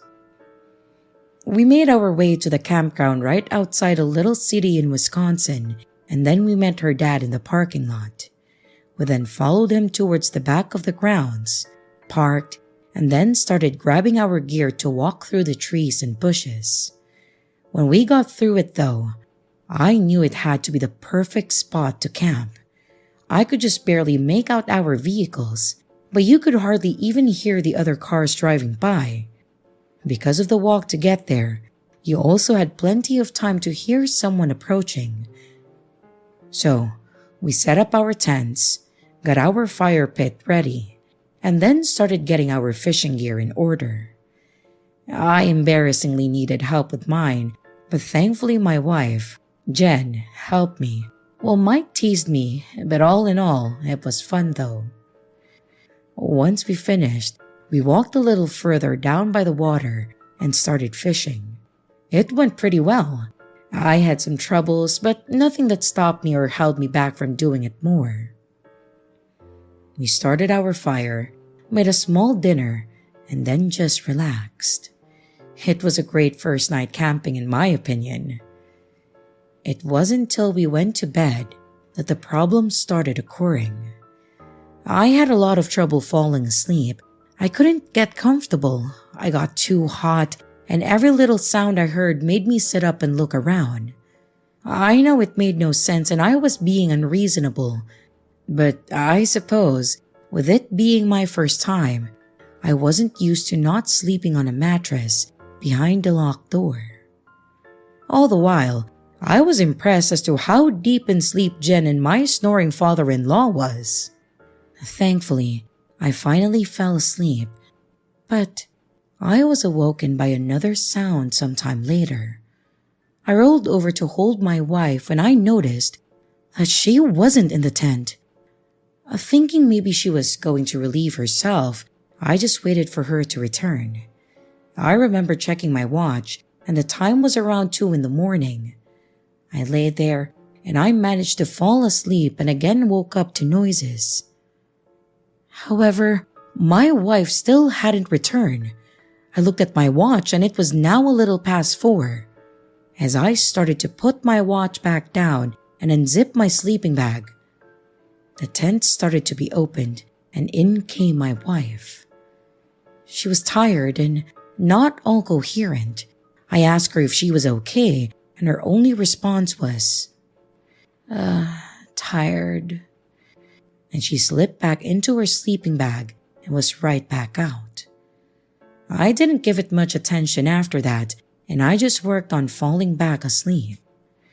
The next morning, I was groggy, but I was ready to get the day started and enjoy this time we had. We would be out here for 2 more nights, so I wanted to do all that I could while we were there. We made a quick breakfast, went to a nearby hiking trail for several hours, and then we went swimming. From there, we took showers in the rooms that they had set up nearby and then headed back to our spot to fish some more. I did better this time around, and with all we did, I was hopeful that I would crash that night. And I did. I was out pretty quickly, but I woke up when I had to use the restroom. As I rolled over, I noticed Jen wasn't in the tent again. I checked my watch and it was around 2 a.m. again. I thought it was just a coincidence, but I sat up, waiting for her to get back so I could go out there. When she didn't return for several minutes, and with it getting harder for me to hold it, I finally just got up and went out. I grabbed a flashlight, walked straight from the entrance to our tent and then through the trees, a little ways over, and took care of my business. As I was walking back, I was trying to look to see if I could find Jen. I saw our tent, our fire to the right, and then Mike's tent on the other side, facing the opposite way of ours. But there was no Jen. I started walking around the pit to see if she was over by her dad's tent, when I noticed a light coming from the ground facing away from the tent. I started approaching the light, which already had me panicking as it was towards the dense trees, so it made it look like there were a lot of people standing there. After reasoning with myself that they were just trees, and that's when I noticed that they weren't all trees. Jen was standing there, tall, not moving, looking slightly up towards a tree. I picked up her flashlight and I asked if she was okay. No response. I walked in front of her and I noticed that her eyes were wide open, staring into this tree. I looked up into the tree to see if I could see anything, but there was nothing there. I then looked back at her, put my hand on her shoulder and said her name. She didn't respond. It was weird, and I didn't know what to do, so I just told her that I was heading back to the tent, and then I walked away, looking back at her every few steps. She never moved, never said anything, and her stare didn't break. I went back to the tent and I fell asleep. I didn't know how long it had been at first, but I woke up to her coming back in. I checked the time and again, it was 4 a.m. I asked her again if she was okay, since she had been out there for a few hours. And again, the only response that I got was tired, and then she fell asleep. I just sat there staring at her for a few seconds before I finally fell asleep. The next morning, I asked her how she slept. She said she actually felt exhausted, like she didn't hardly sleep, and then joked how mine and her dad's snoring kept her up. So I mentioned her being up for about 2 hours staring at a tree. She thought I was joking at first, but then I explained more how she did this that night before and again this last night and how I found her. She did not recall any of this. She said she never left to go to the bathroom. She wasn't looking at a tree or anything, but I was adamant that she did. She just shrugged it off, saying maybe she sleptwalked. I agreed, since she didn't remember this, but she doesn't sleepwalk too. I've never seen her do so in our apartment. But not wanting to dwell on it, we enjoyed our last day there, doing stuff around the campsite, and then visiting a few places that Mike wanted to go to. Night came, and I readied myself for bed. This time, though, I would try to stay up to catch Jen leaving the tent. We went to bed. I laid in bed for a bit, and after she fell asleep, I pulled out my book that I had brought to read. It did help for a bit, but I couldn't hold my eyes open much longer, and I just started drifting off. However, I woke up to hear the tent being zipped up. I looked at the clock and it was 1:58 a.m. I got out. I watched her as she walked through those trees again, no shoes on, and holding just the flashlight. When she got to that same tree, she dropped the flashlight and just stared up at it. So I again approached her, saw the blank look at her face staring up at this tree, and I walked all around this tree to see if I could see anything at all. There was nothing there. I shined the flashlight in her face, and she didn't even flinch or blink. And finally, I grabbed her by both shoulders, gently shook her, calling her name, and like some creepy-ass movie, she slowly looked down at me and said, "It's waiting," and slowly looked back up at this tree. I let go of her shoulders. I looked back up at the tree one more time and I just saw the branches move. I could not see a damn thing, but that was enough to make me run back to the tent. I know, call me whatever you want for leaving my wife there, but I felt that something obviously preferred her presence over mine. I definitely couldn't sleep after that, so I just stayed awake.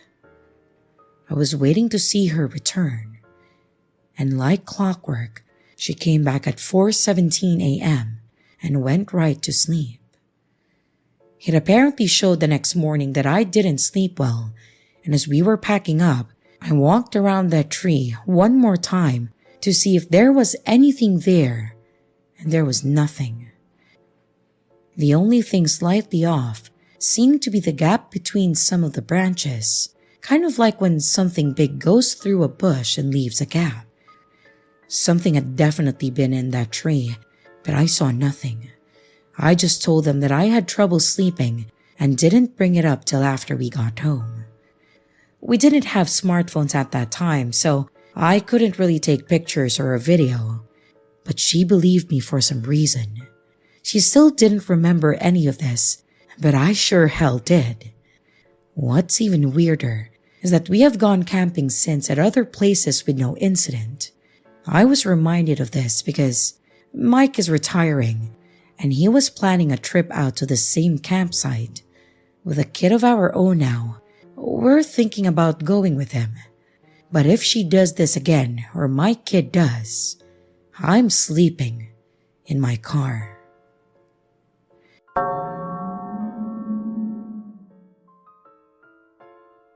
"5 years ago, I was transferred from Saitama to Atami due to a change in the company that I worked at. Well, due to the change in management, the workload was massive and we were severely understaffed. So, after the first week of work in my new city, one of my coworkers decided that we should all go out and get drinks to celebrate surviving our first week. We had a good time drinking and complaining about the new changes to the company. And at around 1 a.m., we had all decided to go our separate ways. Most ended up going to the train station, but the pub we were at was near to my apartment complex, so I decided to walk home on my own instead. I bid everyone farewell before walking in the opposite direction towards my home. However, given that I was new to the area, I think I made a wrong turn because I ended up under the F tunnel instead of above it where I should have been going. Seeing no stairs on this side, I decided to check the other side to see if there were any so that I could get back on track. But as I walked through the tunnel, I noticed one of the lights flickering. I paid it no mind, just assuming that the bulb had gone bad, and I continued walking. But just as I walked under it, each and every light in the tunnel began to flicker violently before going out. Well, almost all the lights. I did have a faint light coming from behind me. Turning around, I saw that only a single light was on, illuminating the tunnel. And what was underneath it was some clothing in a pile. After a second, my eyes began to adjust to the darkness, seeing that it wasn't just clothing, but it was a woman, or at least half of her. The bottom half of this woman was completely missing, and only a pool of blood where her bottom half should be. I screamed, and as I did, it seemed as though I alerted the corpse to my presence. The woman, she looked up at me, eyes hollow. "Help me," she cried, but I was in shock. Fearing for my life, I began to back away. Seeing this, the woman began clawing forward. Her fingertips were unnaturally long, and she dragged her torso towards me while yelling angrily, "Help me! Help me!" I turned around and I ran, hearing her fingernails clamoring against the pavement as the corpse gave chase. I could hear the tapping of her nails growing closer and closer, but I could see the end of the tunnel in sight, and just as I was about to reach it, something grabbed my foot. Looking back, the woman had grabbed my foot and was trying to drag me back into the darkness of the tunnel while continuing to sob, "Help me." Without a second thought, I kicked off my shoe, freeing me from her grasp, and scrambled into the light before getting up and running. As I finally looked back, I saw the F tunnel fully lit and my shoe just at the end of the tunnel. I did not try to get my shoe back. I backed away from the tunnel, keeping my eye on it, taking a very long way back home, as I didn't have the courage to walk over top it as I originally intended. And once I got home, I didn't sleep until late the next day. I never tried to get my shoe back, mainly because I never went that way ever again. I don't know what would have happened to me if I stayed there, and I don't intend to tempt fate and find out.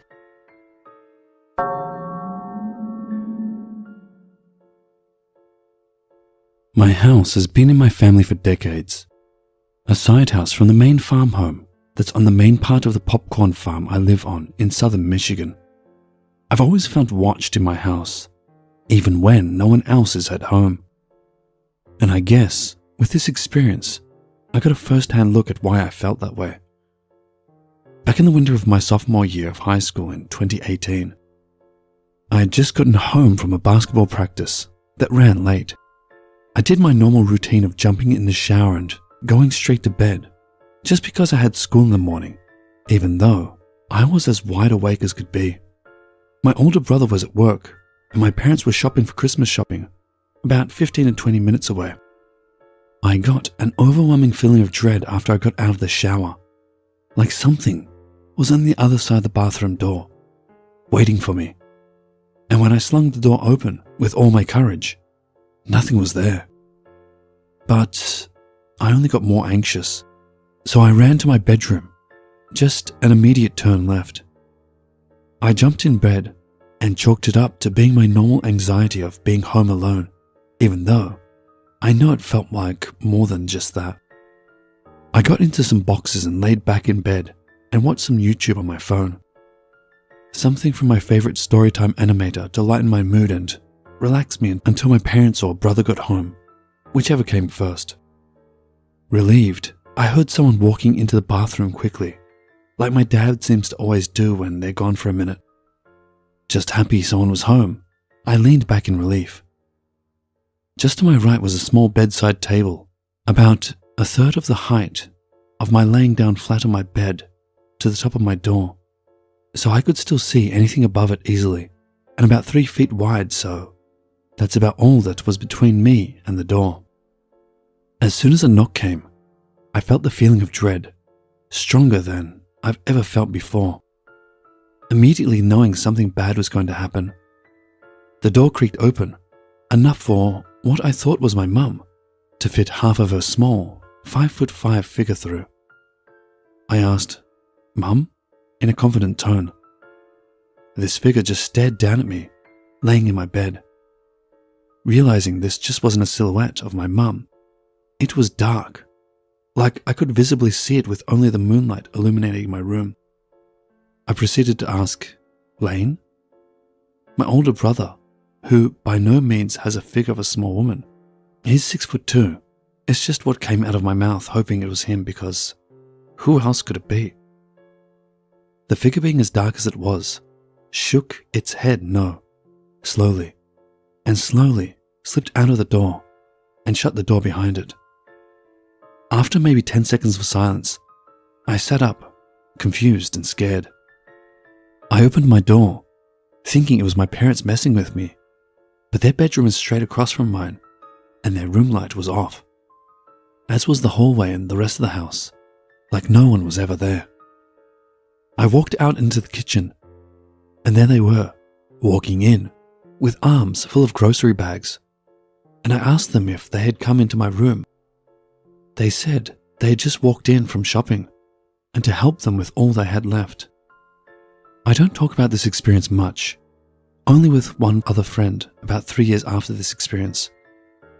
I felt as if my regular anxiety somehow willed this thing to me, like it wanted to mess with me.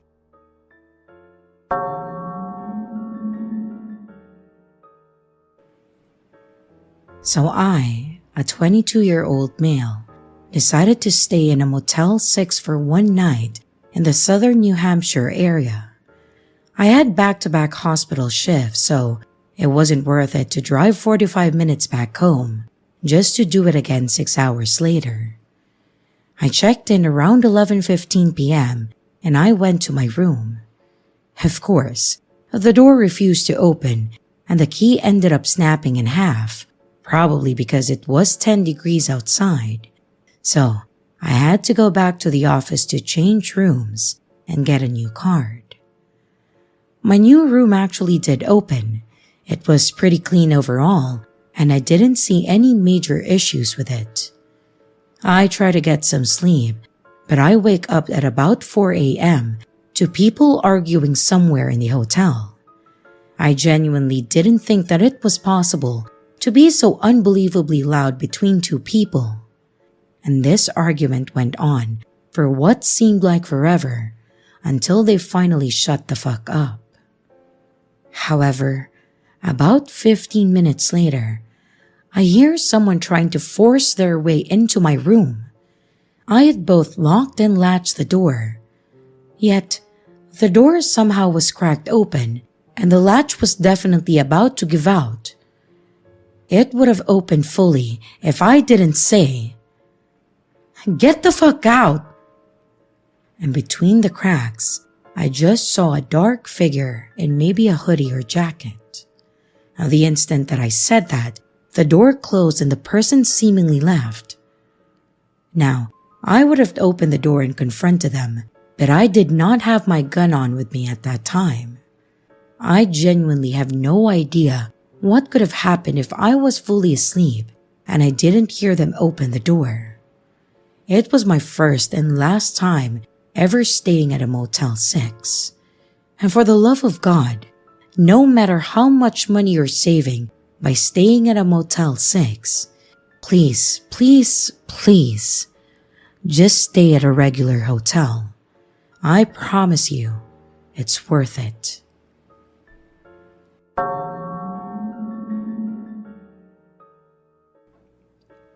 I'm not sure if my story belongs here, but I've always been creeped out by it. I, a female, was 25 at that time.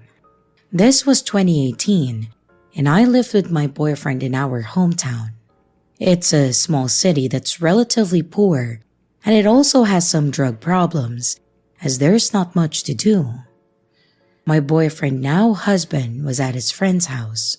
It was a Saturday night, and he said that he would be home around 9. He was about 2 towns over, a 20-minute drive.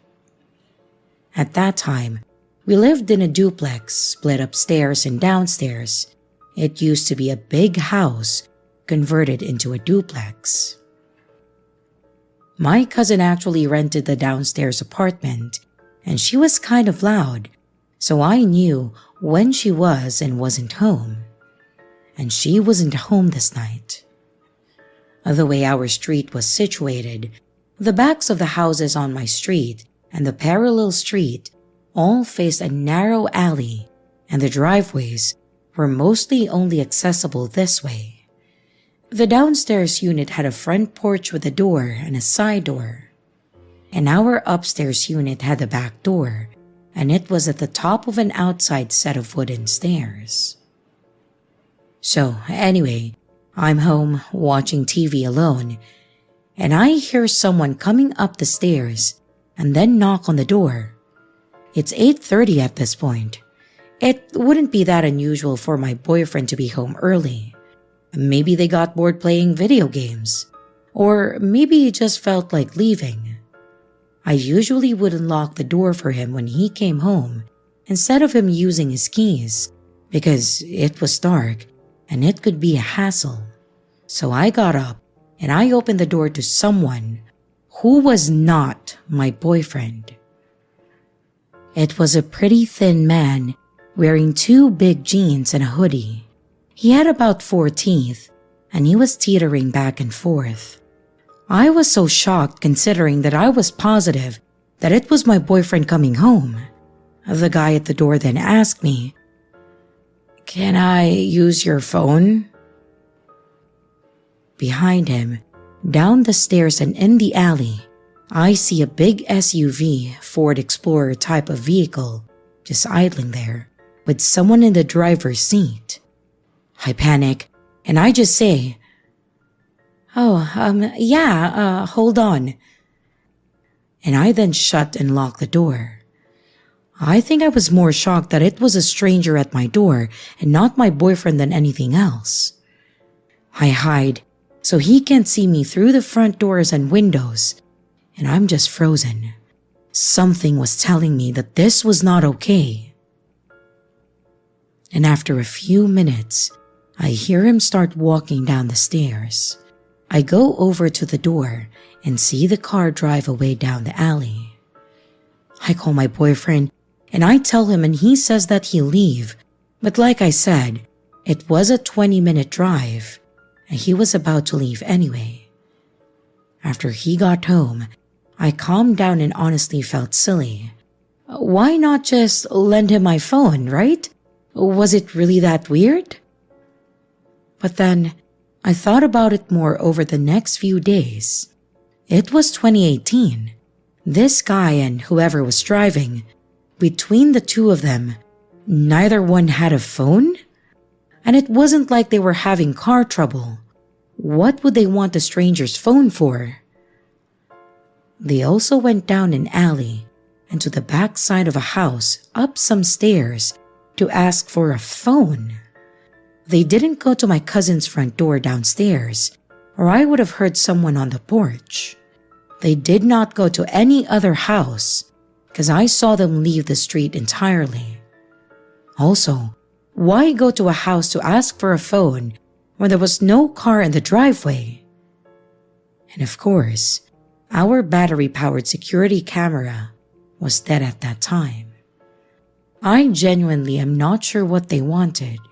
If anyone has any idea or thinks I'm just overthinking it, please let me know.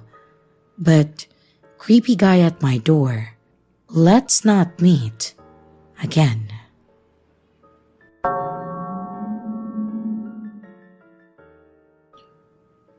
Hello everyone. I need some advice on what to do in this rather strange situation. Last night, after a party, a guy who is a friend of a friend offered to drop me home. I was hesitant and I wanted to book an Uber, but he insisted on driving me. The problem was, I was feeling quite drunk and out of sorts. When we got to the parking lot, he sat in the car with me, turned off the lights, and he said that he would wait for a few minutes since he was feeling a little high too. I got scared and I said that I would go out and wait, but he convinced me not to and even discouraged me from booking an Uber. Things took a weird turn when he started driving in the wrong direction, assuming that I was too intoxicated to notice. But I wasn't, and I asked him to take the correct turns. He kept taking detours and turning off the GPS, but I managed to use my phone to navigate and then get us back on track. During the ride, he started praising me excessively, talking about how other girls in his life weren't good, but that I was different. He seemed to be pushing me into something more, even though I have a long-distance boyfriend. It really made me feel uncomfortable, and I insisted that he take me straight home. After reaching home, I realized that he left his ID card in my bag. Now, I want to return it to him, but given the weird behavior during the ride, I'm not sure how to do it safely. I don't want to meet him alone again, and the common friend has moved to another state. Has anyone been in a similar situation, or has any advice on how I can safely return his ID card without putting myself in an uncomfortable or risky position? Update. About the ID, I did drop it off at a friend's place and ask him to take it from there. He seemed to have realized, but he wants not to talk about it. He asked me to hang out again, and I mentioned that he got a little too drunk that night. I told him the location of his ID, and I then blocked his number. However, I don't want to be a part of any drama, so I was not super rude, as I initially thought that I will be. I politely told him that this made me feel uncomfortable, and that I don't want to be friends anymore, and then I blocked him.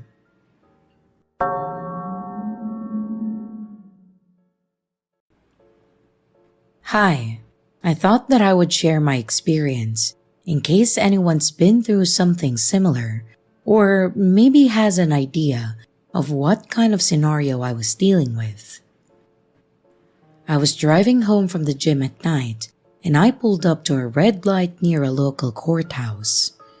I noticed the driver of a white Jeep 1 lane over staring at me.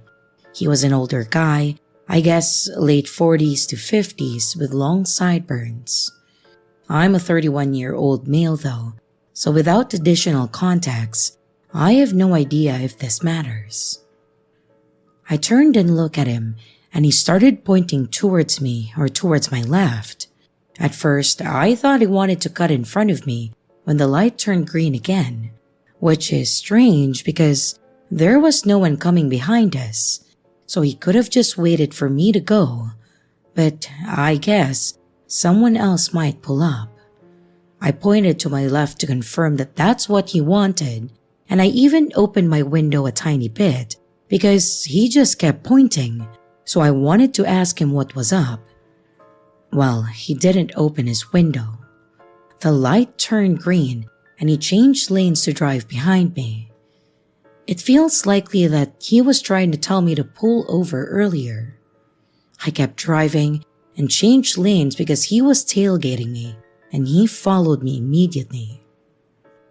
Eventually, he switched lanes, but he was driving so erratically and he kept putting his left turn signal on but not turning left at several lights, for example. He also slowed down to maintain the same pace as me a few times. Eventually, I turned before my actual home route just to throw him off. He kept going, but when I looped around to actually head home, I saw him at the light waiting to turn left on the road towards my house.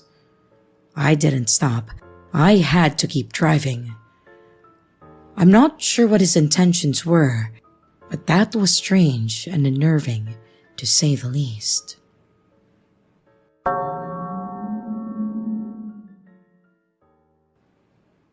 Recently, there was an Amber Alert, and my daughter was asking me what that beeping sound was all about. For those who don't know, an Amber Alert goes out when a child is reported missing. If you receive notifications, you know what I'm talking about.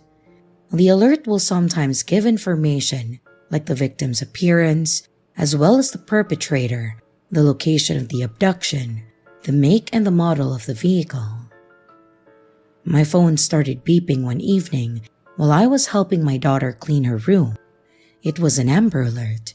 She asked about it, and I gave her a small rundown, and that was that.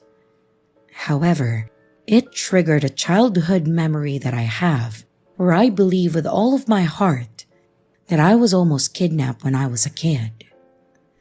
To be clear, this isn't a memory that was laying dormant in my subconscious, and this random Amber Alert and talk with my kid caused it to resurface in my mind.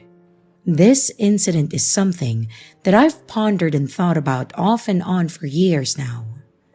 I'm 41 years old and male, by the way. It's just been a while since I've considered the factors and the details of that experience, and this recent Amber Alert and talk with my daughter really caused me to pause and reflect on that incident. And here I am. As a parent, you worry about these things, and you do all you can to protect your children, especially when you personally experience something truly scary like this. This occurrence happened when I was just a young kid. My guess is around 7 or 8. I can't be sure, but I think that's a safe estimate based on the fact that much of those early childhood memories aren't there anymore. I do remember my kindergarten experience, which I would have been 5 to 6, and also later grades. So this incident must have happened sometime after or around the ages of 7 to 8. My parents took me to a neighboring city to do some shopping. We lived in a small rural town with not much to offer, so from time to time, we would go to this neighboring city about 45 minutes from where we were located. It just had one more to offer. They would take me up there for school clothes shopping, out to eat because the restaurants were better there, and because my mom was a crafter. She loved to make crafts. It was her thing. There were different craft stores and also a fabric store that she liked going to up there. In this specific trip, we went to a fabric store up there, Jo-Ann Fabrics to be exact. This was a pretty big store, and as a little kid, I guess most every place seems big, but no kidding, this was a sizable store. My dad sat out in the car while I went in with my mom. He did that a lot, sit in the car, when there was a store that he just didn't want to go in. So I really can't blame him there. I can't recall exactly what all my mom was looking for or trying to get in that store that day, but I do remember what section we were in. It was an area with a bunch of racks with various fabrics hanging.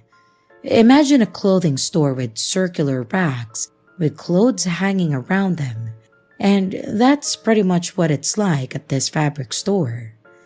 Racks of hanging fabrics. I remember this area being slightly toward the beginning or entrance of the store. As my mom was looking through these racks, I began to wonder though not that far, just enough to kind of look around myself. I was probably bored and started wandering around is my guess. But I could still see my mom just up and over a few racks away, so it wasn't like I was on the other side of the store or anything like that. But then, a random man approached me, and honestly, I can't even remember at what direction he came from. It's just like I was there by myself 1 minute, and the next, I looked up and I saw this guy. It was like he came in fast and out of nowhere. I quickly looked over to where my mom was. She had moved a few racks up and away, but I could still see her. There was a fair bit of distance between my mom and me at this point. So here I am, standing behind some rack of fabric, with this older guy opposite me in the other side of this rack. But then he speaks to me. He said, "Hey little boy, how you doing there?" I remained silent because this took me completely off guard. He asked again, "Where's your folks at? Are you alone here?" I stood still and quiet. Come here. I got something to show you." At this point, he started advancing towards me, coming around the rack to where I was. I quickly started the other way, but he stopped and started coming around the other way as if to meet me in the middle. I was scared at this moment and became instantly aware that this man seemed dangerous, like he was trying to get a hold of me. "Come here," he barked. I jerked as fast to the left, but he did the same. He had this wild look in his eyes now. Whichever direction I went, he followed. But remember, there's a rack between us. And God, am I so thankful for that rack. After some back and forth movements from me and this man, I finally lock in on my mom and yell, "Mom, help!" You would have thought I screamed bloody murder. It was so loud, but it got my mom's attention. "What's wrong?" she asked. This startled the man, and he looked over his shoulder in the direction of my gaze and confirmed that, yep, that must be his mother. His demeanor completely changes, and it's as if everything is just fun and games, and that he was just messing around, and he said as much to my mom. "Oh, I was just messing around with him. No harm, ma'am." My mom came to me where I was, and as we reconnected, the guy just tips his hat at my mom and makes his way out of the store. I explained to my mother what just happened and that this guy was trying to get me. I was so upset and shook up. She told me that I did the right thing by yelling and getting her attention. It was terrifying for sure, and I'm thankful that something crazy didn't happen. Could I have been imagining things like maybe this guy was just really messing around? I very much think there were nefarious intentions there. Why would a random older guy be perusing a fabric store?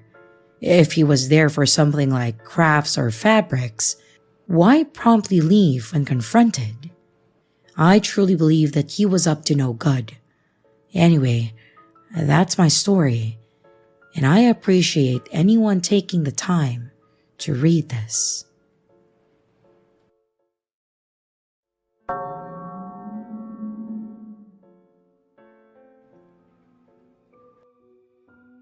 This story comes from Belgium and took place in 2020 during COVID confinements. I was 20 back then, and at that time, because of the severity of the pandemic in Belgium, the law stated that you could only go out to practice sports or to work, so I took the habit of meeting with a friend to go out for runs and to practice all kinds of sports in general. Both of us were quite fond of urban exploration and knew a spot on the outskirts of Brussels consisting of an old sports and wellness center where we took the habit to hang out after our runs. To go into that spot, you must go through a hole in a fence on a street and then cross a small portion of the woods, and you'll come up on a football pitch and a tennis court, and up on a hill is the center, which is an old 4-story building, and the whole center takes a whole street block. On that day, we had just finished the 5-kilometer run, and then we went to our spot as usual. We were walking to the building since it was about to rain, when we saw 2 teenagers sitting on the roof edge, and I remember thinking that it bothered me since we were planning to go to the roof as well. So we went to the hall area to wait for a bit in hopes that the people leave. In the hall area, you have a clear view into the kitchen, which you must go through if you want to go to the roof. You can also see into another smaller hall and then into the dining room. My friend was rolling himself a cigarette while I was gathering 2 chairs and an office table for us to sit. Well, this next part gives me chills to this day. As I finished setting everything up, I remember starting to feel unwell, as I was being watched and not in a good way. That's when I looked at the kitchen and I saw, for a brief moment, a head sticking out of the doorframe and then staring right at us. It was a man. I couldn't say what age he was since he was all dirty, but the one thing that I remember is that he had an exaggerated happy expression on his face, like he had just found exactly what he was looking for. At that time, I just froze and I wasn't able to react bravely to the situation. I leaned slowly towards my friend, all while keeping an eye with the man, and told him very calmly that we had to go immediately. I tend to make lots of jokes to all of my friends, especially Sully, but when he saw the look that I had on my face when I told him that we had to leave, he didn't say a word. He just took his backpack and then stood up. We ran to the football pitch and saw the 2 teenagers were still on the roof, so we started to tell at them, asking if the man was with them or if they saw him, but they just answered no to that, and that they hadn't seen anyone and that they had come by themselves. So, if someone was there, he wasn't with them. We told them that it was probably better for them to leave as well, since we didn't know what the man in the lobby was up to. They told us that they would be fine and that they would leave a bit after. We decided to leave since we had already told them what we saw, and we also had already been out for very long, so it wasn't very legal with confinement rules. And as we were walking towards the woods, I turned back and I could swear that I saw the silhouette standing in front of the staircase leading to the roof, but my mind didn't quite react and I just left alongside with my friend. I was so shocked that I just decided not to talk about it to anyone in fear of them not believing me or possibly making fun of me. My friend, Sully, is the only one who was there, and he didn't take a look at the man, but he is as scared as me just by seeing my own reaction at that time. I don't know what happened to these strangers. I found local articles and papers dating from that time about teenagers being chased by a crazy man in an abandoned building, but that information given wasn't enough for me to be sure if it was the same people and the same story.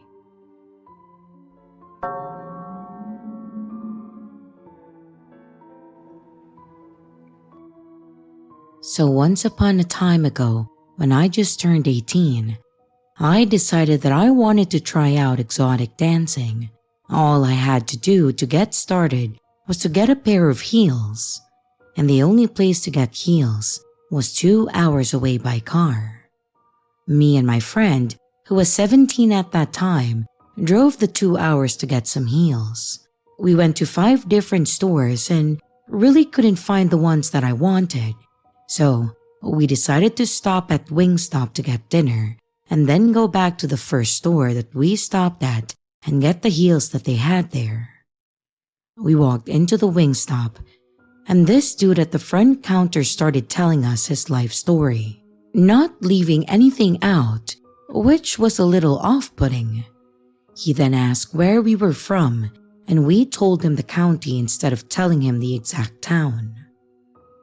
He then proceeded to ask why we were so far from where we live, and my friend answered with, "Well, she's a stripper and she's looking for heels." To which I elbowed her in the boob for exposing me. The dude then proceeded to give us our food for free and then called his mom to see if she had any heels. He asked if we wanted to ride with him. We both said no, but he insisted. And I had just smoked some Zaza with my friend before going into Wingstop, so I wasn't really thinking.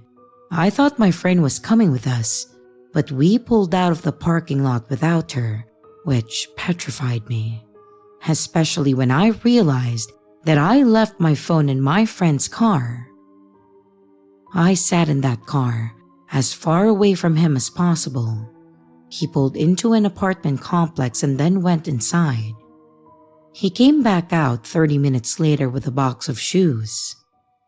And on our way back, he proceeded to ask me if he could hire me for private dances.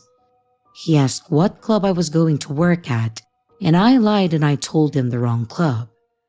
When we got back to my friend's car, he asked for my number. I was going to give him the wrong number, but he said that he was going to call it to make sure that it was the right number, so I gave him the right one. Then, he got in the back seat of my friend's car and tried to smoke Zaza with us. He brought his own, by the way, but I wasn't about to smoke someone else's Zaza when he was being that sketchy. So, I texted my cousin and I told him to call me and to tell me that my grandma was dying in the hospital.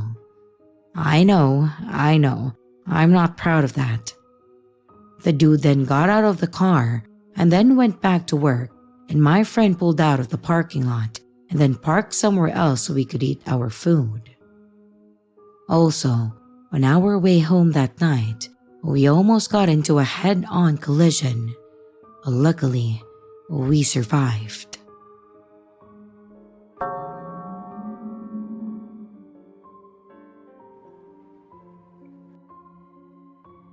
This happened to me a few years ago, probably back in 2017 when I was 14.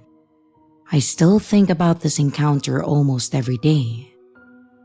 My dad lives near a small lake in Wisconsin, and there are only about 100 people who live in the neighborhood.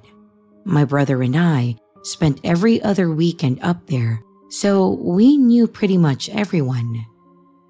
My dad's house was the second house to the top of this large hill. At the very top is a gas station and the diner where I would work over the summer, and at the bottom of the hill was the lake and a small beach. That morning I was waitressing at the diner, and at the end of my shift I bought a slushie from the gas station, and I was planning on going down to the beach for the afternoon. Parked outside the diner was a gorgeous teal vintage car. I'm not sure what brand, I'm not good with that stuff, but it seemed to be from the 60s and it caught my eye. There was an older man in the driver's seat and his wife in the passenger seat. They had their windows up and I wasn't too close, so I didn't get a great look at them, but I did notice that they were looking at me. I didn't think anything of it, and I started walking home. On my walk home, I remember wondering where they could be from. We don't get many tourists, and I would have remembered if someone drove a car like that. The diner was off of a pretty quiet highway, and it was rarely used by out-of-towners, but I assumed they were just driving through. My younger brother and I went to the beach that afternoon and hung out for a few hours. When we decided to head back home, I packed up my stuff, probably a minute before he did, and started walking home before him. On the walk up the hill, there was probably half a city block's distance between us. He could clearly see me, but we were too far to talk. I heard a car coming towards me and I looked back and I moved to the side of the street. It's the car that I saw earlier at the diner. They then slow down as they approach me, and I start to get nervous. The woman in the passenger seat rolls down her window, and I nearly shit my pants. They both seem to be wearing hyper-realistic latex face masks. There seemed to be no beginning and no end to the mask, and they weren't noticeable holes for eyes, yet their eyes definitely seemed real, and there was no seam at the edge of the neck. If they were wearing masks, they were some of the best masks that I have ever seen and must have cost a fortune. But it definitely wasn't their skin. There's no way. Something about them was just so off. The woman asked me for directions to a highway that I have never heard of. I didn't drive yet, so this in itself wasn't weird, but I pointed them to the highway by the diner that leads out of town. They then thanked me, rolled up the window, and then drove away. I ran to my brother and I told him what happened, and he said that they looked pretty normal when they drove past him, but they looked normal to me that morning as well. The masks were too good. You had to be close enough to notice how strange they look. There was just something so unsettling about them. They didn't really do anything odd except asking a girl who was clearly too young to drive for directions, but it was a very small community. I might have been the first person they had seen in hours, but it was just the way that they looked. I have never seen anything like it, and I haven't seen anything like it since then. I mentioned it to my dad when I got home, but he didn't have much to say about it. I still feel deeply unnerved when I think about it, more than 6 years later. I don't believe in much of the paranormal stuff, and I do think they were human. But why the mask? What were they doing there? And why ask a child who is obviously too young to drive for directions to a highway? Has anyone ever experienced something like this before?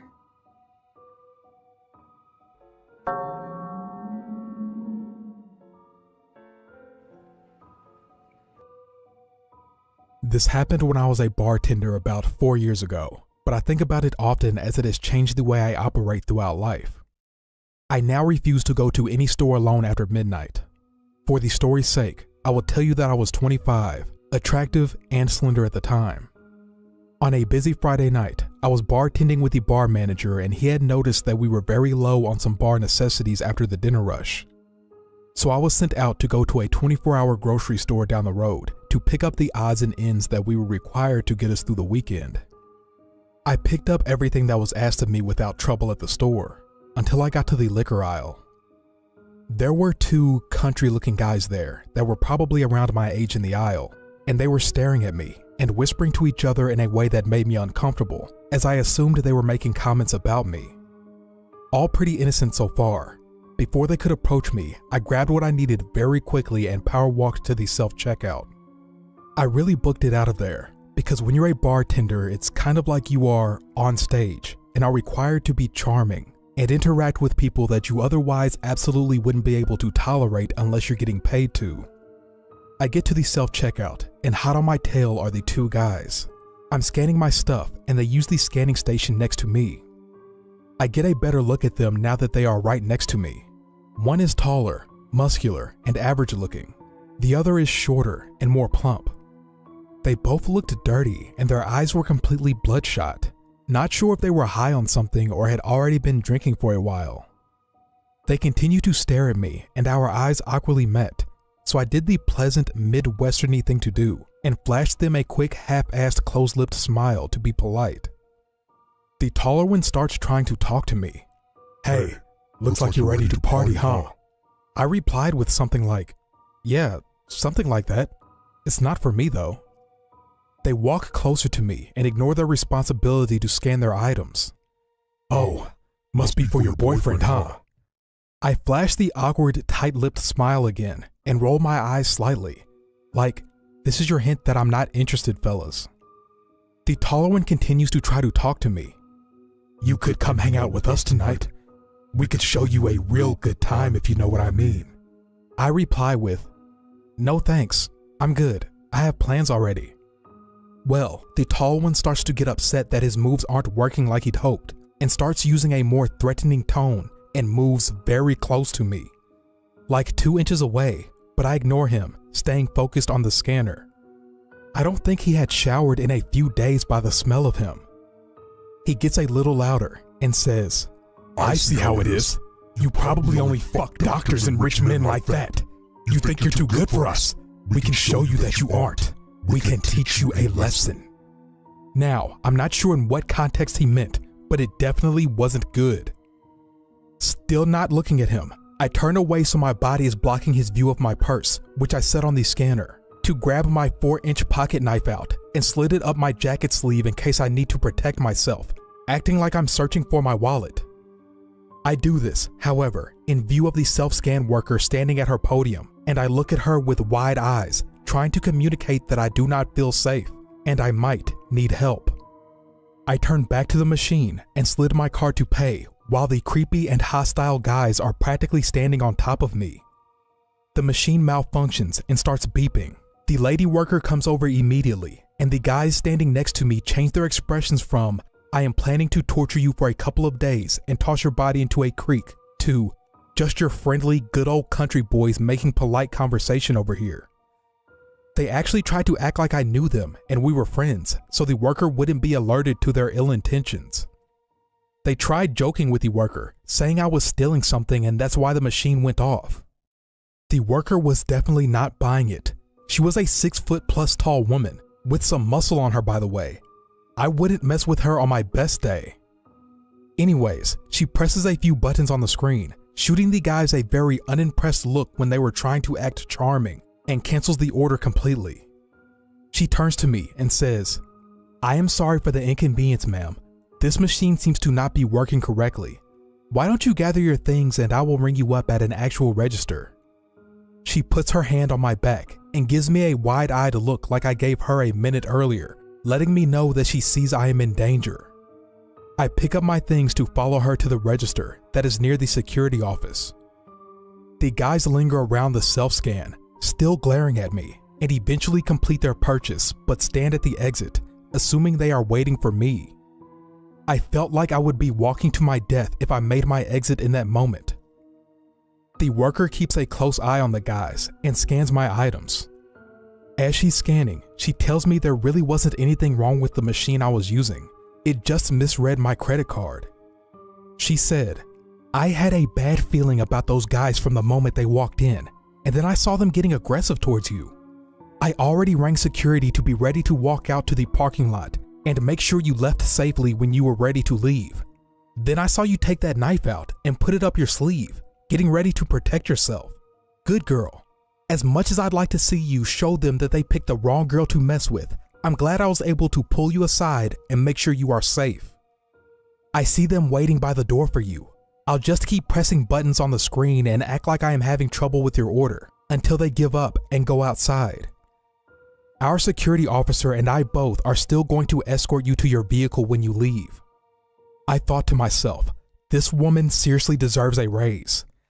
I thanked her over and over again and told her what they said to me. I was getting afraid because I don't know what these guys are capable of. As I'm talking to her, my bar manager calls me to see what's taking so long. I explained what was happening, and he was obviously very concerned and ready to come up there himself and kick some ass. By the time I hang up, the guys had given up and walked outside to the parking lot. The worker said to give it another few minutes because she had a feeling that they may still be in the parking lot waiting for me to walk out and see which vehicle was mine. so they could follow me. My instant thought was, no way, they have to be gone by now. I was wrong. The worker and security guard escorted me out, and as it was after midnight, you can imagine how empty the parking lot was. Towards the back of the lot, there sat an old big pickup truck running with the lights on pointed towards the store.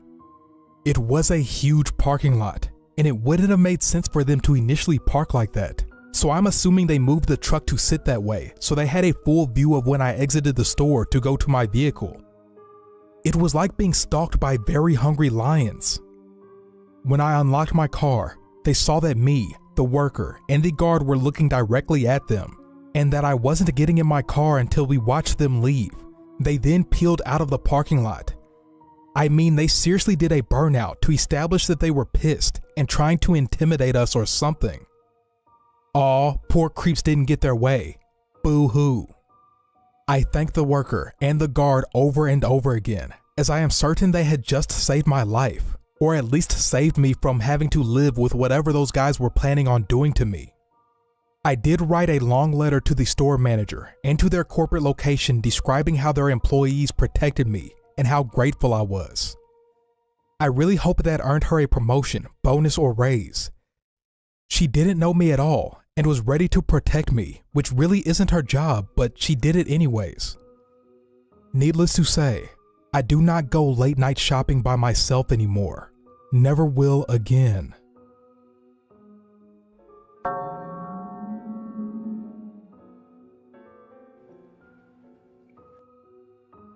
This seems like the right place to tell the story. It happened back in 2013. It was about 8 to 9 o'clock, and I was on my way home from a pal's. I was sat upstairs at the back of the bus. There was only me and one other person on the top floor of the bus, and he was sat near the front on the opposite side. When I got up to get off of the bus, I walked from the back towards the stairs, and he called me. I don't remember exactly how he asked, but he was asking for a lighter. I walked up to him going through my pockets, and I told him that I had matches, and I handed them to him. He took them off of me and just stared at them for a good few seconds. He then handed them back to me and said something along the lines of, "Don't worry." The time it took him to decide not to use them felt very strange to me, and the eye contact before and after just felt intense. I walked down the stairs thinking, what the hell was up with that? And then I got off the bus. I told a couple people how weird it felt and described what he was wearing. He was wearing a zip-up black hoodie with a knockoff Hardy-style tiger on the chest. Well, fast forward about a week, and there's a fatal stabbing on the bus in my city. A young girl on her way to school was stabbed to death on the top deck of a bus. Stabbings are pretty common in my city, but a young girl being killed on her way to school, well, that's big news anywhere. They show a photo of the suspect being arrested, but you can only see the back of his hoodie.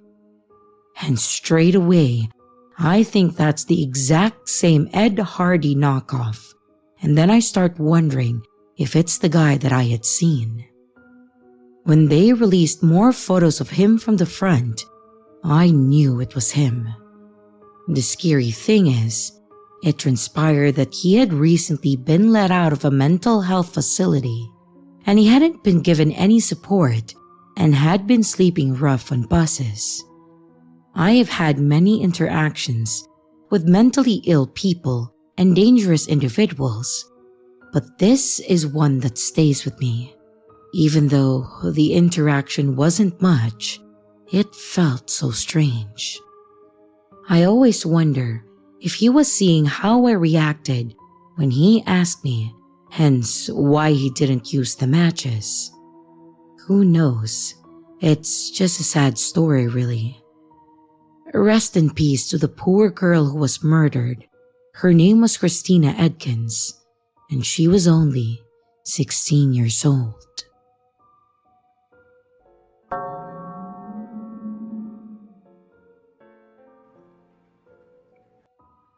Last year, I moved to another city after finishing high school. I assessed several college options and then decided on one that would have me move roughly 3 hours. I found an apartment where I would be able to live without any roommates, and that was in a safe part of town with a reasonable rent. It was also close to some attractions in the city, which was an added bonus to me, as it would still allow me to have a reasonable social life. For the first 4 months or so, it was great. There were absolutely no problems or safety concerns of any sort, and I managed to become good friends with a guy who studied at the same college as me, who, coincidentally, lived around 5 minutes away from me, so we would often hang out at each other's place. One night, just as winter started, he called me over to play video games and hang out, and we had a pretty chill night. We drank a few beers, had a good few laughs, and then enjoyed ourselves. At around 1 a.m., we decided to call it a wrap, and I headed home to my apartment. When I got back home, I decided to head out to the balcony that overlooked the entrance of my building to smoke a cigarette. I vividly remember looking around and seeing absolutely nobody.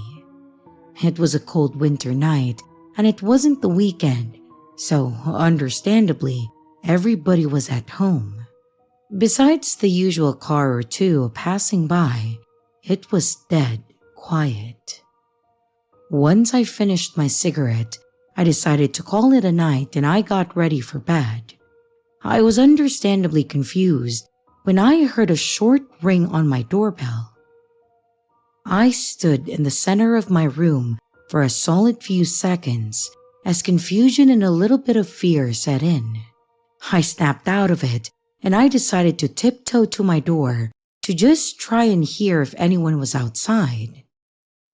My immediate thought was that my friend came over to drop off something that I might have forgotten at his place, but I thought to myself that he would have texted or called me.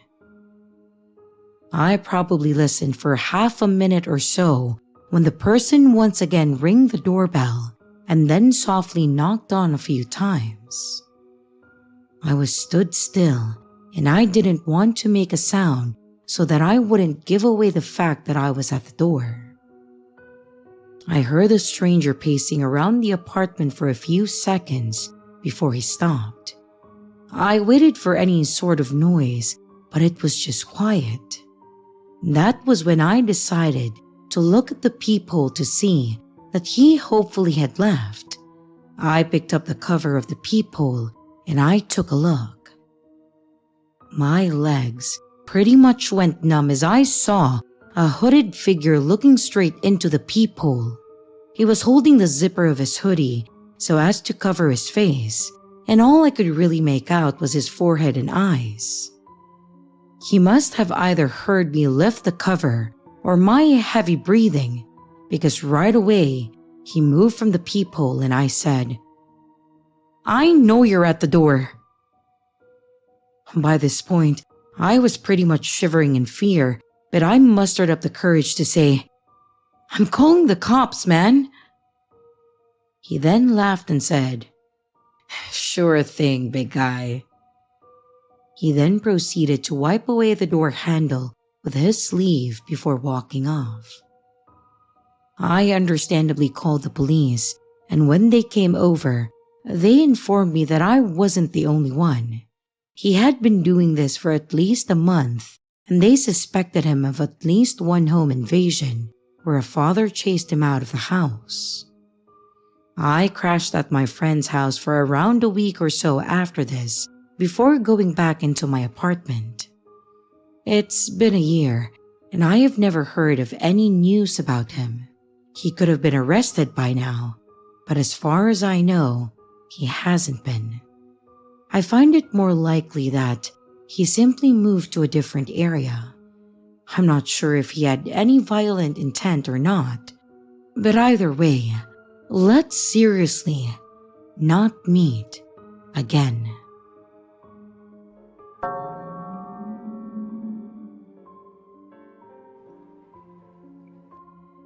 I was a 20-year-old college student, and my friend and I were living and working near her college for the summer.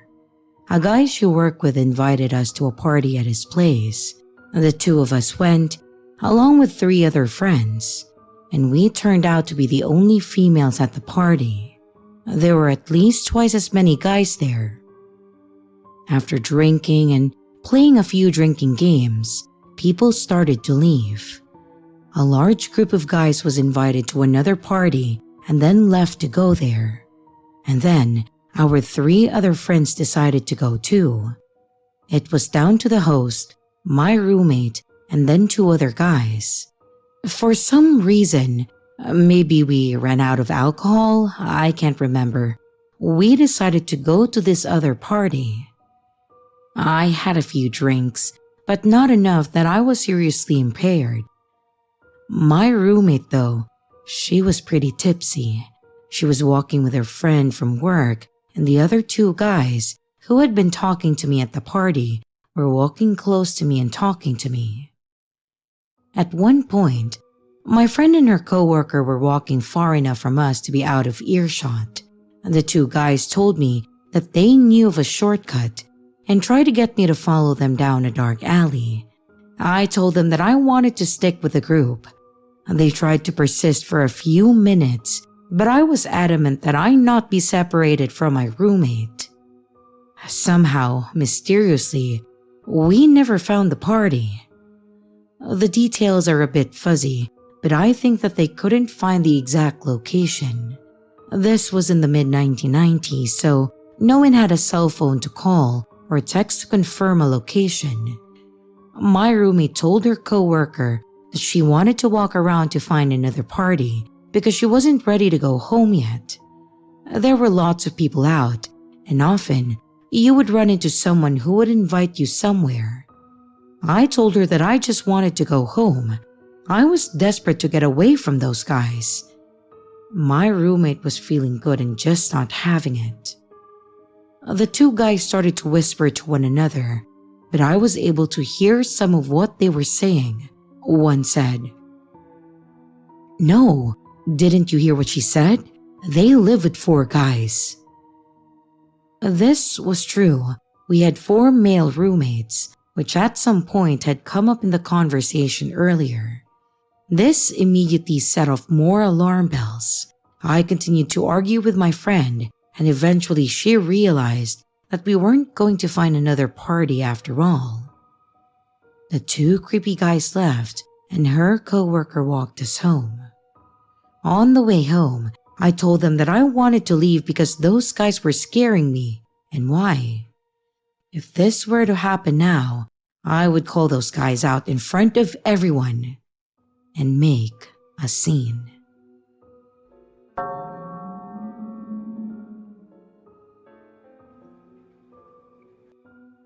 This encounter happened a few months ago.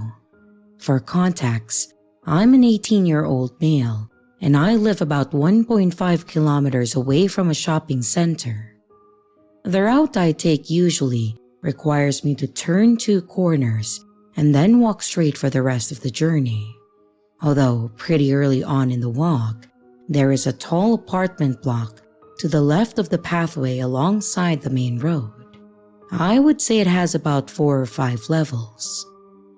I live in a shady area, and previously, the apartment block had a case of a stabbing that killed a woman a year before my story takes place. I witnessed the cleanup crews hosing the area down when that happened. This caused me to be pretty wary of the area in general. On this day in particular, I needed to go to the shopping center to pick up a couple of supplies. I noticed that as I started walking the pathway of the straight road, that the sky was pretty dark. It was early in the afternoon, so this meant that a storm was on its way. Not a drop of rain fell as I made my way to the shop. And once I had arrived, I picked up what I needed and I went window shopping for a while. When I was satisfied, I exited through the door that I had originally entered, and then I began walking back home. I made it to the final set of traffic lights. That was probably a 7-minute walk away from my house. Then the rain started to trickle at first, and then after that, it poured pretty heavily. 3 minutes later, I could see the apartment block about 20 meters ahead to the right. The rain was still pouring down, and so the visibility wasn't that great. But what I could make out was a man in a dark green poncho. He had the hood of the poncho over his head and also a big grin on his face for some reason. As I got closer and closer to him, I didn't like the feeling that I was getting. He reached his arms out almost as if he was attempting to bring me into his embrace, keeping that same smile that he had before. The man was a 5-meter distance from me when I took the opportunity to cross onto the median strip of the main road. I noticed his glance followed me as I crossed into the middle grassy patch. Even though there was no traffic, he decided to not chase me down and continued walking along the pathway as he kept eye contact with me. The thought of what might have happened if I walked into his arms still frightens me to this day. Even if he didn't mean any harm and was not trying to grab me, I still didn't like the vibe that I got from him. And when I reached the middle of the road, I felt safer and relieved, especially considering that he didn't attempt to follow behind me.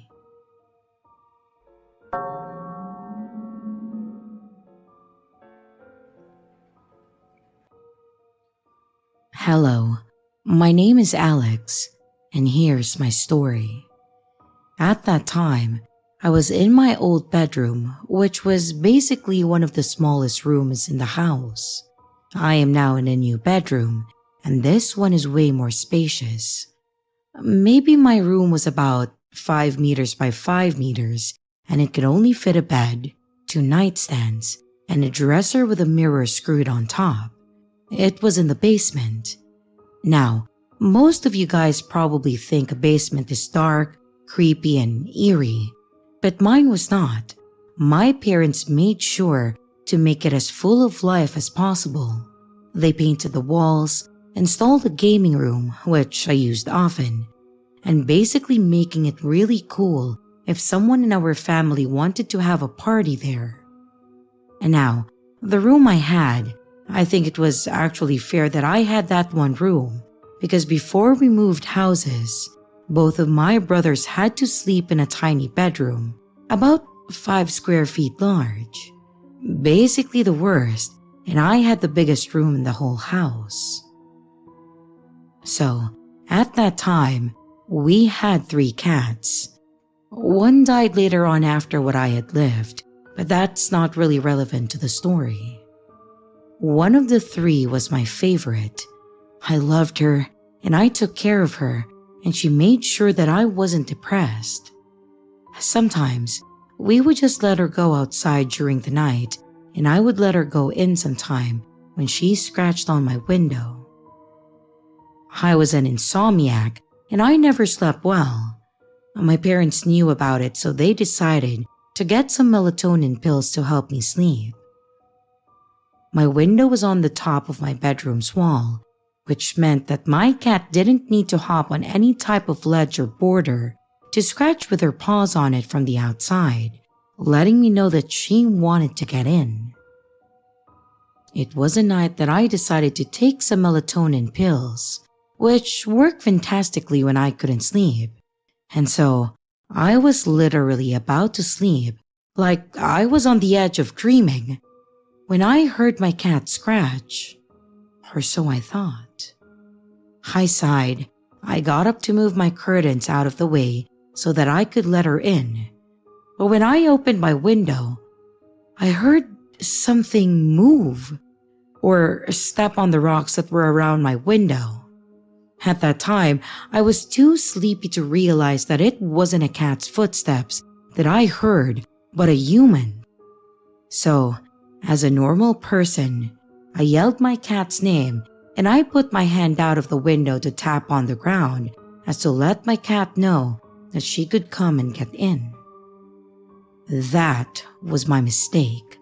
In no time, I heard footsteps coming straight to the window, and I felt the man's hand grab my arm and start to pull me out of my window. I started screaming for someone to come and help me, but nobody came. I felt the adrenaline instantly rush to my body, and I quickly grabbed the sharp object. I believe it was a dirty knife covered in old food, and I stabbed the guy's hand. Blood dripped out of it as I heard a blood-curdling scream, the scream that I would remember my whole life. The man quickly ran away as fast as he could, and I fell back on my bed, opening my door and running as fast as I could upstairs to my parents' bedroom to tell them about the horror story that I just lived. They woke up fast and called the cops, reassuring me that I was safe and everything, caring for my horrible wound, the man's grip on my arm. They arrived at the house and I told them what happened. I was still under adrenaline, so my words were not sounding very clear. With the man's blood that was on my knife, they managed to get his name and where he lived. They followed up on us and told us that he got arrested for attempted kidnapping and that he already got a charge with many other crimes before. I am still traumatized to this day.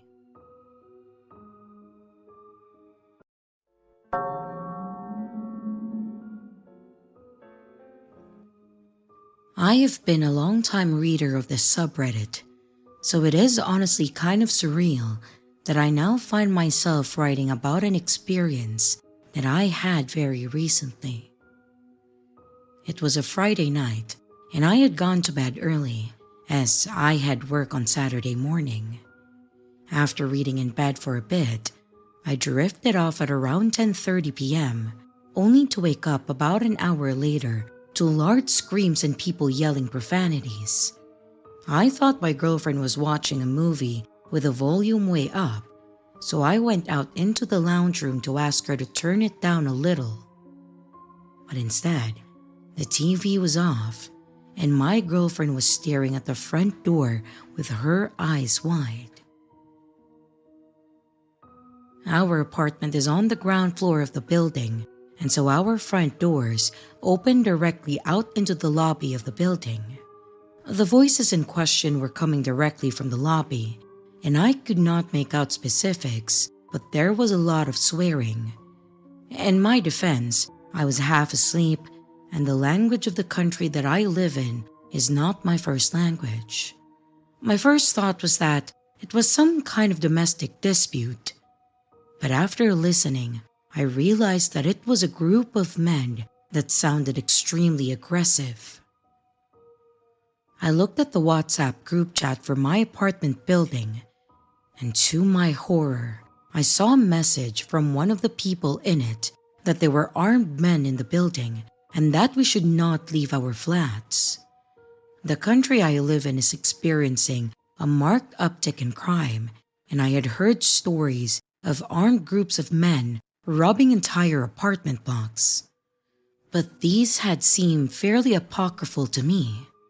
However, that was my first thought, that these men would kick down our door and then rob us.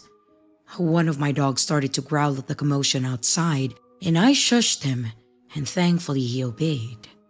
I heard a commotion in the apartment above me, and I went out to my patio to see what was happening. I heard what sounded like a large piece of furniture being knocked over and women and children screaming in terror.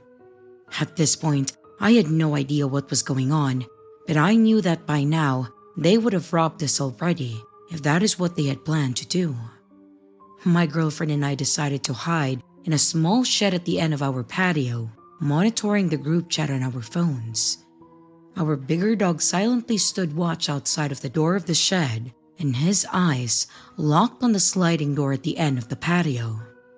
I would find my smaller dog later, cowering between the washing machine and the dryer. After 10 extremely tense minutes, I heard the screeching of tires, signaling what I hope was the perpetrators fleeing the scene. Eventually, someone in the group chat said that the police had arrived, and we breathed a huge sigh of relief, and I came out of hiding and opened the front door. Alarmingly, on the floor of the lobby, there were zip ties that had been cut, and the security guard was talking to one of the tenants. The man was bleeding from a large gash on his face and looked extremely shaken. Over the next few hours, the story would unfold. The man I saw with a gash on his face was the tenant in the upstairs apartment, the one that I had heard the commotion coming from. He was the owner of an import/export business, and for whatever reason, had a sizable sum of money in cash hidden in his apartment. Someone had obviously found out about it and planned out the robbery that woke me from my sleep on Friday night. A group of 8 men had followed him into the apartment building's garage and then ambushed him as he got out of his car. And judging from the gash on his face, they roughed him up a bit. Some of the group of 8 had gone to the lobby, surprised the security guard, and then zip-tied him. And the remainder of the group had gone up to the apartment, robbed it, and then fled the scene. It is fairly chilling to think that armed men were mere meters from my front door. So, to the armed men that stormed my apartment building to steal my neighbor's cash, let's not meet.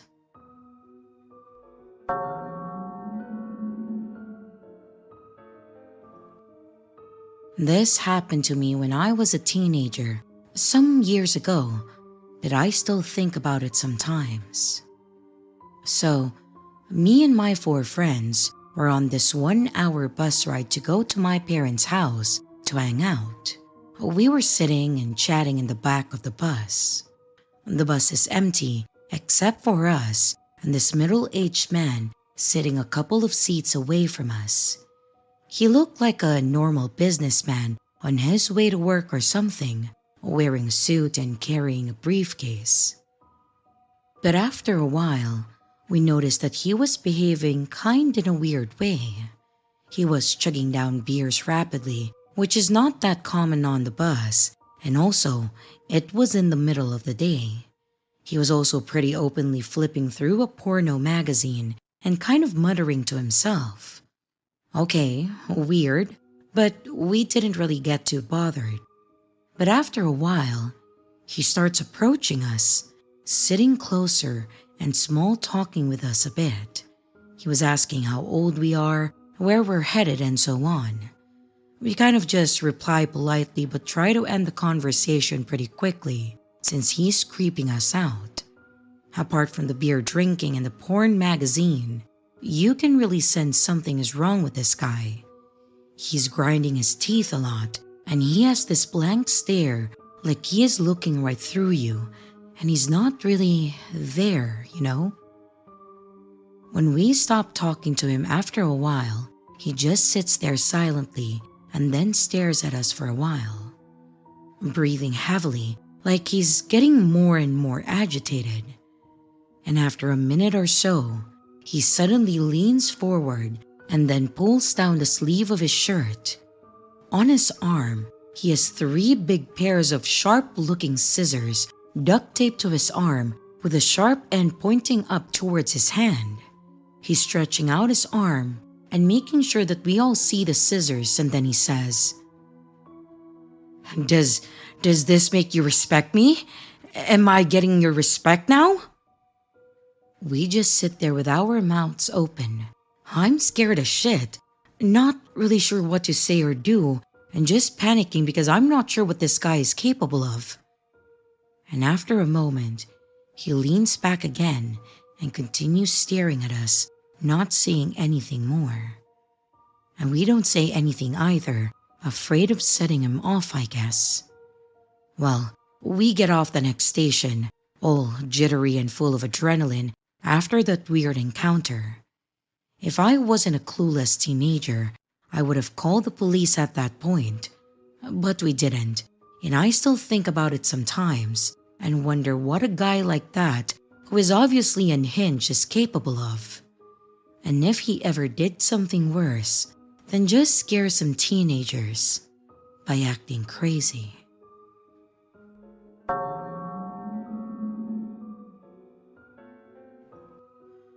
My auntie owns a local diner in the middle of a small town where everyone knows everyone.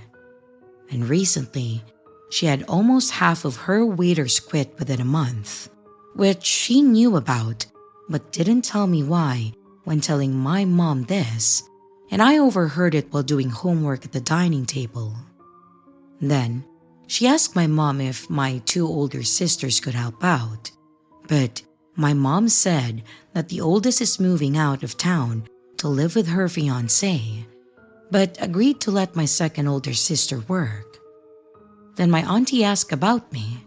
Mind you, I'm a 15-year-old girl, and the last thing on my mind to do after school is going to work, even just for a few hours. Even if I find time to get home in the evening and then finish my homework, I still wouldn't like the idea at all. My mom was quiet for a little before agreeing, since even I know that money is a touchy subject. Ever since my dad divorced my mom, I was chosen to stay with my mom 100% because my dad is an alcoholic and often liked to hurt my mom and have done some nasty things to my sisters and I. I don't know where he is now, probably in jail or married to another poor woman who will be his next victim, but that's partially the reason why we were struggling when it comes to money. Fast forward a week, I went to school on a Wednesday morning like normal, except I had to pack a set of extra clothes in my already stuffed backpack. My aunt talked to me and told me that I have to wear a uniform, and she doesn't want my mom to know what I wear. She wants me to put it into my backpack instead of going to school in it. She even said that she can wash it every week since it'll probably smell like eggs and other diner foods. I usually take the bus to school, so days that I work, I would take another bus that dropped me off about a 2-minute walk away from the diner. The bus driver really didn't care about if we got off on unusual stops, or maybe they had no idea and were just working for a paycheck, much like I'm about to do. And at each end of my shift, my auntie will drop me off back home after I change back, of course. Once at the diner, I would go to the back through the kitchen, which had 2 chefs who work harder than any cook that I have ever seen, and right to my auntie's office. There, I could see her computer on a desk and a whole lot of paperwork, some clothes all around, and it's just a total mess. My outfit is basically a button-down white t-shirt and a white miniskirt and one of those tiny aprons that only cover from waist to crotch area. I kind of like the way this fits on me, but the fact that I'm wearing all white means that I'm going to get dirty maybe every single night. My sister has a similar outfit, but her skirt is longer since she sometimes does shave her legs or something. I just know that I don't have the same issue she has. The first night went well, actually. I got a lot of people looking at me funny and asked if I'm a kid, to which I told them my age, and some of them were upset that a kid is working. Some were happy that they think that I'm trying to help the family business, and some were just weird and happy to just see me. Whatever the reason it was, I just like talking to people, so this was super easy. Plus, most of them didn't mind if I would bring out 1 plate at a time instead of like 5 or 6 like pro waitresses. But Friday night comes around, and this is the night that I finally meet the guy who's one of the main reasons why those other waitresses quit. My auntie really wanted me to meet him since he's in about 3 or 4 times a week and orders a good portion. His name was Larry, and he seems really nice and friendly. He even treated me more like a friend than a waitress. I would have me sit down with him while he told me stories about how he fixed cars, his travels for work, eats at every restaurant ever, and stayed at every hotel in the world. I never told him my age, but I'm pretty sure that he can tell that I'm a minor. Often enough, he sits at a booth in the corner of the restaurant, and he would ask me to sit beside him so he could kick his feet up on the other side of the bench, which I don't really mind.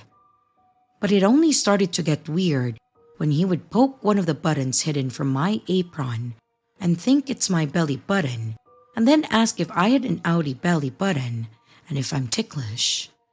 I do in fact have an outie belly button, but I didn't tell him that. I would just fake a giggle, and sometimes I would feel his hand brush up on my chest, which I don't care much of either. But there was a few times that I felt like he was feeling my chest for my nipple, which I still don't know why he would want to see them, since my chest is still pretty flat. Again, I'm 15, and I know that it will grow.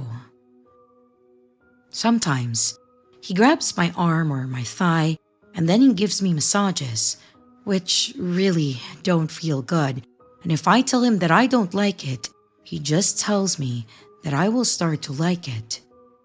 Usually, after every visit from Larry, I would make up a dozen excuses that I needed to go before he would accept and then let me go. I didn't mind anything weird about Larry. He seems innocent enough, like a grandpa who just wants to spend time with his grandkids. But I really wish I wasn't chosen to babysit him every time he comes here. And since he spends like $100 a week here, my auntie tells me to just ignore and let him ramble on, since he's the reason that this business is still afloat, which are my auntie's words. I'm pretty sure $100 a week cannot cover the rent alone. After about a week of seeing Larry almost most of my shift, he came in with his laptop and showed me his Facebook and told me to look myself up so we can be friends. I seriously don't want Larry in my life 24/7, so I just lied and I told him that I never made a Facebook. He simply laughed, thought for a second, and wrote my whole name out in the search bar. For a second, I was so shocked that I turned pale, even for my light skin. I had a name tag, but only my first name. But my stupid sister probably told him our last name when he asked. She may be older, but she doesn't act like it. He found a picture of me and sent a friend request, to which my phone goes off, making Larry laugh, and my heart dropped into my stomach. He sent me a few messages just to hear my phone go off a few times as I pulled it out and fake laughed before swallowing the throw up in my mouth. He then proceeds to go through my gallery, which my Facebook is public, since I was pretty stupid enough to want to make as many friends as possible, much like Instagram, and try to gain as many followers.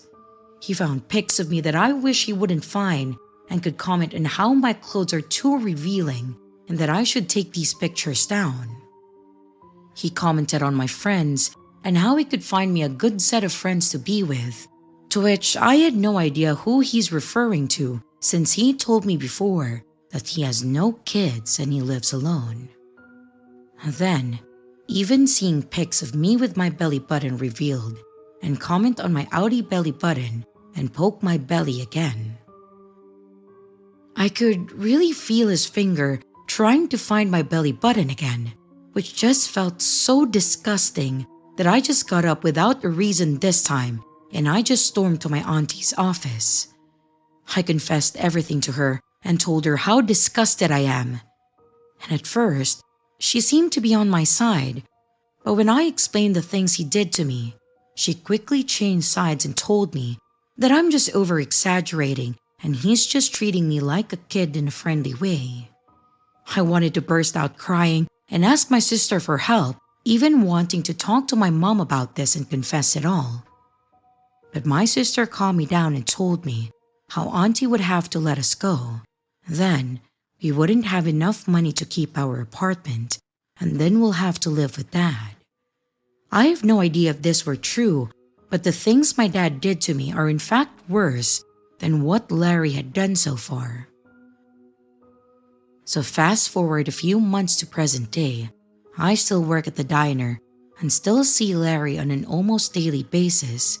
He still acts the same and once in a while touches me, but it's gotten to a point that it's nothing too concerning, like my chest or thigh, which I still don't care about too much.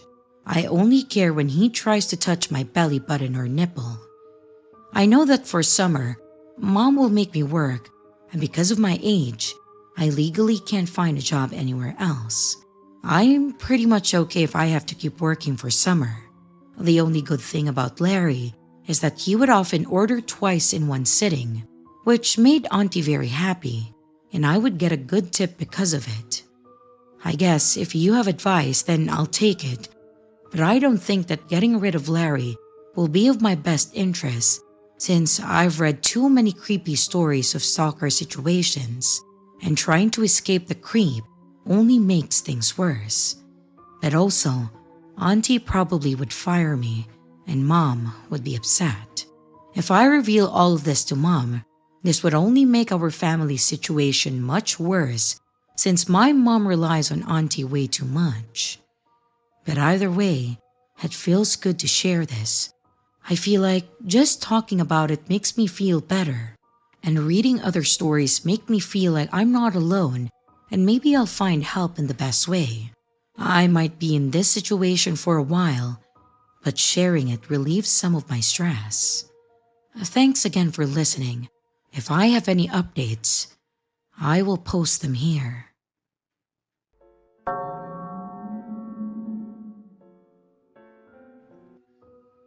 This happened around 2021 in India, around COVID period where lockdowns were still very much effective.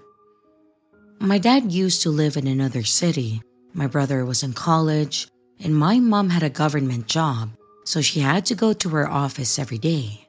So I was basically left alone from 10 a.m. to around 6 p.m. We used to live in an apartment unit, but it had two doors. One was the main door, and the other one was located in the biggest bedroom, basically my parents' room. The door was clearly locked with an actual lock from the outside, but it also had a metal sliding door, the one with the chain structure, and it was also locked from the outside. We had a ring bell on the outside, but it was just connected to a small bulb in the bedroom. So, one day at around 12 p.m., I was in my room, which was basically adjacent to my parents' room, and I felt, I don't know, weird. So I just went to check the room. I went to the room to see the bulb blinking, which meant that someone was ringing the doorbell. My mom used to say to just ignore it because if it was someone we knew ringing it, they would know the real door. I stood there for a moment when the person started knocking really hard on the door like it was straight up rattling. But the thing was, due to the metal gate in front of it, it would be very hard to put your hand inside to knock at the actual door. Even I couldn't put then half of my palm on it. And this man was straight up banging on it. I got scared and I called my mom, who told me to not panic. But I was really weirded out, so I locked my parents' door with the lock that they had, and I went downstairs to chill in my brother's room.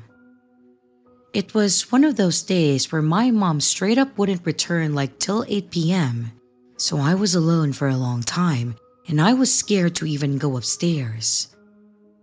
Around 6 p.m., our helper auntie came, and I was a little better that someone else was in the house.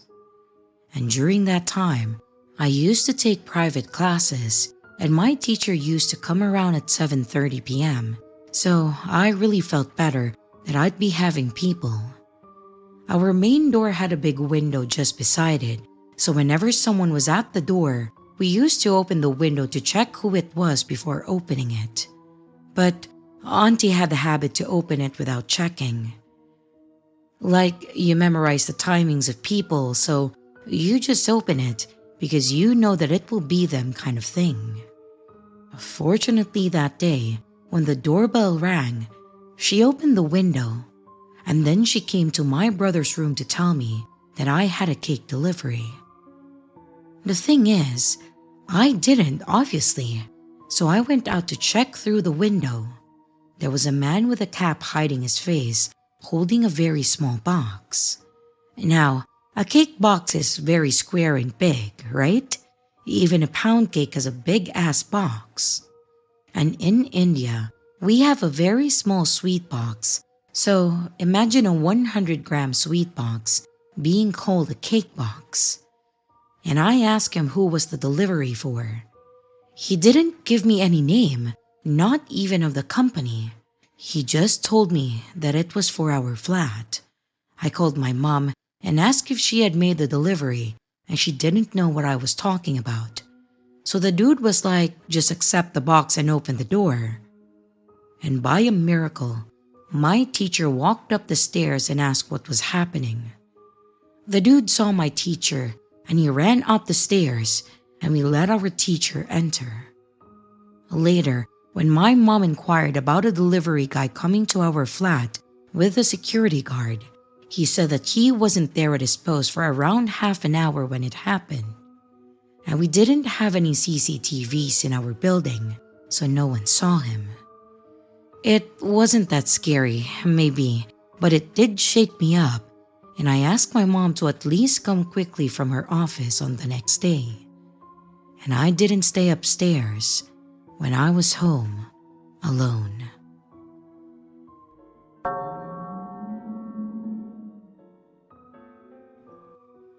For a little bit of a background, I'm a 24-year-old female who loves scary stories, horror movies, true crime, and etc. It takes a lot to scare me, though I haven't actually experienced many terrifying, life-threatening events, fortunately. Now, on to the story. This was during the middle of August in North Texas summer 2023, so the nighttime temperatures were around 100 degrees. My dad and one of my brothers, who's 11, drove an hour north into the countryside to go stargazing for my brother's Scout merit badge. There are some twisty gravel roads in the forest as you approach Black Creek Lake. We got to see a coyote, a deer, and 2 raccoons. We live in the city, so we don't often see such animals. We thought that it would be our excitement for the night. We then finally made it to the recreational park grounds beside the lake. The layout is simple. If you're standing in the round parking lot, then the campgrounds are to the north and west, and the lake is south, and the path in and out is east of us. There are no official campgrounds east of this recreational area, which is important for later. We got there at around 10 p.m. and then we set up. We were able to successfully see some stars through my telescope as well as Saturn, which was really exciting for us. And throughout this whole time though, there were 2 parties, or what might have been one group, in the parking lot and a surrounding nearby area. One party was kayaking and then later fishing from the boat ramp area west of us. And to the north in the lot were 2 cars. From that direction, we were constantly hearing a loud, irritating voice of a woman who was obviously in a bad mood and didn't want to be there. She continuously cursed at someone or no one in particular, and at one point was mad at someone for taking her keys and obstructing her from driving, which obviously made it sound like she was drunk or under some other influence. At one point in the night, at around 11 p.m., we hear someone loudly, sporadically honk one of the car horns over and over in random patterns. Then, we hear the obnoxious woman rudely tell someone to wake up over and over again, then proceeding to hold down the horn for a few seconds at a time, and then continuing her assault on the horn in our ears. By this point, my family and I are just about ready to leave due to this loud commotion. I personally was fixing to go over there myself and tell her off, but I knew that probably wasn't the best idea. I definitely didn't want to put myself and my unborn baby in any danger. But then, for about 20 to 30 minutes, we were able to watch the stars in relative peace with little noise coming from the other two parties. Fortunately, none of these people were directly involved with what happened next, but it may have been the cause of it. Just before midnight, we packed up our stargazing stuff and got in the car. Now, the gravel path to exit is up a slight hill or slope, meaning from the parking lot, you can't see past where the path goes up and around a couple trees. We drive up the hill, and just as the headlights came back down to illuminate the path in front of us and the trees to our right side, it was right then and there that we see a man, wearing only black shorts and no shirt on. The timing was straight out of a horror movie to just suddenly see someone out of nowhere. He was in his late 20s or 30s and had short, dark hair. And just as the light hit him, he was standing and walking right there, just to the right of our car, in front of us at a very close distance, only a couple of feet away. The guy had been walking towards our direction, and upon seeing us, quickly raised both his arms to flip us off with both hands. He keeps his hands and arms raised, and is quickly and loudly saying something to us with anger or something in his voice. We couldn't understand what he was saying though, since we had the radio on, and all of this happened quickly. The second the man saw us, he started walking toward our car faster. My dad was driving slowly initially to avoid the agitated man, thinking that he might need help. My dad, in a confused voice, says, What is he doing?" But I just reply with, "Nope, go, go, go!" And then we sped off. I knew that this was not a situation where we needed to stick around and ask questions. It freaked me out a little imagining what would have happened if the guy had reached the car a few seconds later if we hadn't sped off. I'm not very familiar with my dad's car, and it scares me that I might have ended up pressing the wrong button to unlock my door, and the guy could have opened it and done who knows what. We left and never had anything else happen, but we did wonder who that guy was and where he came from. The direction he was walking from had no official campgrounds, only the forest. Maybe he lived in one of the scattered houses in the woods that we'd passed by on our long journey. I wondered why he had been walking in our direction toward the recreational area. My best theory is that he wanted to confront the group that had been honking the horn and waking up the entire forest, but upon seeing our car leave, maybe he thought that it had been us making the racket. Even if that's not it, or the man needed help, which is not likely considering his reaction to us, I couldn't help but feel a sense of danger. I hope that no harm came to those other two parties that night.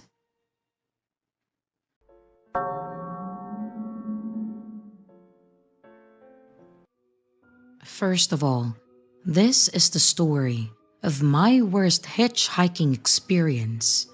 This incident was sketchy as fuck, but I still wouldn't give up my love for hitchhiking. I'm a 21-year-old man from Finland, and I was 20 at the time of the incident. Anyway, to the story. This happened on the 2nd of December last year in Kalamata, Greece. I had been hitchhiking for quite a while at that point. I had started from Budapest, and I had hitchhiked through 7 different countries with only positive outcomes. The story begins at around 11 a.m. on Saturday. Some hours before I had woken in my hammock hung up behind the castle ruins, in the only place that had trees that weren't someone's olive trees. I was tired from the lack of sleep caused by the cold night and early wake up by noises of the busy market across the street. After a quick tour of the town and some breakfast, it was time for hitchhiking. I made a sign with the words Athens and Sparta in Greek, and I was standing by a road leading to a roundabout where the first exit goes towards Areopoli, the second towards Sparta, and the third towards Athens. A lot of cars drove by, but nearly all of them took the first exit. It took at least an hour for the first car to stop. It was this small, quite old, worn-out white car, and driving it was an older guy around 60 who looked like a little dirty. He had greasy hair, some teeth missing, and a big nose filled with visible blackheads. He didn't really speak English, but I could understand that he was going to Sparta. I was a bit frustrated by the fact that pretty much all the cars were going towards Areopoli, so I thought that this may be my only chance, and I jumped in. We are trying to have a conversation, but without a shared language, it isn't really possible. We introduced ourselves, and I try to explain where I'm from. He smokes and offers me a cigarette too, but I refuse. We drive just shy of 6 kilometers before the guy suddenly makes a left turn and we end up in his yard. He stops the car, gets up, and signals me to follow. So I do. I take my bags and I feel a bit confused. It's a small house on the mountain surrounded by sheep and olive trees. There's a dog sleeping in the sun, but it doesn't seem to be bothered by us at all. We walk to his balcony/terrace that surrounds his house, and I put my bags inside of his house and I join him sitting on the balcony. He lights up another cigarette and asks if I want to eat something or maybe take a shower. I refuse, and with the help of Google Translate, I ask why we aren't going to Sparta. He answers that I can sleep at his house and he'll drive me there tomorrow. I try to explain that I would like to get to Sparta or even to Athens today, so staying at this place isn't really an option. I'm pointing out that there's not that many cars going past his house, like maybe one every 15 minutes, and only some 4 to 5 hours of daylight left, so every minute is valuable to me. He doesn't really seem to understand me, so I just get up. I walk through the door to grab my bags. I put my backpack on and pick up my other bag, and I turn over and see him inside. I try to walk out, but he stops me and then guides me to the side. He locks the door and then turns to me.